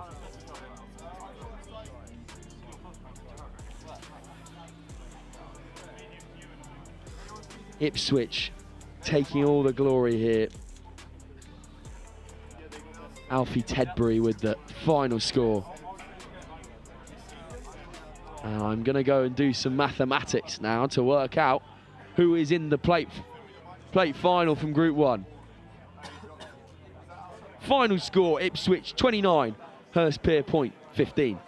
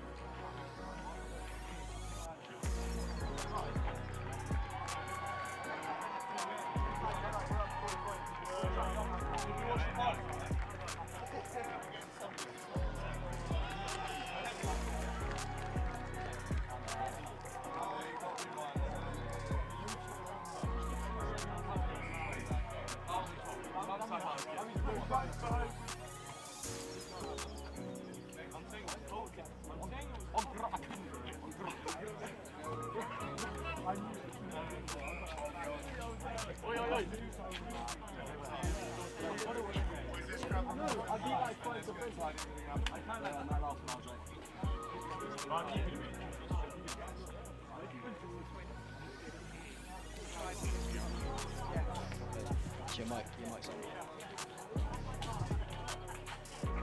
The sun has set in Ealing. Time for the last game, the last group game, block game of today. And Wellington get us underway. Bouncing ball. We will just calm things down. Will be a Wellington put in. I'm joined here by Rue, Bath under 18 and Wellington man, winger. Rue, who should we look out for today on the Wellington side for this final match? Dylan Hall and Jack Thorpe, 2 players on the edge here, hoping to do something off the scrum. Well, we'll see about that. What makes him so special, Dylan Hall? Driving around. Dylan Hall's brasive, big ball carrier. Jack Thorpe, nice little sidestep. See how they can link up. A little dink through. Here we go. And they have linked up. That is superb. You've called it. You must know this team pretty well, Rue. Play with them quite a lot, yeah. Right, take us through this. After the kick, take us through this this little link up from both of them. We'll see the replay here come on the screen. Yeah, nice little scrum. Good scrum from the forwards. Gets out here from John Coupland. Penalty. Nice little quick tap. Away early.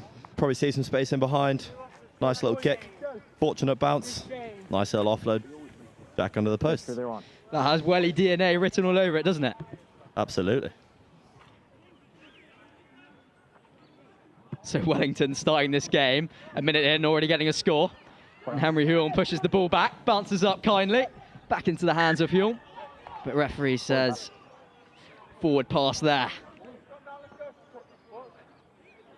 So it will be a Finborough put in.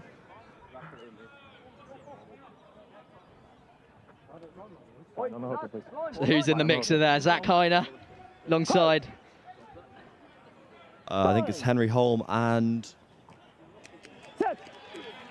Can't quite see. Can't quite see. Well, big shove from them. Sam Miller. Now here come Finborough. Looking to add a bit of flair. They've got men on the outside, but they're not using them. Brought down there. Finborough look for the outside. Stepping back in now. Little dummy, show and go. Tackle there, Welly hands on. And they do get the penalty. Can't quite make out who that was. John Copeland got us underway. Here comes Henry Huell. He's electric, Rue, isn't he? Big time, big time. So obviously with the Bath under-18s, there's some other guys in Wellington who are also absent. Who other guys have you got from Bath who are not in the team? From Bath, Pipo Harrell and Ben Allen, 2 big second rows. Hopefully they can make an impact. Big carries, stuff like that. Also Elijah Jays from Saints. But non-academy boys are also missing 9s like Jake Bridge, pretty electric. Yeah, Elijah J is pretty special. He's got some footwork. He's got some speed. He'd do well here today, wouldn't he? Yeah, absolutely. Baller. Well, you're close here. Finborough put in. Do you reckon the boys can turn this over? Yeah, absolutely. Big scrum, big scrum. Coach. Five. Set. Collapsing 10. Bit messy, they won't get the chance. And here come Finborough trying to play it out from their own half here. Wellington doing well here. Just trying to slow things down. But Finborough got gas on the outside.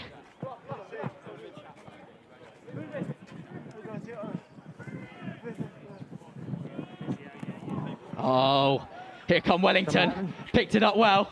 Opportunistic play. Comes Zach Heiner. Little missed pass. Ball's gone forward there. So Rue, as a sevens player, as the Welly DNA, what are you trying to, in the middle of the park, how are you trying to push that ball on the out wide? And you're a winger, so you're obviously trying to get it and do something with it. Yeah, absolutely. Sort of getting the ball to an edge, trying to hit seams, getting people back on switches, trying to go, yeah, as I said, trying to hit those seams, get a few loose arms, break through, offload, get gain line like that, yeah.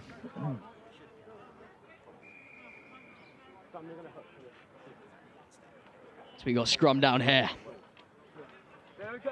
Finborough putting. Fine. Come on. Set.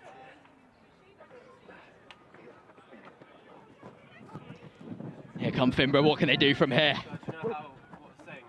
Oh. But Wellington do well. Maul now. To set up the maul. And try and take some pace out of Finborough. Here they come. Gap on the outside. They haven't quite used it yet, but are they going to use it now? Yes, they are. Little kick. Late. No, it's late. Playing off the ball there, Root. Wellington man giving away a little penalty. Yeah, not sure he's allowed to do that. Boot to ball, though. Oh, bounces kindly for Finborough. That's very well worked. Is it try time? Yes, it is. Against your school, Roo.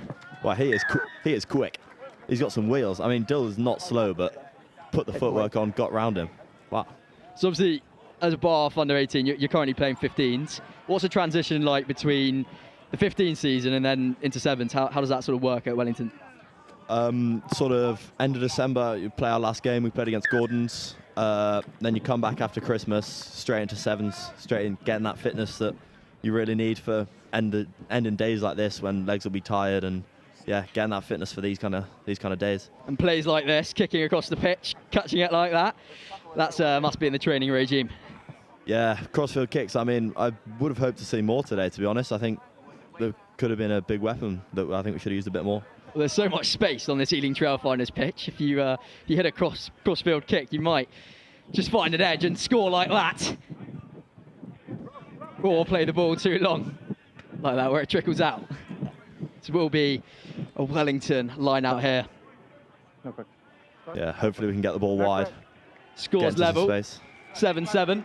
But you're obviously backing Wellington here. You're going to get the job done? Yeah, absolutely, absolutely. So how does fatigue come into play? Obviously, playing a lot of games in this tournament, you boys, that fitness really needs to be at the top levels to maintain stamina for a squad. Yeah, trust me, they work hard. They work very hard. See them on Tuesdays, running, sprinting, and then getting straight back into games when their legs are tired, making decisions when they're tired, like Dill here. Here we go. Good carry from Dill. Hopefully we can go wide. Oh, Slight from John Coupland. That is brilliant. Just looking to find that gap. Here comes Zach Heiner. A hand off there. Gets the pop to his mate Henry Hume. He chucks a little Dupont out the back. Had a bit of flair there, isn't he? Yeah, Holmes pretty good on those. Loves it. And that will be the half. Pretty tight-knit game there between Wellington and Finborough. 7-7. We'll catch all the action in the second half.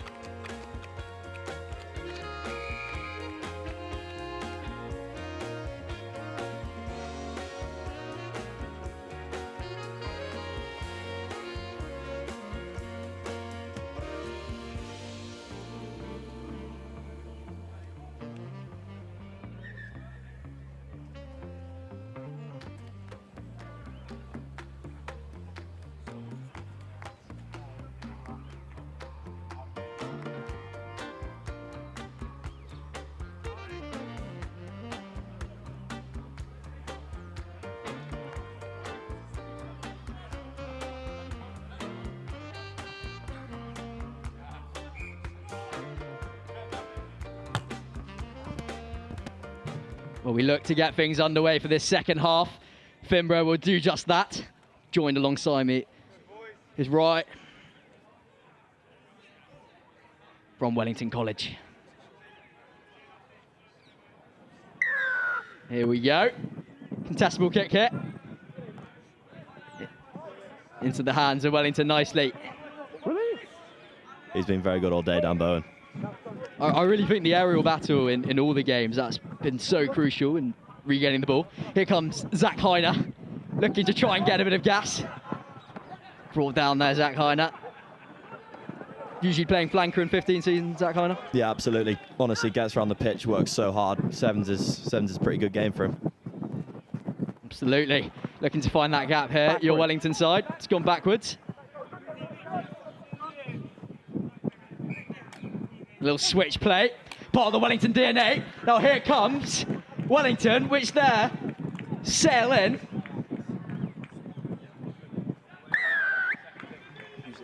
Who scored? Right, who scored that one from Wellington? Oh, that's Harry Burns from Wellington, I think. Harry Burns. Set up very nicely by John Coupland. That's that hitting the seam, coming back on those switch plays. Usually gets us a lot of go forward. And we've touched on it a bit earlier. Well, actually, we'll take a look at this. Run us through this again, this move. Yeah, that's John Coupland putting the footwork on, getting in those seams. Nice switch from Harry Burns. Then he just puts the gas on, gets over the line. And that switch play, part of most Sevens teams' DNA. Wellington College adding it to the repertoire. As things get underway again, putting you 14-7 upright. Yeah, absolutely. I apologise. That was Dan Bowen. He has got a different shirt number on. Has he? Yeah, he's changed the shirt. Well, Dan Bowen's been all over the pitch today, hasn't he? Absolutely. Very good player. And we touched on it earlier. Who from this Wellington team and part of Wellington College, who will we be seeing on the international stage in the future? I've got to say Ben Allen, 6'5", 115 kilos, moves like a back, very, very efficient forward. Who's Ben Allen play for? Bath? Yeah, Ben Allen plays for Bath. Second row, back row. He's very good. Oh, I look forward to watching him in the future. Here we go, Wellington. Looking to extend their lead now. That other switch here. Who's this? Phoenix Dickinson, big ball carry. Well, that was an absolutely tremendous carry. Rock is formed. Drop it now.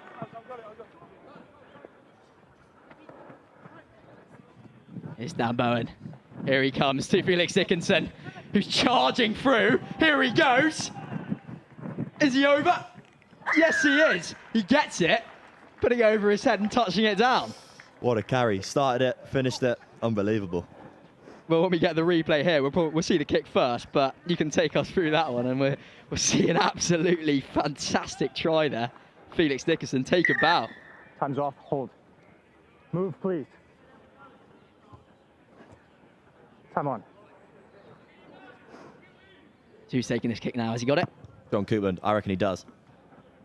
Well, he's got the legs. Bounced off the bar, but a bit unkindly.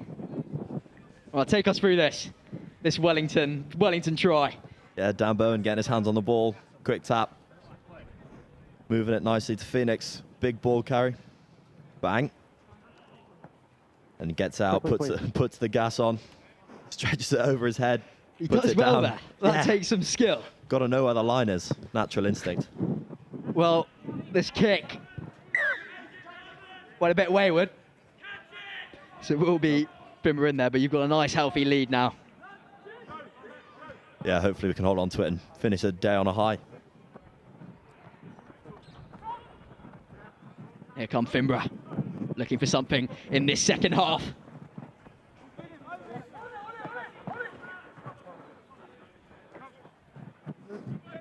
Wellington defence poised, ready for Finborough attack. But a loopy ball. Interception from Kellett there. Nearly through. He was just held by the scruff of his shirt. There's Dan Bowen. Oh, but a loose ball there. Thank you. 14 red, intentional knock on. 14 from Finborough. Going to the bin. Step back. Step back. Right, playing against 6 now. How do you capitalise with playing against one less man? I think it's just more of the same, getting to these edges. Here goes John Coupland, puts the burners on. Oh, here goes John Coupland. He's gonna... Yeah, great finish from John. Oh, John. Swan dive, showboating. He adds to his extra points.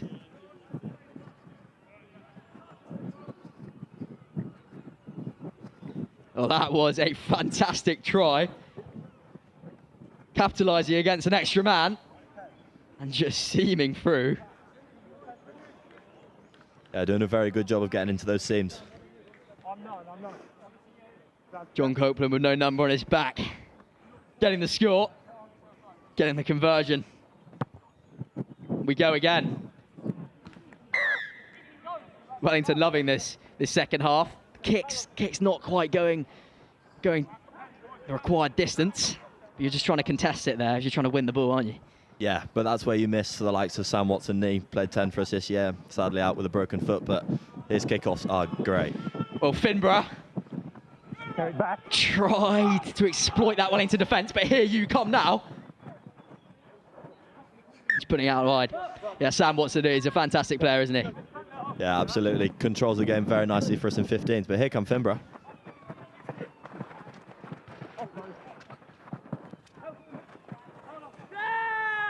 Wellington defending nicely. Making hold of that ball.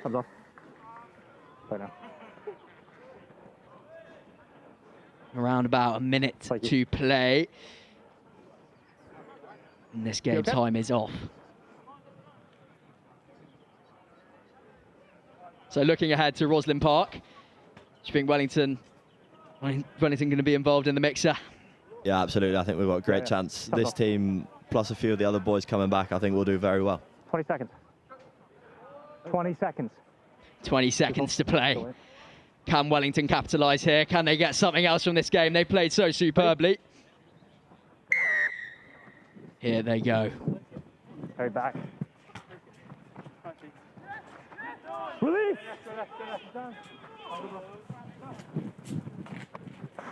It's Henry Hulme. Henry Hulme. Hard to bring down Henry, isn't he? Yeah, he's a big boy. Weighs a lot. Shifts a lot in the gym. What's his numbers in the gym? I walked in the other day and he had 40 kgs and he was just doing pull-ups. Well, Wellington's gym's obviously working because here they come. And the show mode again. Another try. Is that Max Holroyd? Yeah, Max Holroyd. Nice to see. He's had a lot of injury trouble, so it's nice to see him back flying. Well, he certainly was flying there. I think that will be it for this game, which it will be. But don't go anywhere, because we have the plate final and the cup final coming up. But let's just take a look at this try. Max Holroyd does so very well here. Just escapes Finborough. And then that little point at the end. Yeah, I'd be pleased with that one, won't he? Yeah, I don't think he'll stop talking about that one for the rest of the year, I won't lie. Well, that draws it to a close. Wellington College 31, Finborough 7. But don't go anywhere, because we've got the plate final and the cup final coming up live here on Next Gen Live at Ealing Trailfinders. Under the lights now.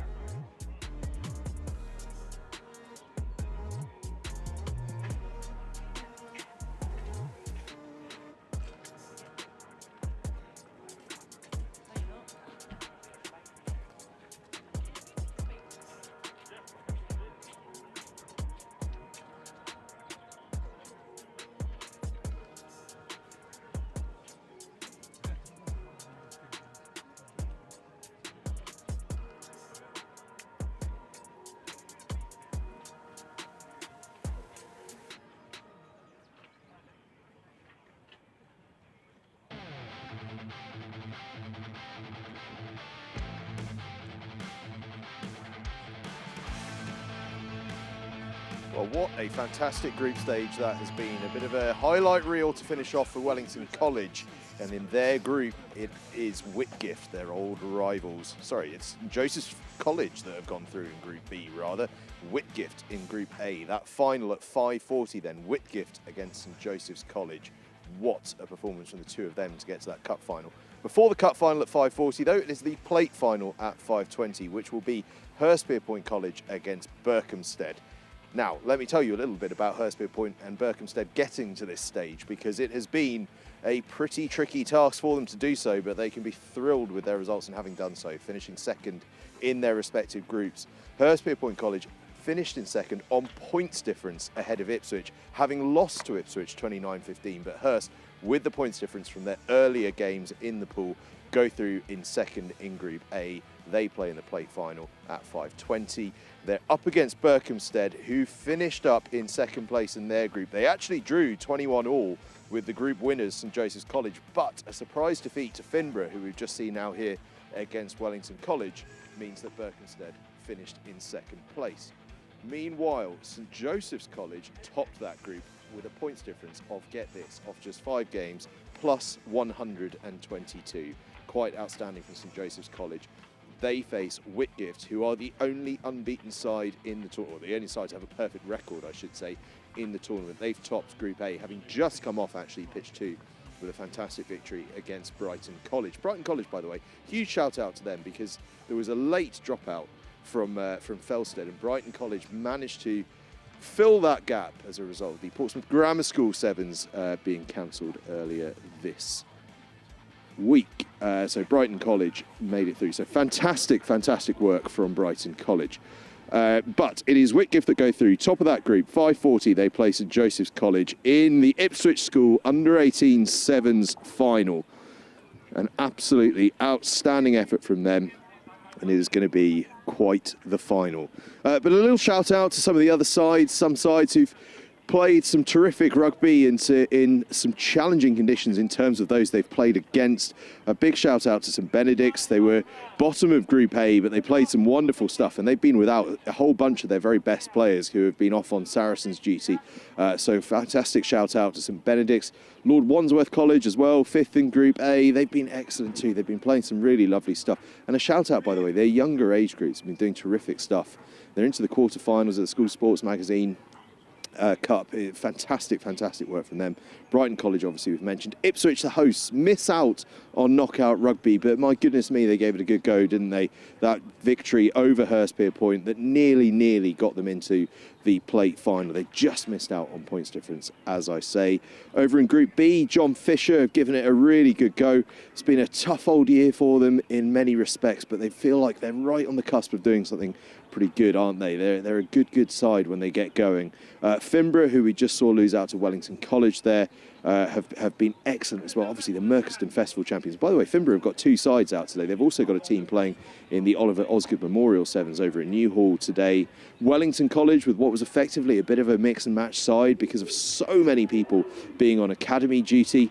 They gave it a really good go. And how about Kingswood as well? Absolutely fantastic. They travelled further than anyone else to be here, all the way from Bath to come and be here. They've been absolutely fantastic, but just miss out on second place to Berkhamsted. Right, I'm going to bring you over here into the shadows because I've just seen something emerge out of nowhere, and it looks to me very much like a trophy. So we're going to just have a little peek at that. If you don't mind me just stepping in and having a look at this trophy. Sorry, let me just jump in. Here we go. The Ipswich School Sevens Under-18. I'm going to get my hands on this thing. Here we go. Let's have a look at that. Fantastic. And just tell you what, a little bit of research on the hoof for me here as well. Our 3 previous winners, Whitgift, Millfield and Samuel Whitbread Academy, winning the inaugural tournament in 2003. Thank you very much for that. Whitgift, of course, with a chance then to go back-to-back as they play in that final against St Joseph's College at 5:40. Right, shall we go for a little bit of a wander? I can see Hurstpierpoint warming up. Shall we go and see what they're up to down in this corner over here? So let's head over in to see what Hurstpierpoint College are up to in their warm-up. I'll tell you what they are up to. They've got the music blaring. It is fantastic here at Ealing Trailfinders, by the way. We've had a wonderful day. The media facility up there is absolutely top class. Our commentary team have been absolutely loving it. Right, we are about to walk right into the middle of this warm-up, but you can see Hurstpierpoint College getting ready for the game over here. Over there in that corner, you can just see Berkhamsted running through their final bits and pieces. Berkhamsted have done fantastically well, actually, it must be said. They had just about half the Saracens under-18 team playing yesterday. So they're without a huge number of players, and yet they've still managed to come through into that plate final. So they've been absolutely fantastic. It's been great to see. They are going through the old lawnmower routine in the warm-up at the moment. An old favourite of mine, it has to be said. Hurstpierpoint going for the old traditional up to the 22 and march back kind of a warm-up. But it's been that kind of a day. We haven't had to have too many warm-ups because it's not too cold. I'm not even wearing a coat. It's unusual. Tepid, mild, glorious conditions here in West London, much better than it has been throughout most of the beginning of January and February this year. We have seen cancellations galore. By the way, many of you might just be tuning in having witnessed the Bristol Grammar School Sevens. A huge shout out to Bristol Grammar School for putting on a fantastic display earlier on today. Fantastic stuff live here on Next Gen Live. And we have stacks and stacks and stacks of sevens coming up over the course of the next few weeks. So much to look forward to. The North of England Sevens, the Oakham Sevens, the Gordon School Under-18 Sevens. We've got the Collegiate Sevens as well. The Marches Centurion Sevens. The Marches Sevens is back. It's been ages since that's been on at Hereford Cathedral School. We're fantastically pleased to have that one. The Christ College Brecon Sevens as well. And the Framlingham College Sevens too. So much Sevens. I'm sure I'm missing some out. There's so much going on over the course of the next few weeks. We can't wait to bring it to you live. It's going to be absolutely fantastic. There's stacks and stacks of other sports as well. We're going to be down at Seaford College, the old rivals of Hurstpierpoint College here, for their netball tournament at the Chichester Dome in a few weeks' time as well. We've got Lord Wandsworth College under-15 girls football being played as well. They're into the quarterfinals of the ISFA competition. So much going on. We're over to Cheltenham College for a bit of netball as well, and there's some hockey as well over at Lee Valley Hockey Centre. There is so much live sport here on Next Gen Live. We cannot wait to bring it to you. And not on Next Gen Live, but by Next Gen Live, Prem Rugby Next Gen Finals will be on the Prem Rugby YouTube channel, and yours truly and all the rest of the team will be down at Kingsholm on Sunday the 22nd of February to bring you the finals of the Prem Rugby Next Gen League, where Bath will be playing against one of Harlequins, Saracens or Bristol Bears. Which one will it be? We'll find out next week in that final round of games. It's going to be an absolute thriller, whoever it is. We know that much. But all 12 teams, well, all 11 teams, I should say, from the league, plus an England Counties team will be involved in that final stay at Kingsholm. So do tune in on Sunday the 22nd of February. Back to matters right now, though. And we have some big finals coming up. Hurstpierpoint College against Berkhamsted, we've talked about. Whitgift versus St Joseph's College. Now that is a monster of a game. Whitgift, let's not forget, are into the semi-finals, I should say, of the Continental Tire Schools Cup.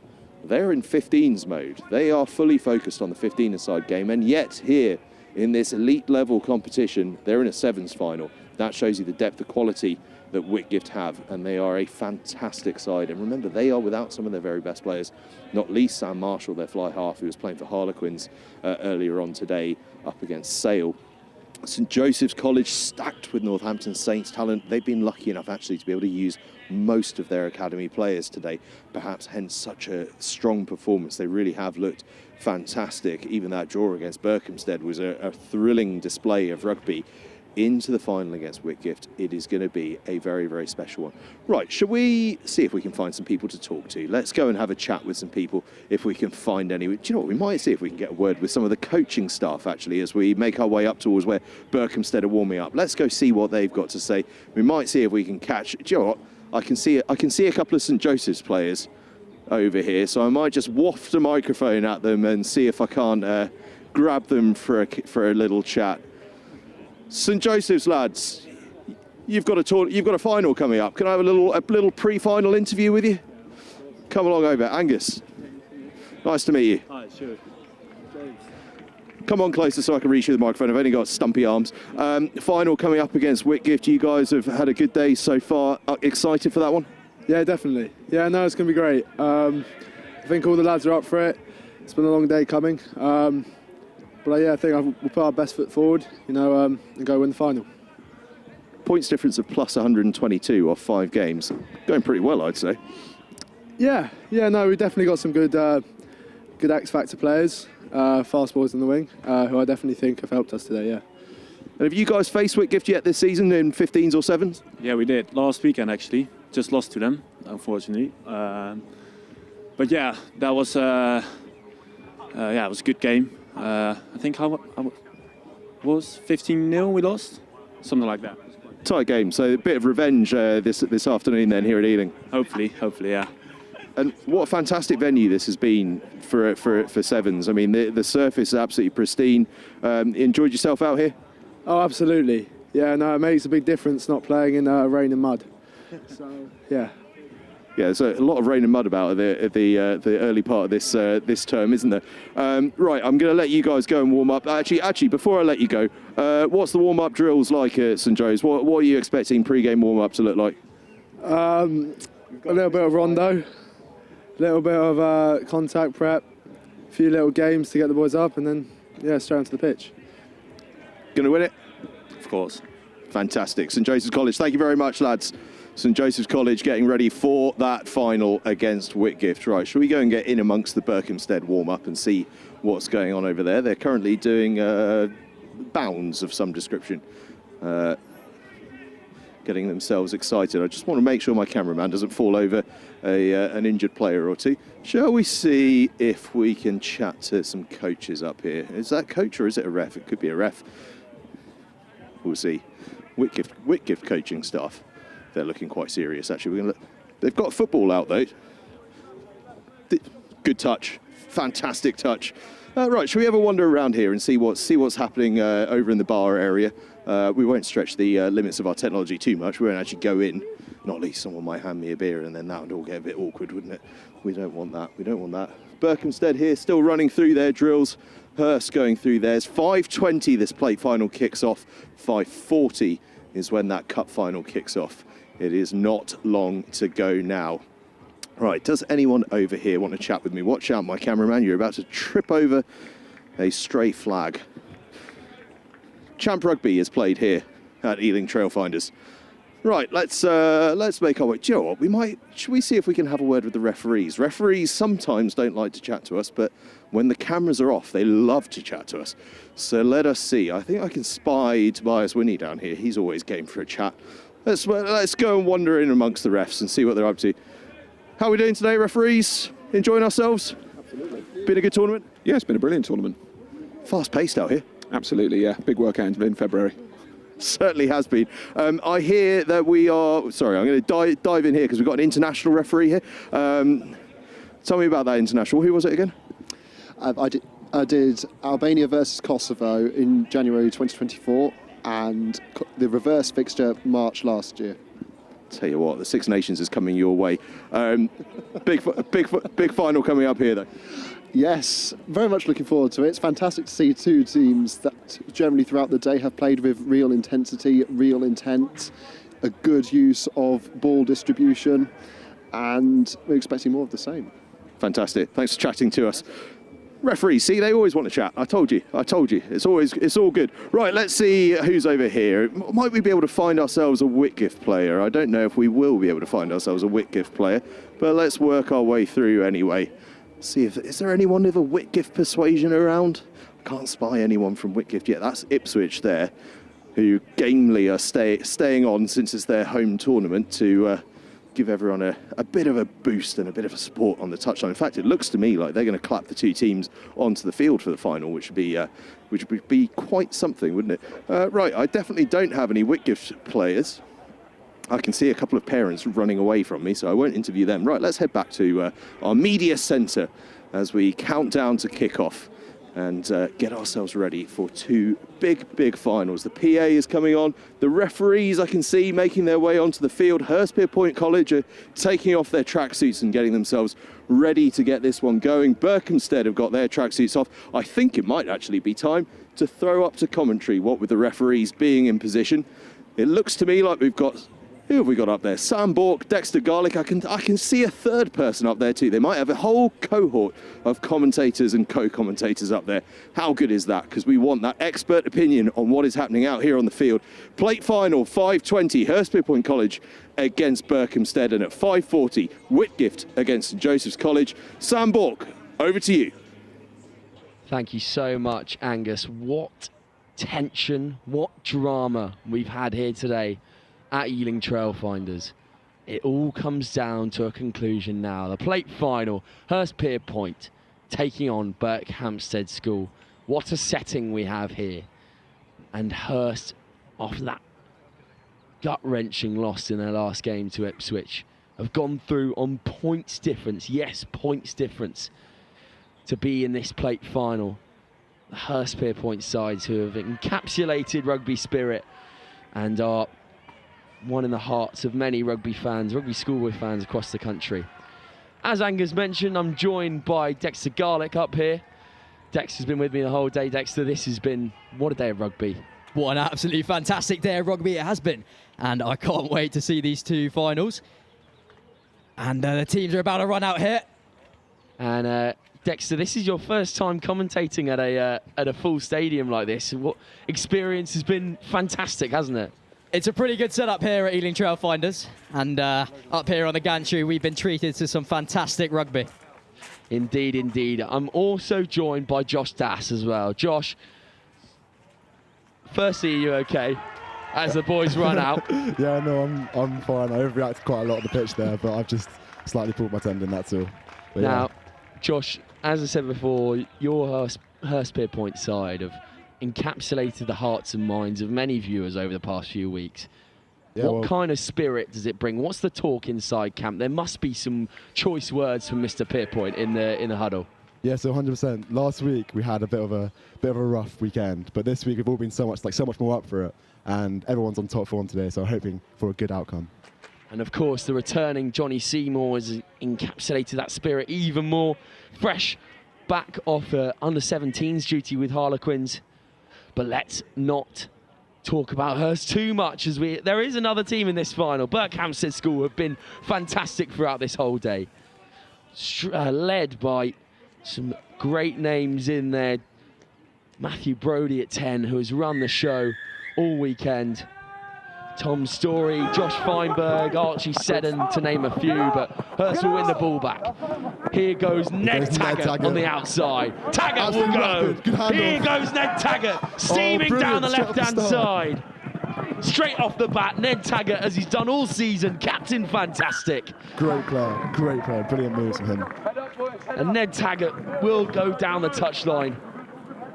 I mean, he's Mr. Reliable, isn't he, Josh? Yeah, 100%. Like every single time, or most of the time he gets the ball, he makes ground. So yeah, we love to have him on our team. Indeed, indeed. And Dexter, we haven't seen that much of Hurst here on pitch one, but of course, Ned's impressed you so far. And we'll have a look at this try. Just give me a bit of a lowdown here. Well, 15 seconds on into the game, he's beaten, gone through pretty much the whole team. Caught it nicely, brought it up and just confidently swayed over the try line, and that is a fantastic try. Hurst get us back underway. Contestable kick here. And again, underneath it. How important is that? Having Ed Scory in a team to be able to get back underneath the ball. Yeah, it's brilliant. We've been doing it all day. We've drilled it all weekend, and all of the last week as well. So yeah, it's brilliant. Fantastic work from Ed there, but turned over fantastically as well by Berkhamsted. Here go Burko on the outside. Corsavine will tackle, then turn over. Deception. Kicked back at Berkhamsted. Now they'll go through Oscar Scheinman, who's been great today. Off the foot again, then off the knee, and it will go out into touch for a Hurst ball. Now, Josh, you've been up here for the last 20 minutes, so you won't have heard much of what they've been saying down in the huddle. But what's been the overall vibe today? What's been if you could pick 3 key words to kind of sum up what the vibe's been today, what would they be? The first word, intensity. Yeah. We've been trying to keep on form all day. Second word, I'd probably say, we've just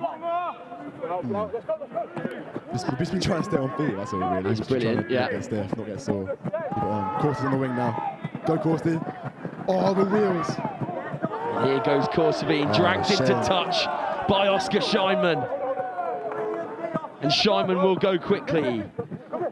Berkhamsted looking to roar back into this one. Wrapping around the outside. Met fantastically there. Tip tackle. Berkhamsted will go once more. Seddon. High tackle from Hurst. Clear release. No release on the tackle, says the referee. A few infringements there by Hurst. Scheinman. And now Berkhamsted can spread it. Ollie Scard, who's carried well, will hand off to one of his other forwards. Seymour tries to give a bit in the ruck to no avail. Moving the ball again, go Berkhamsted. Here's Scheinman. High tackle from... Time off, come in. Too many infringements there. Referee looking to the pocket. We've had 3 penalties in quick succession. Off you go.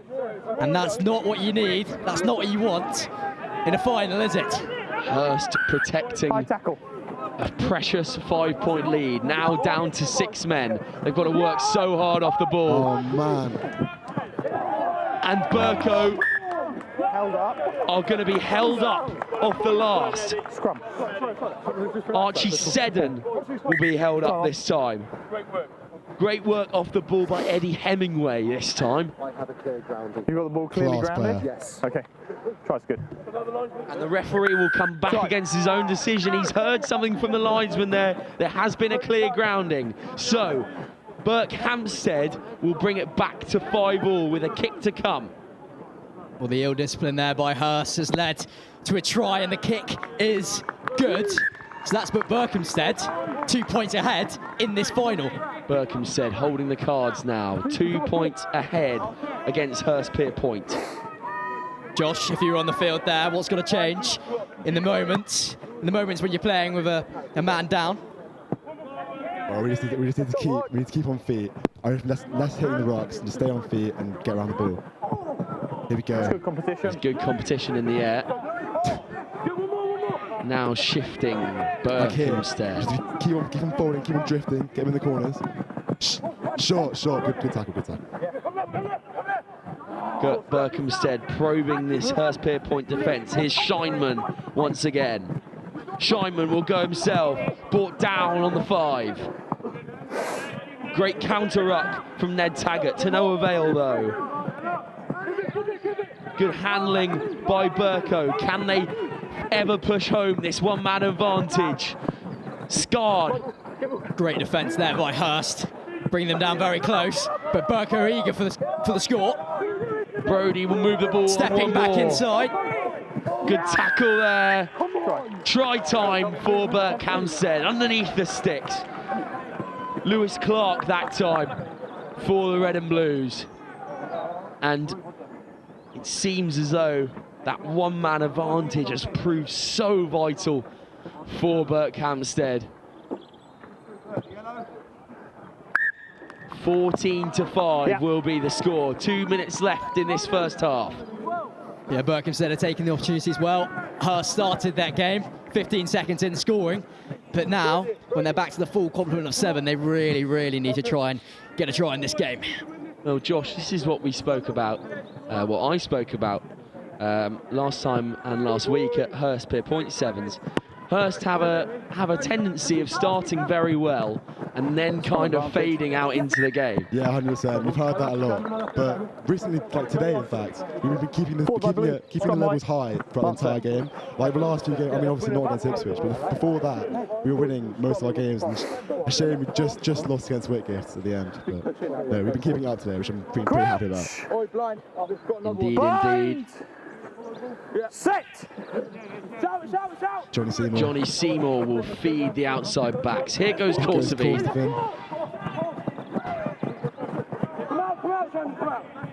Seymour's play 9 again.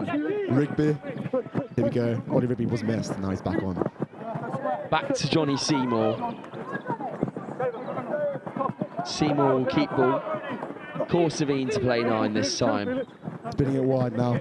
Here's Ed Scorey. To Ned. Go Ned. Choose Ned Taggart on the outside. Here's Captain Fantastic once more.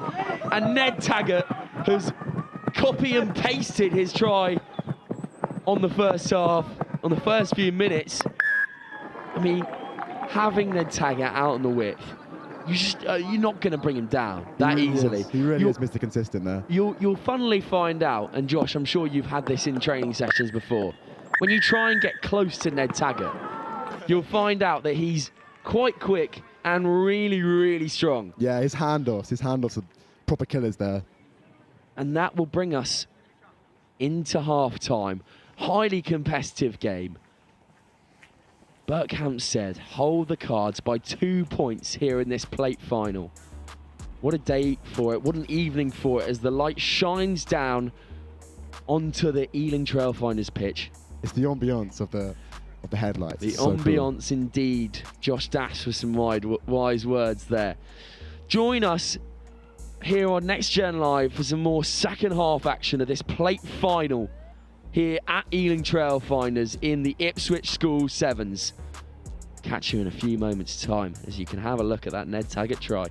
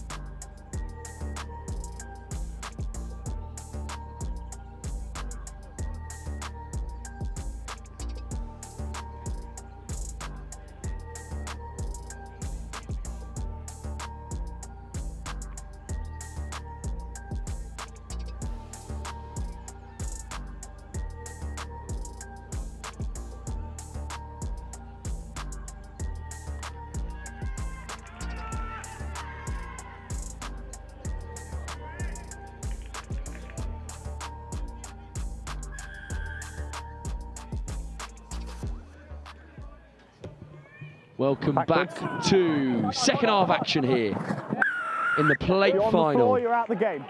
I'm still joined by Dexter Garlick and Josh Dass of Hurstpierpoint. Josh, what would have been the message in the halftime team talk there? Because obviously the boys down by 2 points, but still playing some nice rugby. Well, we just need to keep our spirits up, to be honest. Like in the first half, as we say, Hurst got quite a consistency of dropping it down. But I reckon in the chat, it was just keep the spirits up and keep it moving. Definitely so. And Ed Taggart there, just stepping out into touch after a good carry from Ed Scorey. Ball go up, overthrown, so pounced on by Johnny Seymour. Now moved wide, Corsavine's got some room, cuts back inside, Corsavine will go over. Third try for Hurstpierpoint, putting them ahead. Hurst come out fighting, they want this final.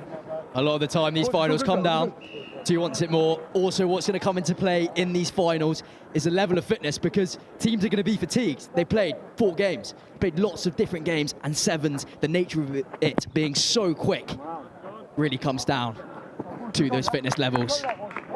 And no score on the conversion from Johnny Seymour, so it will stay at 17. Josh, what was it like there out today, playing on this pitch, playing on a very fast pitch? Are you tired? Yeah, I bet everyone's completely knackered, to be honest. It's much, we already train on a 4G, so it's kind of our style, but everything's so much more fast paced, so everyone's just out of stamina. But we have some fit players. Eddie Hemingway, really fit, always in the front of the fitness leagues. But yeah, brilliant. Here go Berkhamsted once more. 3-point deficit in this plate final.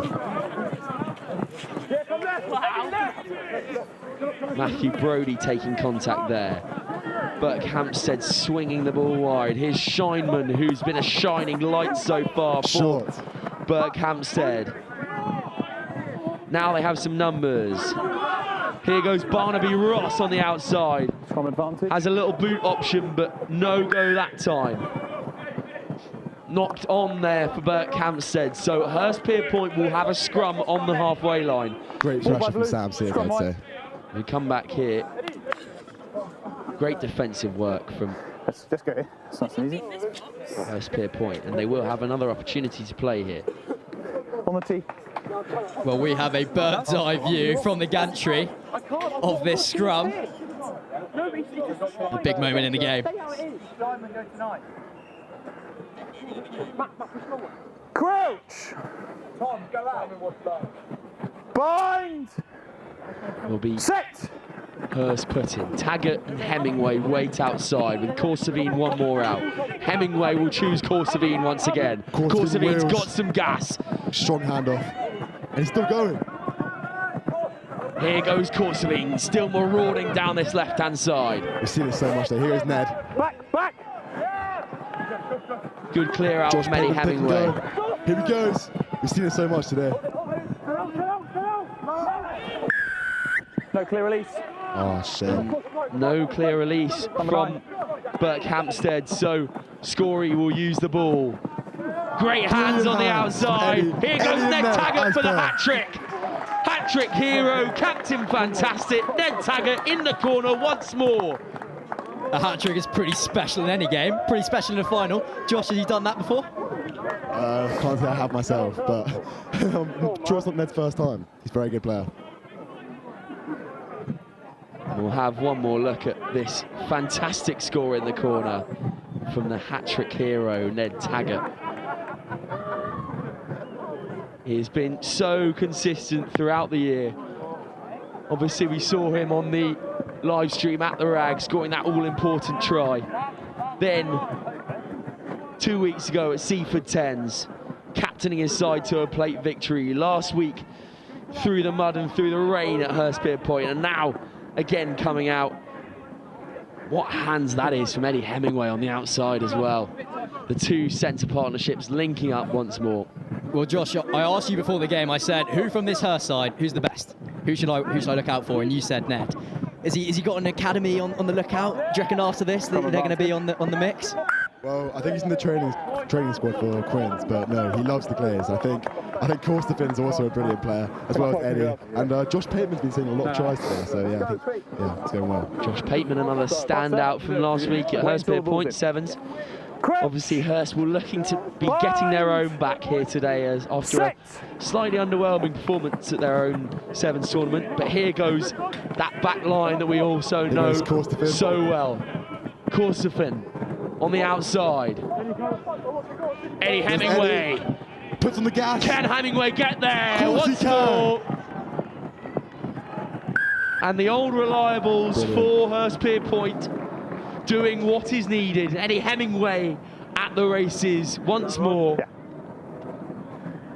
It's just so, I mean, Josh, when you've got a back line like that, it's so hard to defend against because you go through. So Seymour at 9, Taggart at first receiver, Eddie outside him, and then Corsavine on the width.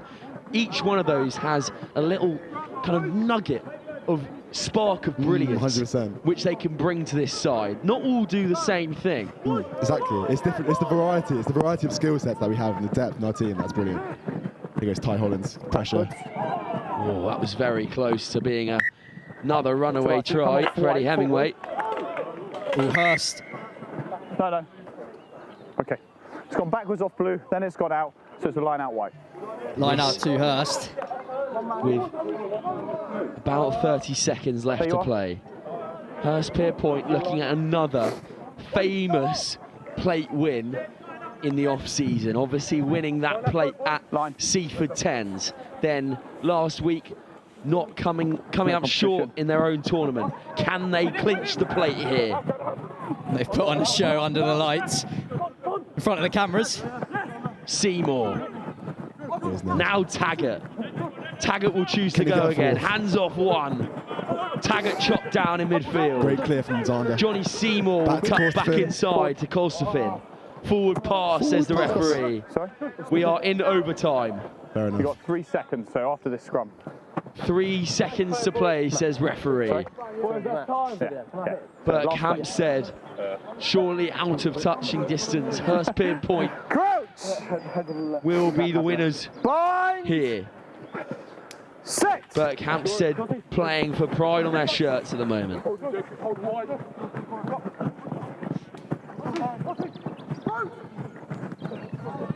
Here go Berkhamsted. Go Josh Pateman. Foot race down the outside. Pateman won't get there, so it will be a score for Berkhamsted. Great wheels from that fella, to be fair. On the outside. Sorry guys, full time. Number 11, that's Tom Story, who's been electric all day. But that will be full time. Playing for the pride on their shirts, Berkhamsted, who have come so far today, beating out a very strong Wellington side as well. And that will be full time. Hurstpierpoint will win the plate. That's 2 bits of silverware in the off season. Fantastic work from Hurst. And wow, Josh Dass, words. Well, it's been an absolutely brilliant day. From the off, against Brighton College, they're our local rivalries, you see. So from the off, winning against them, straight away ecstatic. And now, we're just getting another silverware. It's just brilliant. I'm very happy for the team as well. Well, what a day for Hurst. Coming down over to West London. And Dexter, this Hurst side, we haven't seen them too much on pitch one, but what have been your thoughts about them? They've been superb to watch. Ned Taggart has been absolutely superb. Josh, you run down, go celebrate with your teammates, go enjoy it. Yeah, unreal. That was a brilliant game of rugby. They really showed some fantastic, well-drilled play, and I'm really ecstatic for them that they got the win. In a few moments' time, we're going to cut down to Angus Savage, but not quite yet. Josh, if you could pick a player to highlight from this Hurst side, and maybe one from a Berko side as well, who are you going for? I think I know who's about to come out your mouth, though. Yeah, I mean, Ned Taggart. I think we've got to give man of the match to him. Let's throw it down to Angus. He's gonna give us all of the chat down there. Here goes Angus Savage with the plate trophy presentation. Angus, over to you, my friend.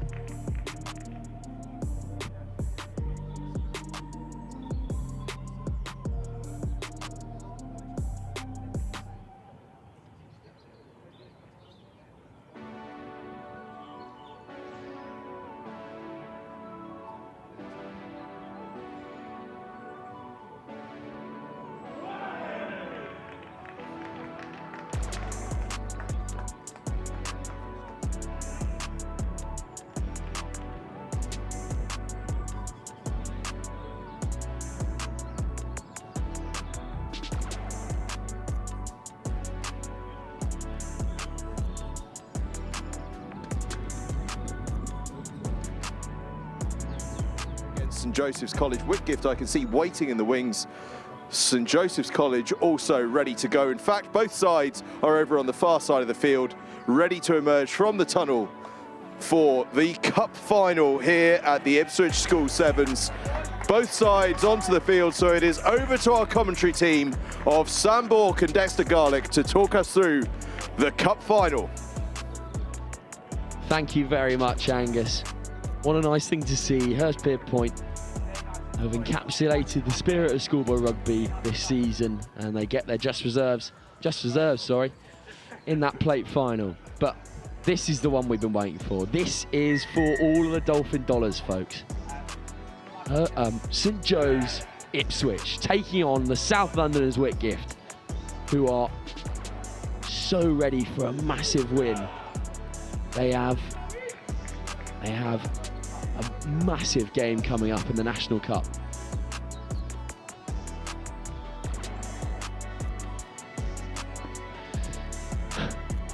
And what a day this could be for Whitgift School.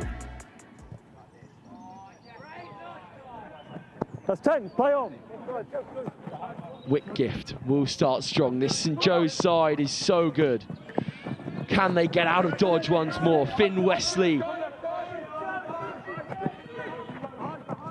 Now St Joe's will move the ball early. Again, this ever-pressing Whitgift defence will be non-stop. 8, side entry.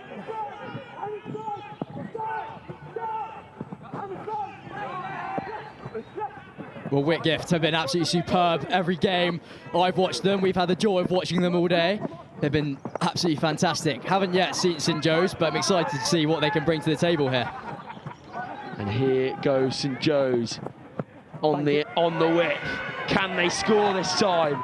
Brought down is number 3, Ted Warner, the captain. But now St Joe's go once more. Whitgift fighting to stay alive. That's a turnover from Key. What a turnover there. What a great way to regain the ball. That's where the pressure moments are, and that's when you come up with the ball, you stop a potential try. And that's Kai Gi Key, who has been the mediator in the middle for Whitgift all day. It's so important to have someone like that in the middle of the park for a 7-side. Here goes Alexi Clapperton. He's been great today, hasn't he?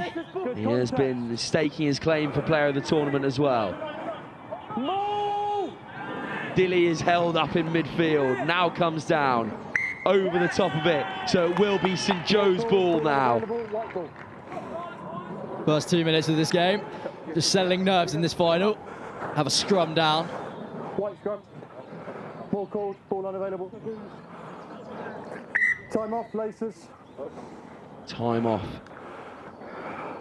Well, we've just mentioned it there, Dexter. There's so much fantastic talent on show here.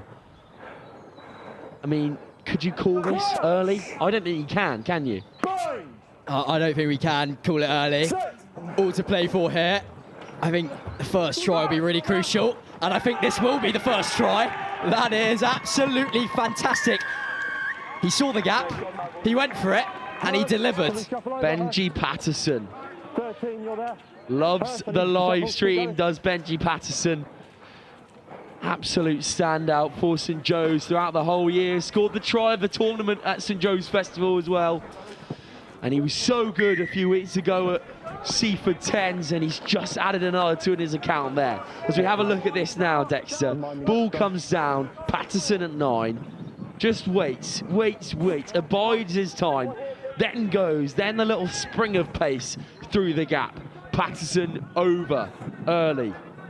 Yeah, I think it shows the nature of a player of that caliber. You can see that gap, you can understand it, can read it, and then can just execute there and get the first try of the game. Full complement of the 7. But Whitgift, they're a fantastic team. They're going to come back fighting. Key is underneath that. Turned over by St Joe's now. Spread wide. And kicked through now.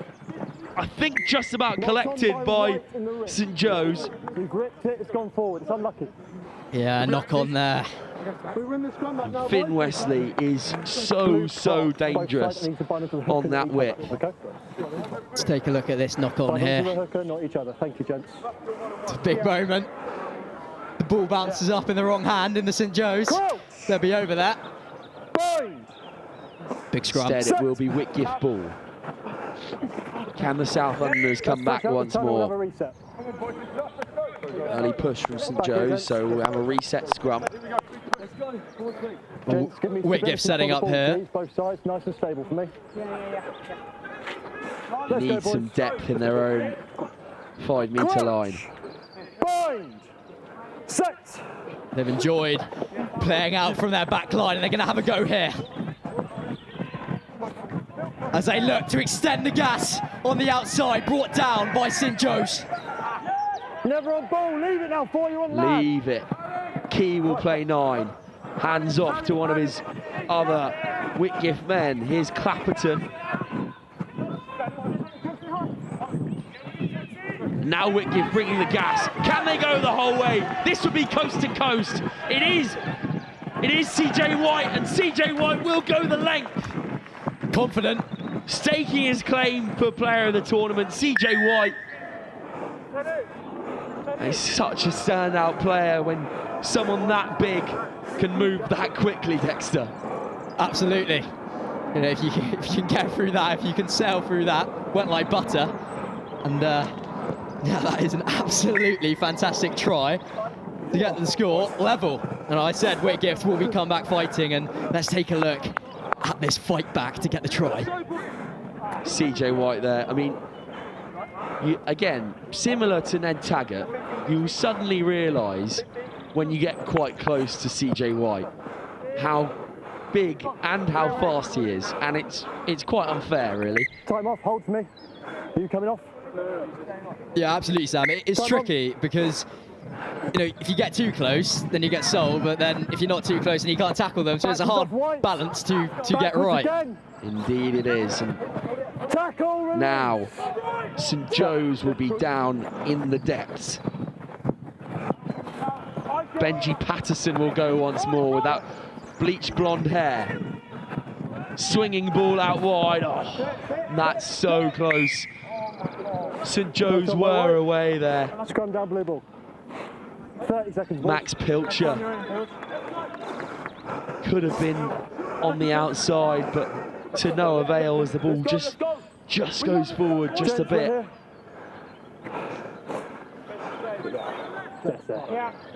Gents, last scrum, you'll skip my calls. Wait for my calls, please. Thank you. Crouch! The dying embers of this first half. Set! Whitgift will go quickly. Here's Key out wide. Knocked out. Key again. Here they go, Whitgift. Whitgift on the outside now. Here's Williams Everett off to Key. Now Clapperton. CJ White on the outside. CJ White once more. Clapperton. Move the ball off. Great hands Fitzgerald there to on the outside. Fitzgerald still going. Hands back inside to Alexi Clapperton. Clapperton will go over underneath the sticks. That's the half, gents. And that is Sevens rugby in its finest form. Dexter Garlick. Sam, that feels like an important try, doesn't it? Alexi Clapperton, he's been fantastic today. We've been watching it up here, and that is a big moment in this game, but it's all to play for. Let's take a look at that try. Yeah, Alexi Clapperton to go one score ahead there. It's a good bit of deception on the width from Joe Fitzgerald, and then Clapperton has the presence of mind to come back inside and get on the end of that offload from Fitzgerald. Clapperton again staking his claims for being player of the tournament here at Ealing Trailfind as well. That is fantastic from Whitgift to go out, to go down so early and fight back. South London spirit, bounce back ability, as a famous Crystal Palace manager once said. That's the key. And there'll be some choice words from Mr. Webb and Mr. Wilkins down there in the Whitgift huddle. Join us in a couple of seconds' time for second half action here in the Cup final at Ipswich School Sevens.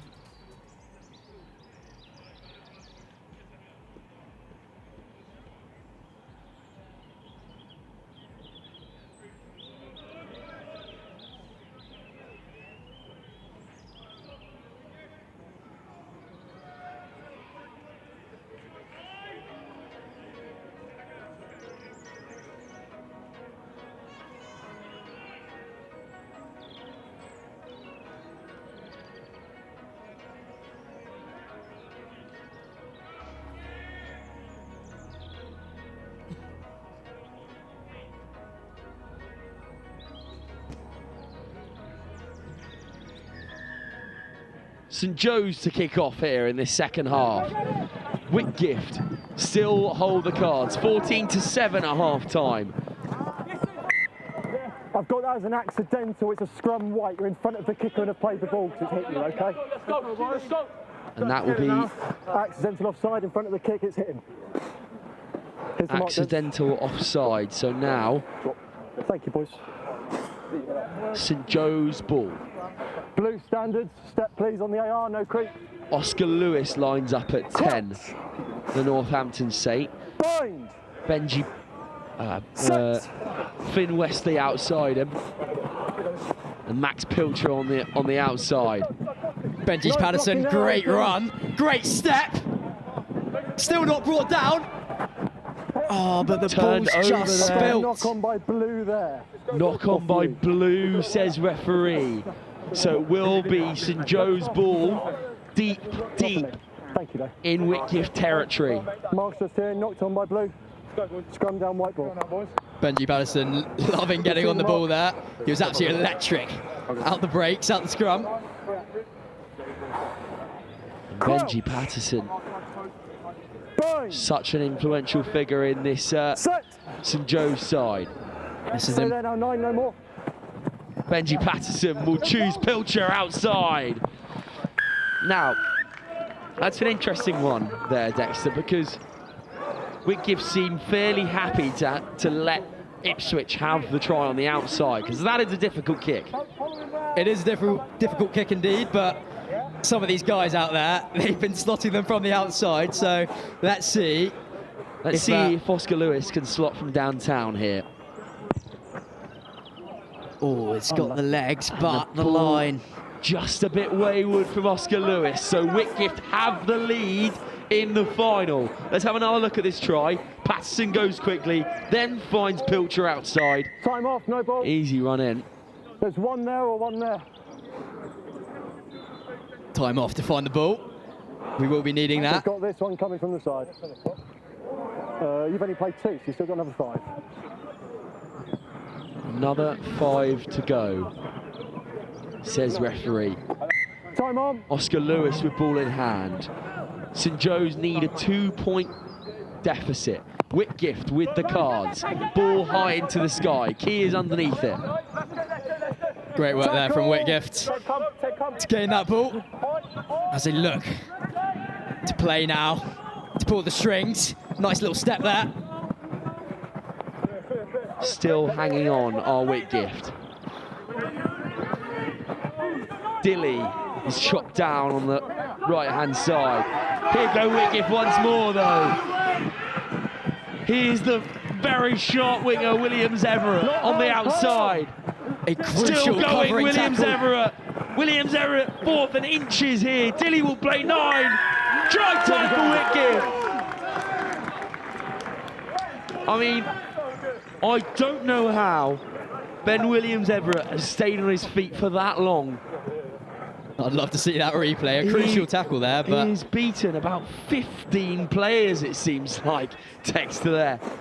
And then Ewan Dilly with the peace of mind, just to slow things down, pick his mark and make sure that ball was grounded. But all the plaudits have got to go to Ben Williams Everett. That was a wee bit of magic. Let's see it now. Great handoff there, and just got the guile to keep extending. Gets tackled, but says, I'm getting back up, and just charges. Still going. Strong, very, very strong, Sam. I do feel a bit there for Williams Everett. He probably deserved the score, but it will go to his counterpart, Ewan Dilly.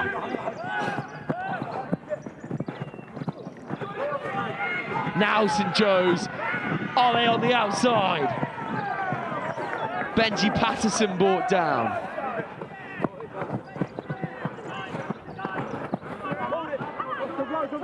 Great counter-ruck from Whitgift.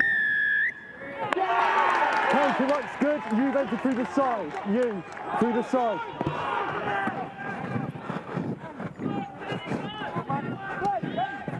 Here goes Alexi Clapperton, the try scorer. He's confident on the ball here. Just sliding in and out of defence and attack, Alexi Clapperton. Yeah, he's been phenomenal.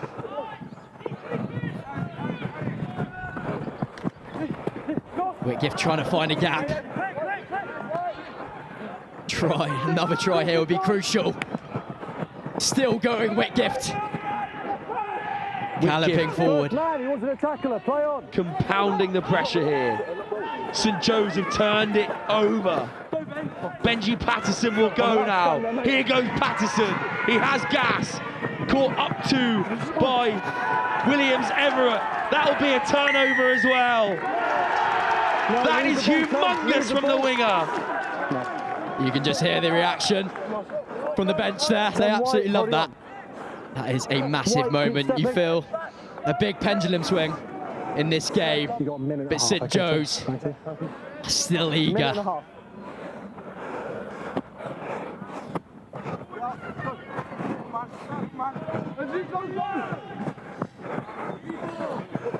Here come Whitgift, and they're through. Here goes on the King. shoulder. One more out to Joe Fitzgerald this time. They've Now got men on the wide. outside. Lexi Clapperton. Here they go, a little stutter step, and they're through. Here go Whitgift, and will that be it? Will that crown them the champions here at Ealing Trailfinders? Sam? And Faris Abington has just written his name in Whitgift school books. That is unbelievable on the outside from the young man. Take a bow.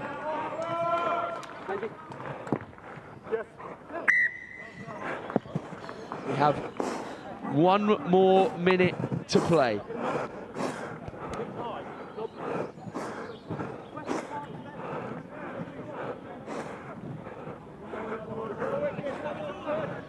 We're giving 10 seconds on the clock, okay?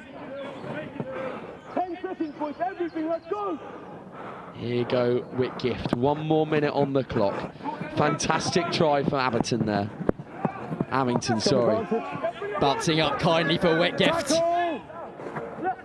Ball ripped out. And punching through a hole. Whitgift with another try. In a moment. For about 30 seconds. Maybe not even that. They have another try and they've just run away with this. You can see what it means to that bench. Wow, Whitgift have put on a show here today. And that will be full time. Outstanding from Whitgift School. What a performance in the final. They know the meaning of winning down at Whitgift. South London personified. And these boys with a never say die attitude will win the cup final. Whitgift School will be crowned champions in a few moments' time. Well, Dexter, what a day of rugby. What a conclusion as well. We have to give some plaudits to St Joe's who have been fantastic as well. Both teams really deserve to be in that final. I think Whitgift, from the moment we watched them in that first game, it was like, wow, these guys, I think they scored 4 tries in the first half. It was just incredible to watch. Indeed it was, and both teams just supplying the goods throughout the day. But it is the boys from South Croydon who will come away with the victory. And we will see the trophy presentation in a few moments' time. Big smiles on faces. Obviously, the St Joe's side have become so strong as a unit over the past year. Players such as Ted Warner, the captain, Benji Patterson, Oscar Lewis as well at 10. Finn Wesley's always a dangerous player. And also Max Pilcher, the speedster.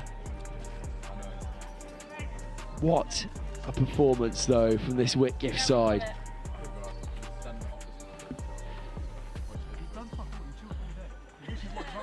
And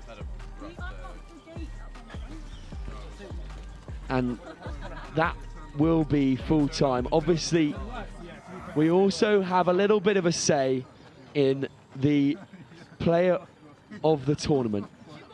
And it has been decided by the rugby gods that Alexi Clapperton will be the player of the tournament. He's hard to miss. He's hard to miss with that head tape, and he's hard to miss with what he does on the pitch, because every time he gets the ball, it usually turns to gold. Indeed it is. And what a day for this Whitgift side. Obviously, they have a massive fixture upcoming. Dexter, obviously that humongous NatWest Cup semi-final, National Cup semi-final, sorry, in a few weeks' time in March against Epsom College. That's going to be a hell of a day. How much confidence does this bring into this Whitgift side going into that game? I think tons of confidence, and if not confidence, they're going to get a lot of fitness from all this rugby today, running around that pitch. But obviously Epsom have some fantastic players with the likes of Luke Springate from Harlequins.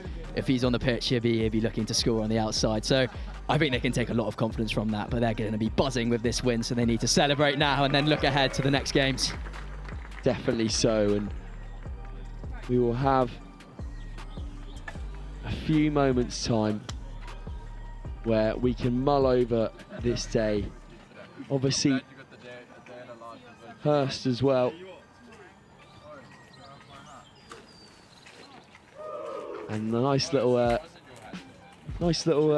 celebration, the 2-3 whoop. And Whitgift School once again.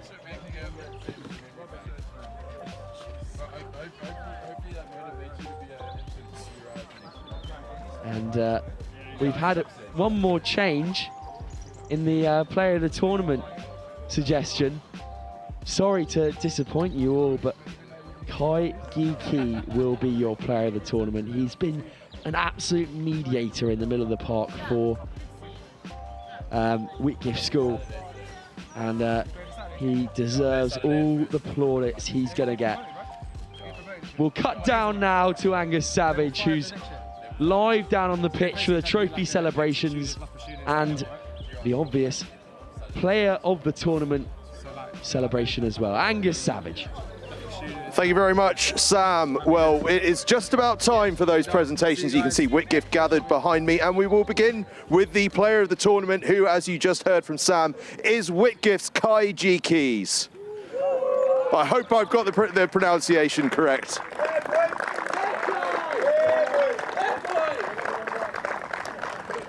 And before we head over to our champions, a quick word on St Joseph's College, who've been absolutely fantastic today. Terrific performance, scoring a hatful of points in their group. But in the final, it was Whitgift that had the edge. They've got a huge 15-a-side game coming up in a few weeks' time, but they're pretty sharp on the sevens field. Your champions of the Ipswich School under-18 sevens are Whitgift. Alexei Clapperton will raise the trophy high into the air for Whitgift School. A big 2026 for the South East London side, but Whitgift School are the champions. And while they get their photos taken, we can wrap up the action and the show here at the St Joseph's Festival. Whitgift unsure whether to look at the cameras of their faithful or whether to look at the live streaming cameras. Clearly some showmen in amongst them. Fantastic performances all around, the likes of Clapperton, G Keys, CJ White and others performing so well for Whitgift, who, as I say, have such a big few months coming up. Right, Whitgift are going to head off. Shall we see if we can grab a word, actually, with their skipper, Alexei Clapperton, who's just over here. Skip, how was that? It's pretty good, yeah. I feel like we've haven't done much sevens training for this, and I think the boys just dug deep right towards the end from the start, and just it's really good. Handful of tries, good feet, some young boys coming in. It was just really good form. Pretty happy. And I mentioned, just as you were receiving the trophy there, obviously you've got a big game coming up on the 15-a-side front, so not a lot of focus on sevens, but it seems like you don't need too much focus. It's been going pretty well. Yeah, no, I feel like it's a long build-up to get to that semi-final. I thought it was good to get a week away, change our mindset a little bit, and then next week go and hit the ground running for some big 15s game for that semi. Fantastic. Right, go and enjoy that trophy. We'll catch up with you soon. Congratulations. Guy G. Keys has come to join us. Am I pronouncing your name correctly? G. Key. G. Key. Right, there we go. Player of the tournament, tell me, how did you enjoy that? It's, yeah, incredible, great. I've just come to Whitgift, so it's great to play with the boys. Couldn't do without the team. It's incredible, the work rate, and being in the first 15 is such a high level, and it's just really incredible to be a part of. And you guys really turned it on in the final. St Joe's pushed you hard, but towards the end of that second half, you hit top gear. Yeah, well, I think, like, leading up to the games, we've tried to build up the momentum. I think finally, once we got into the sort of play we want to do, it worked really well, and we managed to get the job done. Fantastic. Congratulations and best of luck going forward. Thank you very much. All right, let's bring in the esteemed Sam Bork. Sam, a fantastic day here at Ealing Trail Finders, the Ipswich School Sevens. How was that? Yeah, drama, intrigue, everything you want from a sevens tournament. I feel like I've been treated to some of the best schoolboy rugby ever in the last 3 weeks. Seaford, then Hurst, then this. It's just kind of rolling all into one. And as we said at the start of, at the end of Seaford 10s, everyone is competing at this top level. and it's amazing to be part of as well, because schoolboy rugby has never been at this sort of height, and we're so happy to be able to be involved in it. Certainly are. I think we've got another interview candidate who's just come drifting along it. Hello there, Angus. Hi, I'm Sam. Sam, terrific achievement. I'm actually going to reverse back a little bit because I've been speaking to the boys about it a little bit. Obviously, you've got a big cup semi-final coming up, so I understand not a huge amount of sevens training has been happening. Not a huge amount, but I think that's kind of helped. We haven't tried to put too much pressure on it. We've had a nice 15s focus, but this whole week was all about sevens and building up to today. So we're able to see them quite a lot throughout the week. High energy, trying to enjoy it, keeping it really simple, just trying to work hard, keep the ball. And that's all the sort of messages we were talking throughout the day. And boys like Alexi leading it, he's definitely reinforcing that message on the pitch as well. So nice and simple, but just trying to work hard, and the boys did that. So very positive. And it was evident in the final, a lot of work on support play, just being there for that extra pass to keep it moving. Has that been a real focus? Yeah, definitely. Just always talking about the third man. What's your next involvement? But Wilco will claim the offloading. He had a big focus on that last week, and it's been nice to see those offloads sticking today more often than not. So had a big focus on it, keeping the ball alive. But just starting with the intent to get there and the work rate from that third man. But it's been a good evening. Wilco, the Maul master, claiming credit for the offloading. Yeah. Who would have thought it? Looking ahead, obviously you do have that massive cup semi-final coming up. The boys, I'm sure, I can't wait to get going on it. Yeah, it's we have 2 terms of 15s anyway, so we've been playing our weekend fixtures as normal. Definitely, you can tell that there's that excitement there, and we're just trying to sort of take each week as it comes with who we've been facing on the Saturday. But it was important for us to have a good week of sevens because I know a lot of the boys enjoy it, and it's something that we can go to after that game or towards the latter end of the season. But it was just about getting through to half term, and then we'll start to turn our eye towards that game when we come back after half term. Fantastic. Right, you've got a trophy to go and enjoy. Thank you, Sam. Thank you very much. Cheers. As I throw my notepad on the floor in celebration at a fantastic day of action here at Ipswich. Sam, final thoughts. We've seen some fantastic rugby out here. Whetted the appetite, I feel, for sevens season. We've been used to the rain and muddy pitches, but on a nice artificial surface here on dry conditions, we found out what sevens is all about today, didn't we? Yeah, well, I said at the start of the day, Angus, I've had the pleasure of training and playing on this pitch and on the pitch next to, and it's one that encourages languid, fast rugby, which is exactly what we see every week from schoolboy sevens. And most of these teams here today really brought that out in abundance, especially Whitgift. But I want to more focus, actually, on the defensive capability of this Whitgift side. My alma mater, so obviously I know the tips and tricks that Wilco's bringing in, but... Offloading, apparently. Yeah, offloading. But it's that get up, do the next job, never say die attitude that's instilled within South London and within South London schoolboy teams, that you're never out of the fight. You're always in, we used to call it like no daylight over the ruck. Straight there, get over that ball, next job, next tackle. I mean, there's no wonder why they were so unbearable to play against today, because it's so hard to beat. They were absolutely fantastic, weren't they? Do you know what? We're going to go and grab a word with Matt Searle before we disappear off. The man who organised this tournament, head of rugby at Ipswich. He didn't know this was coming, but we're going to get him on screen. Matt, a fantastic tournament. Has been a real success.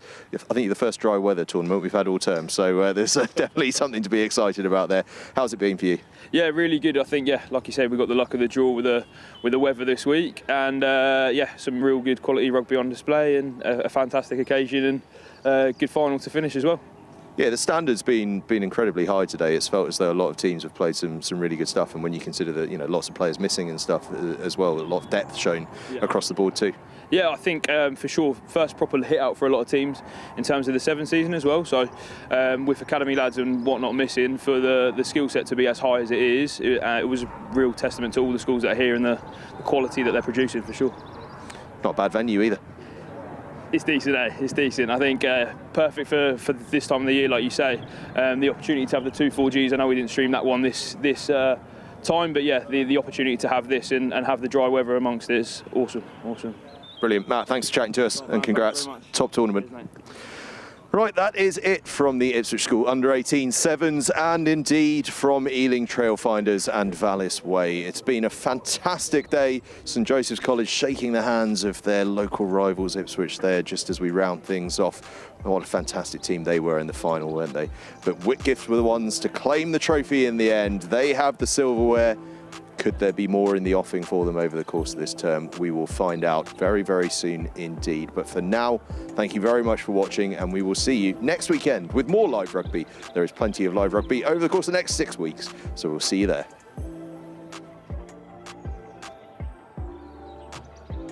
The best since I've been at Ipswich. That is the best performance I have seen by any age group. Yeah, unbelievable. 2, 3, house!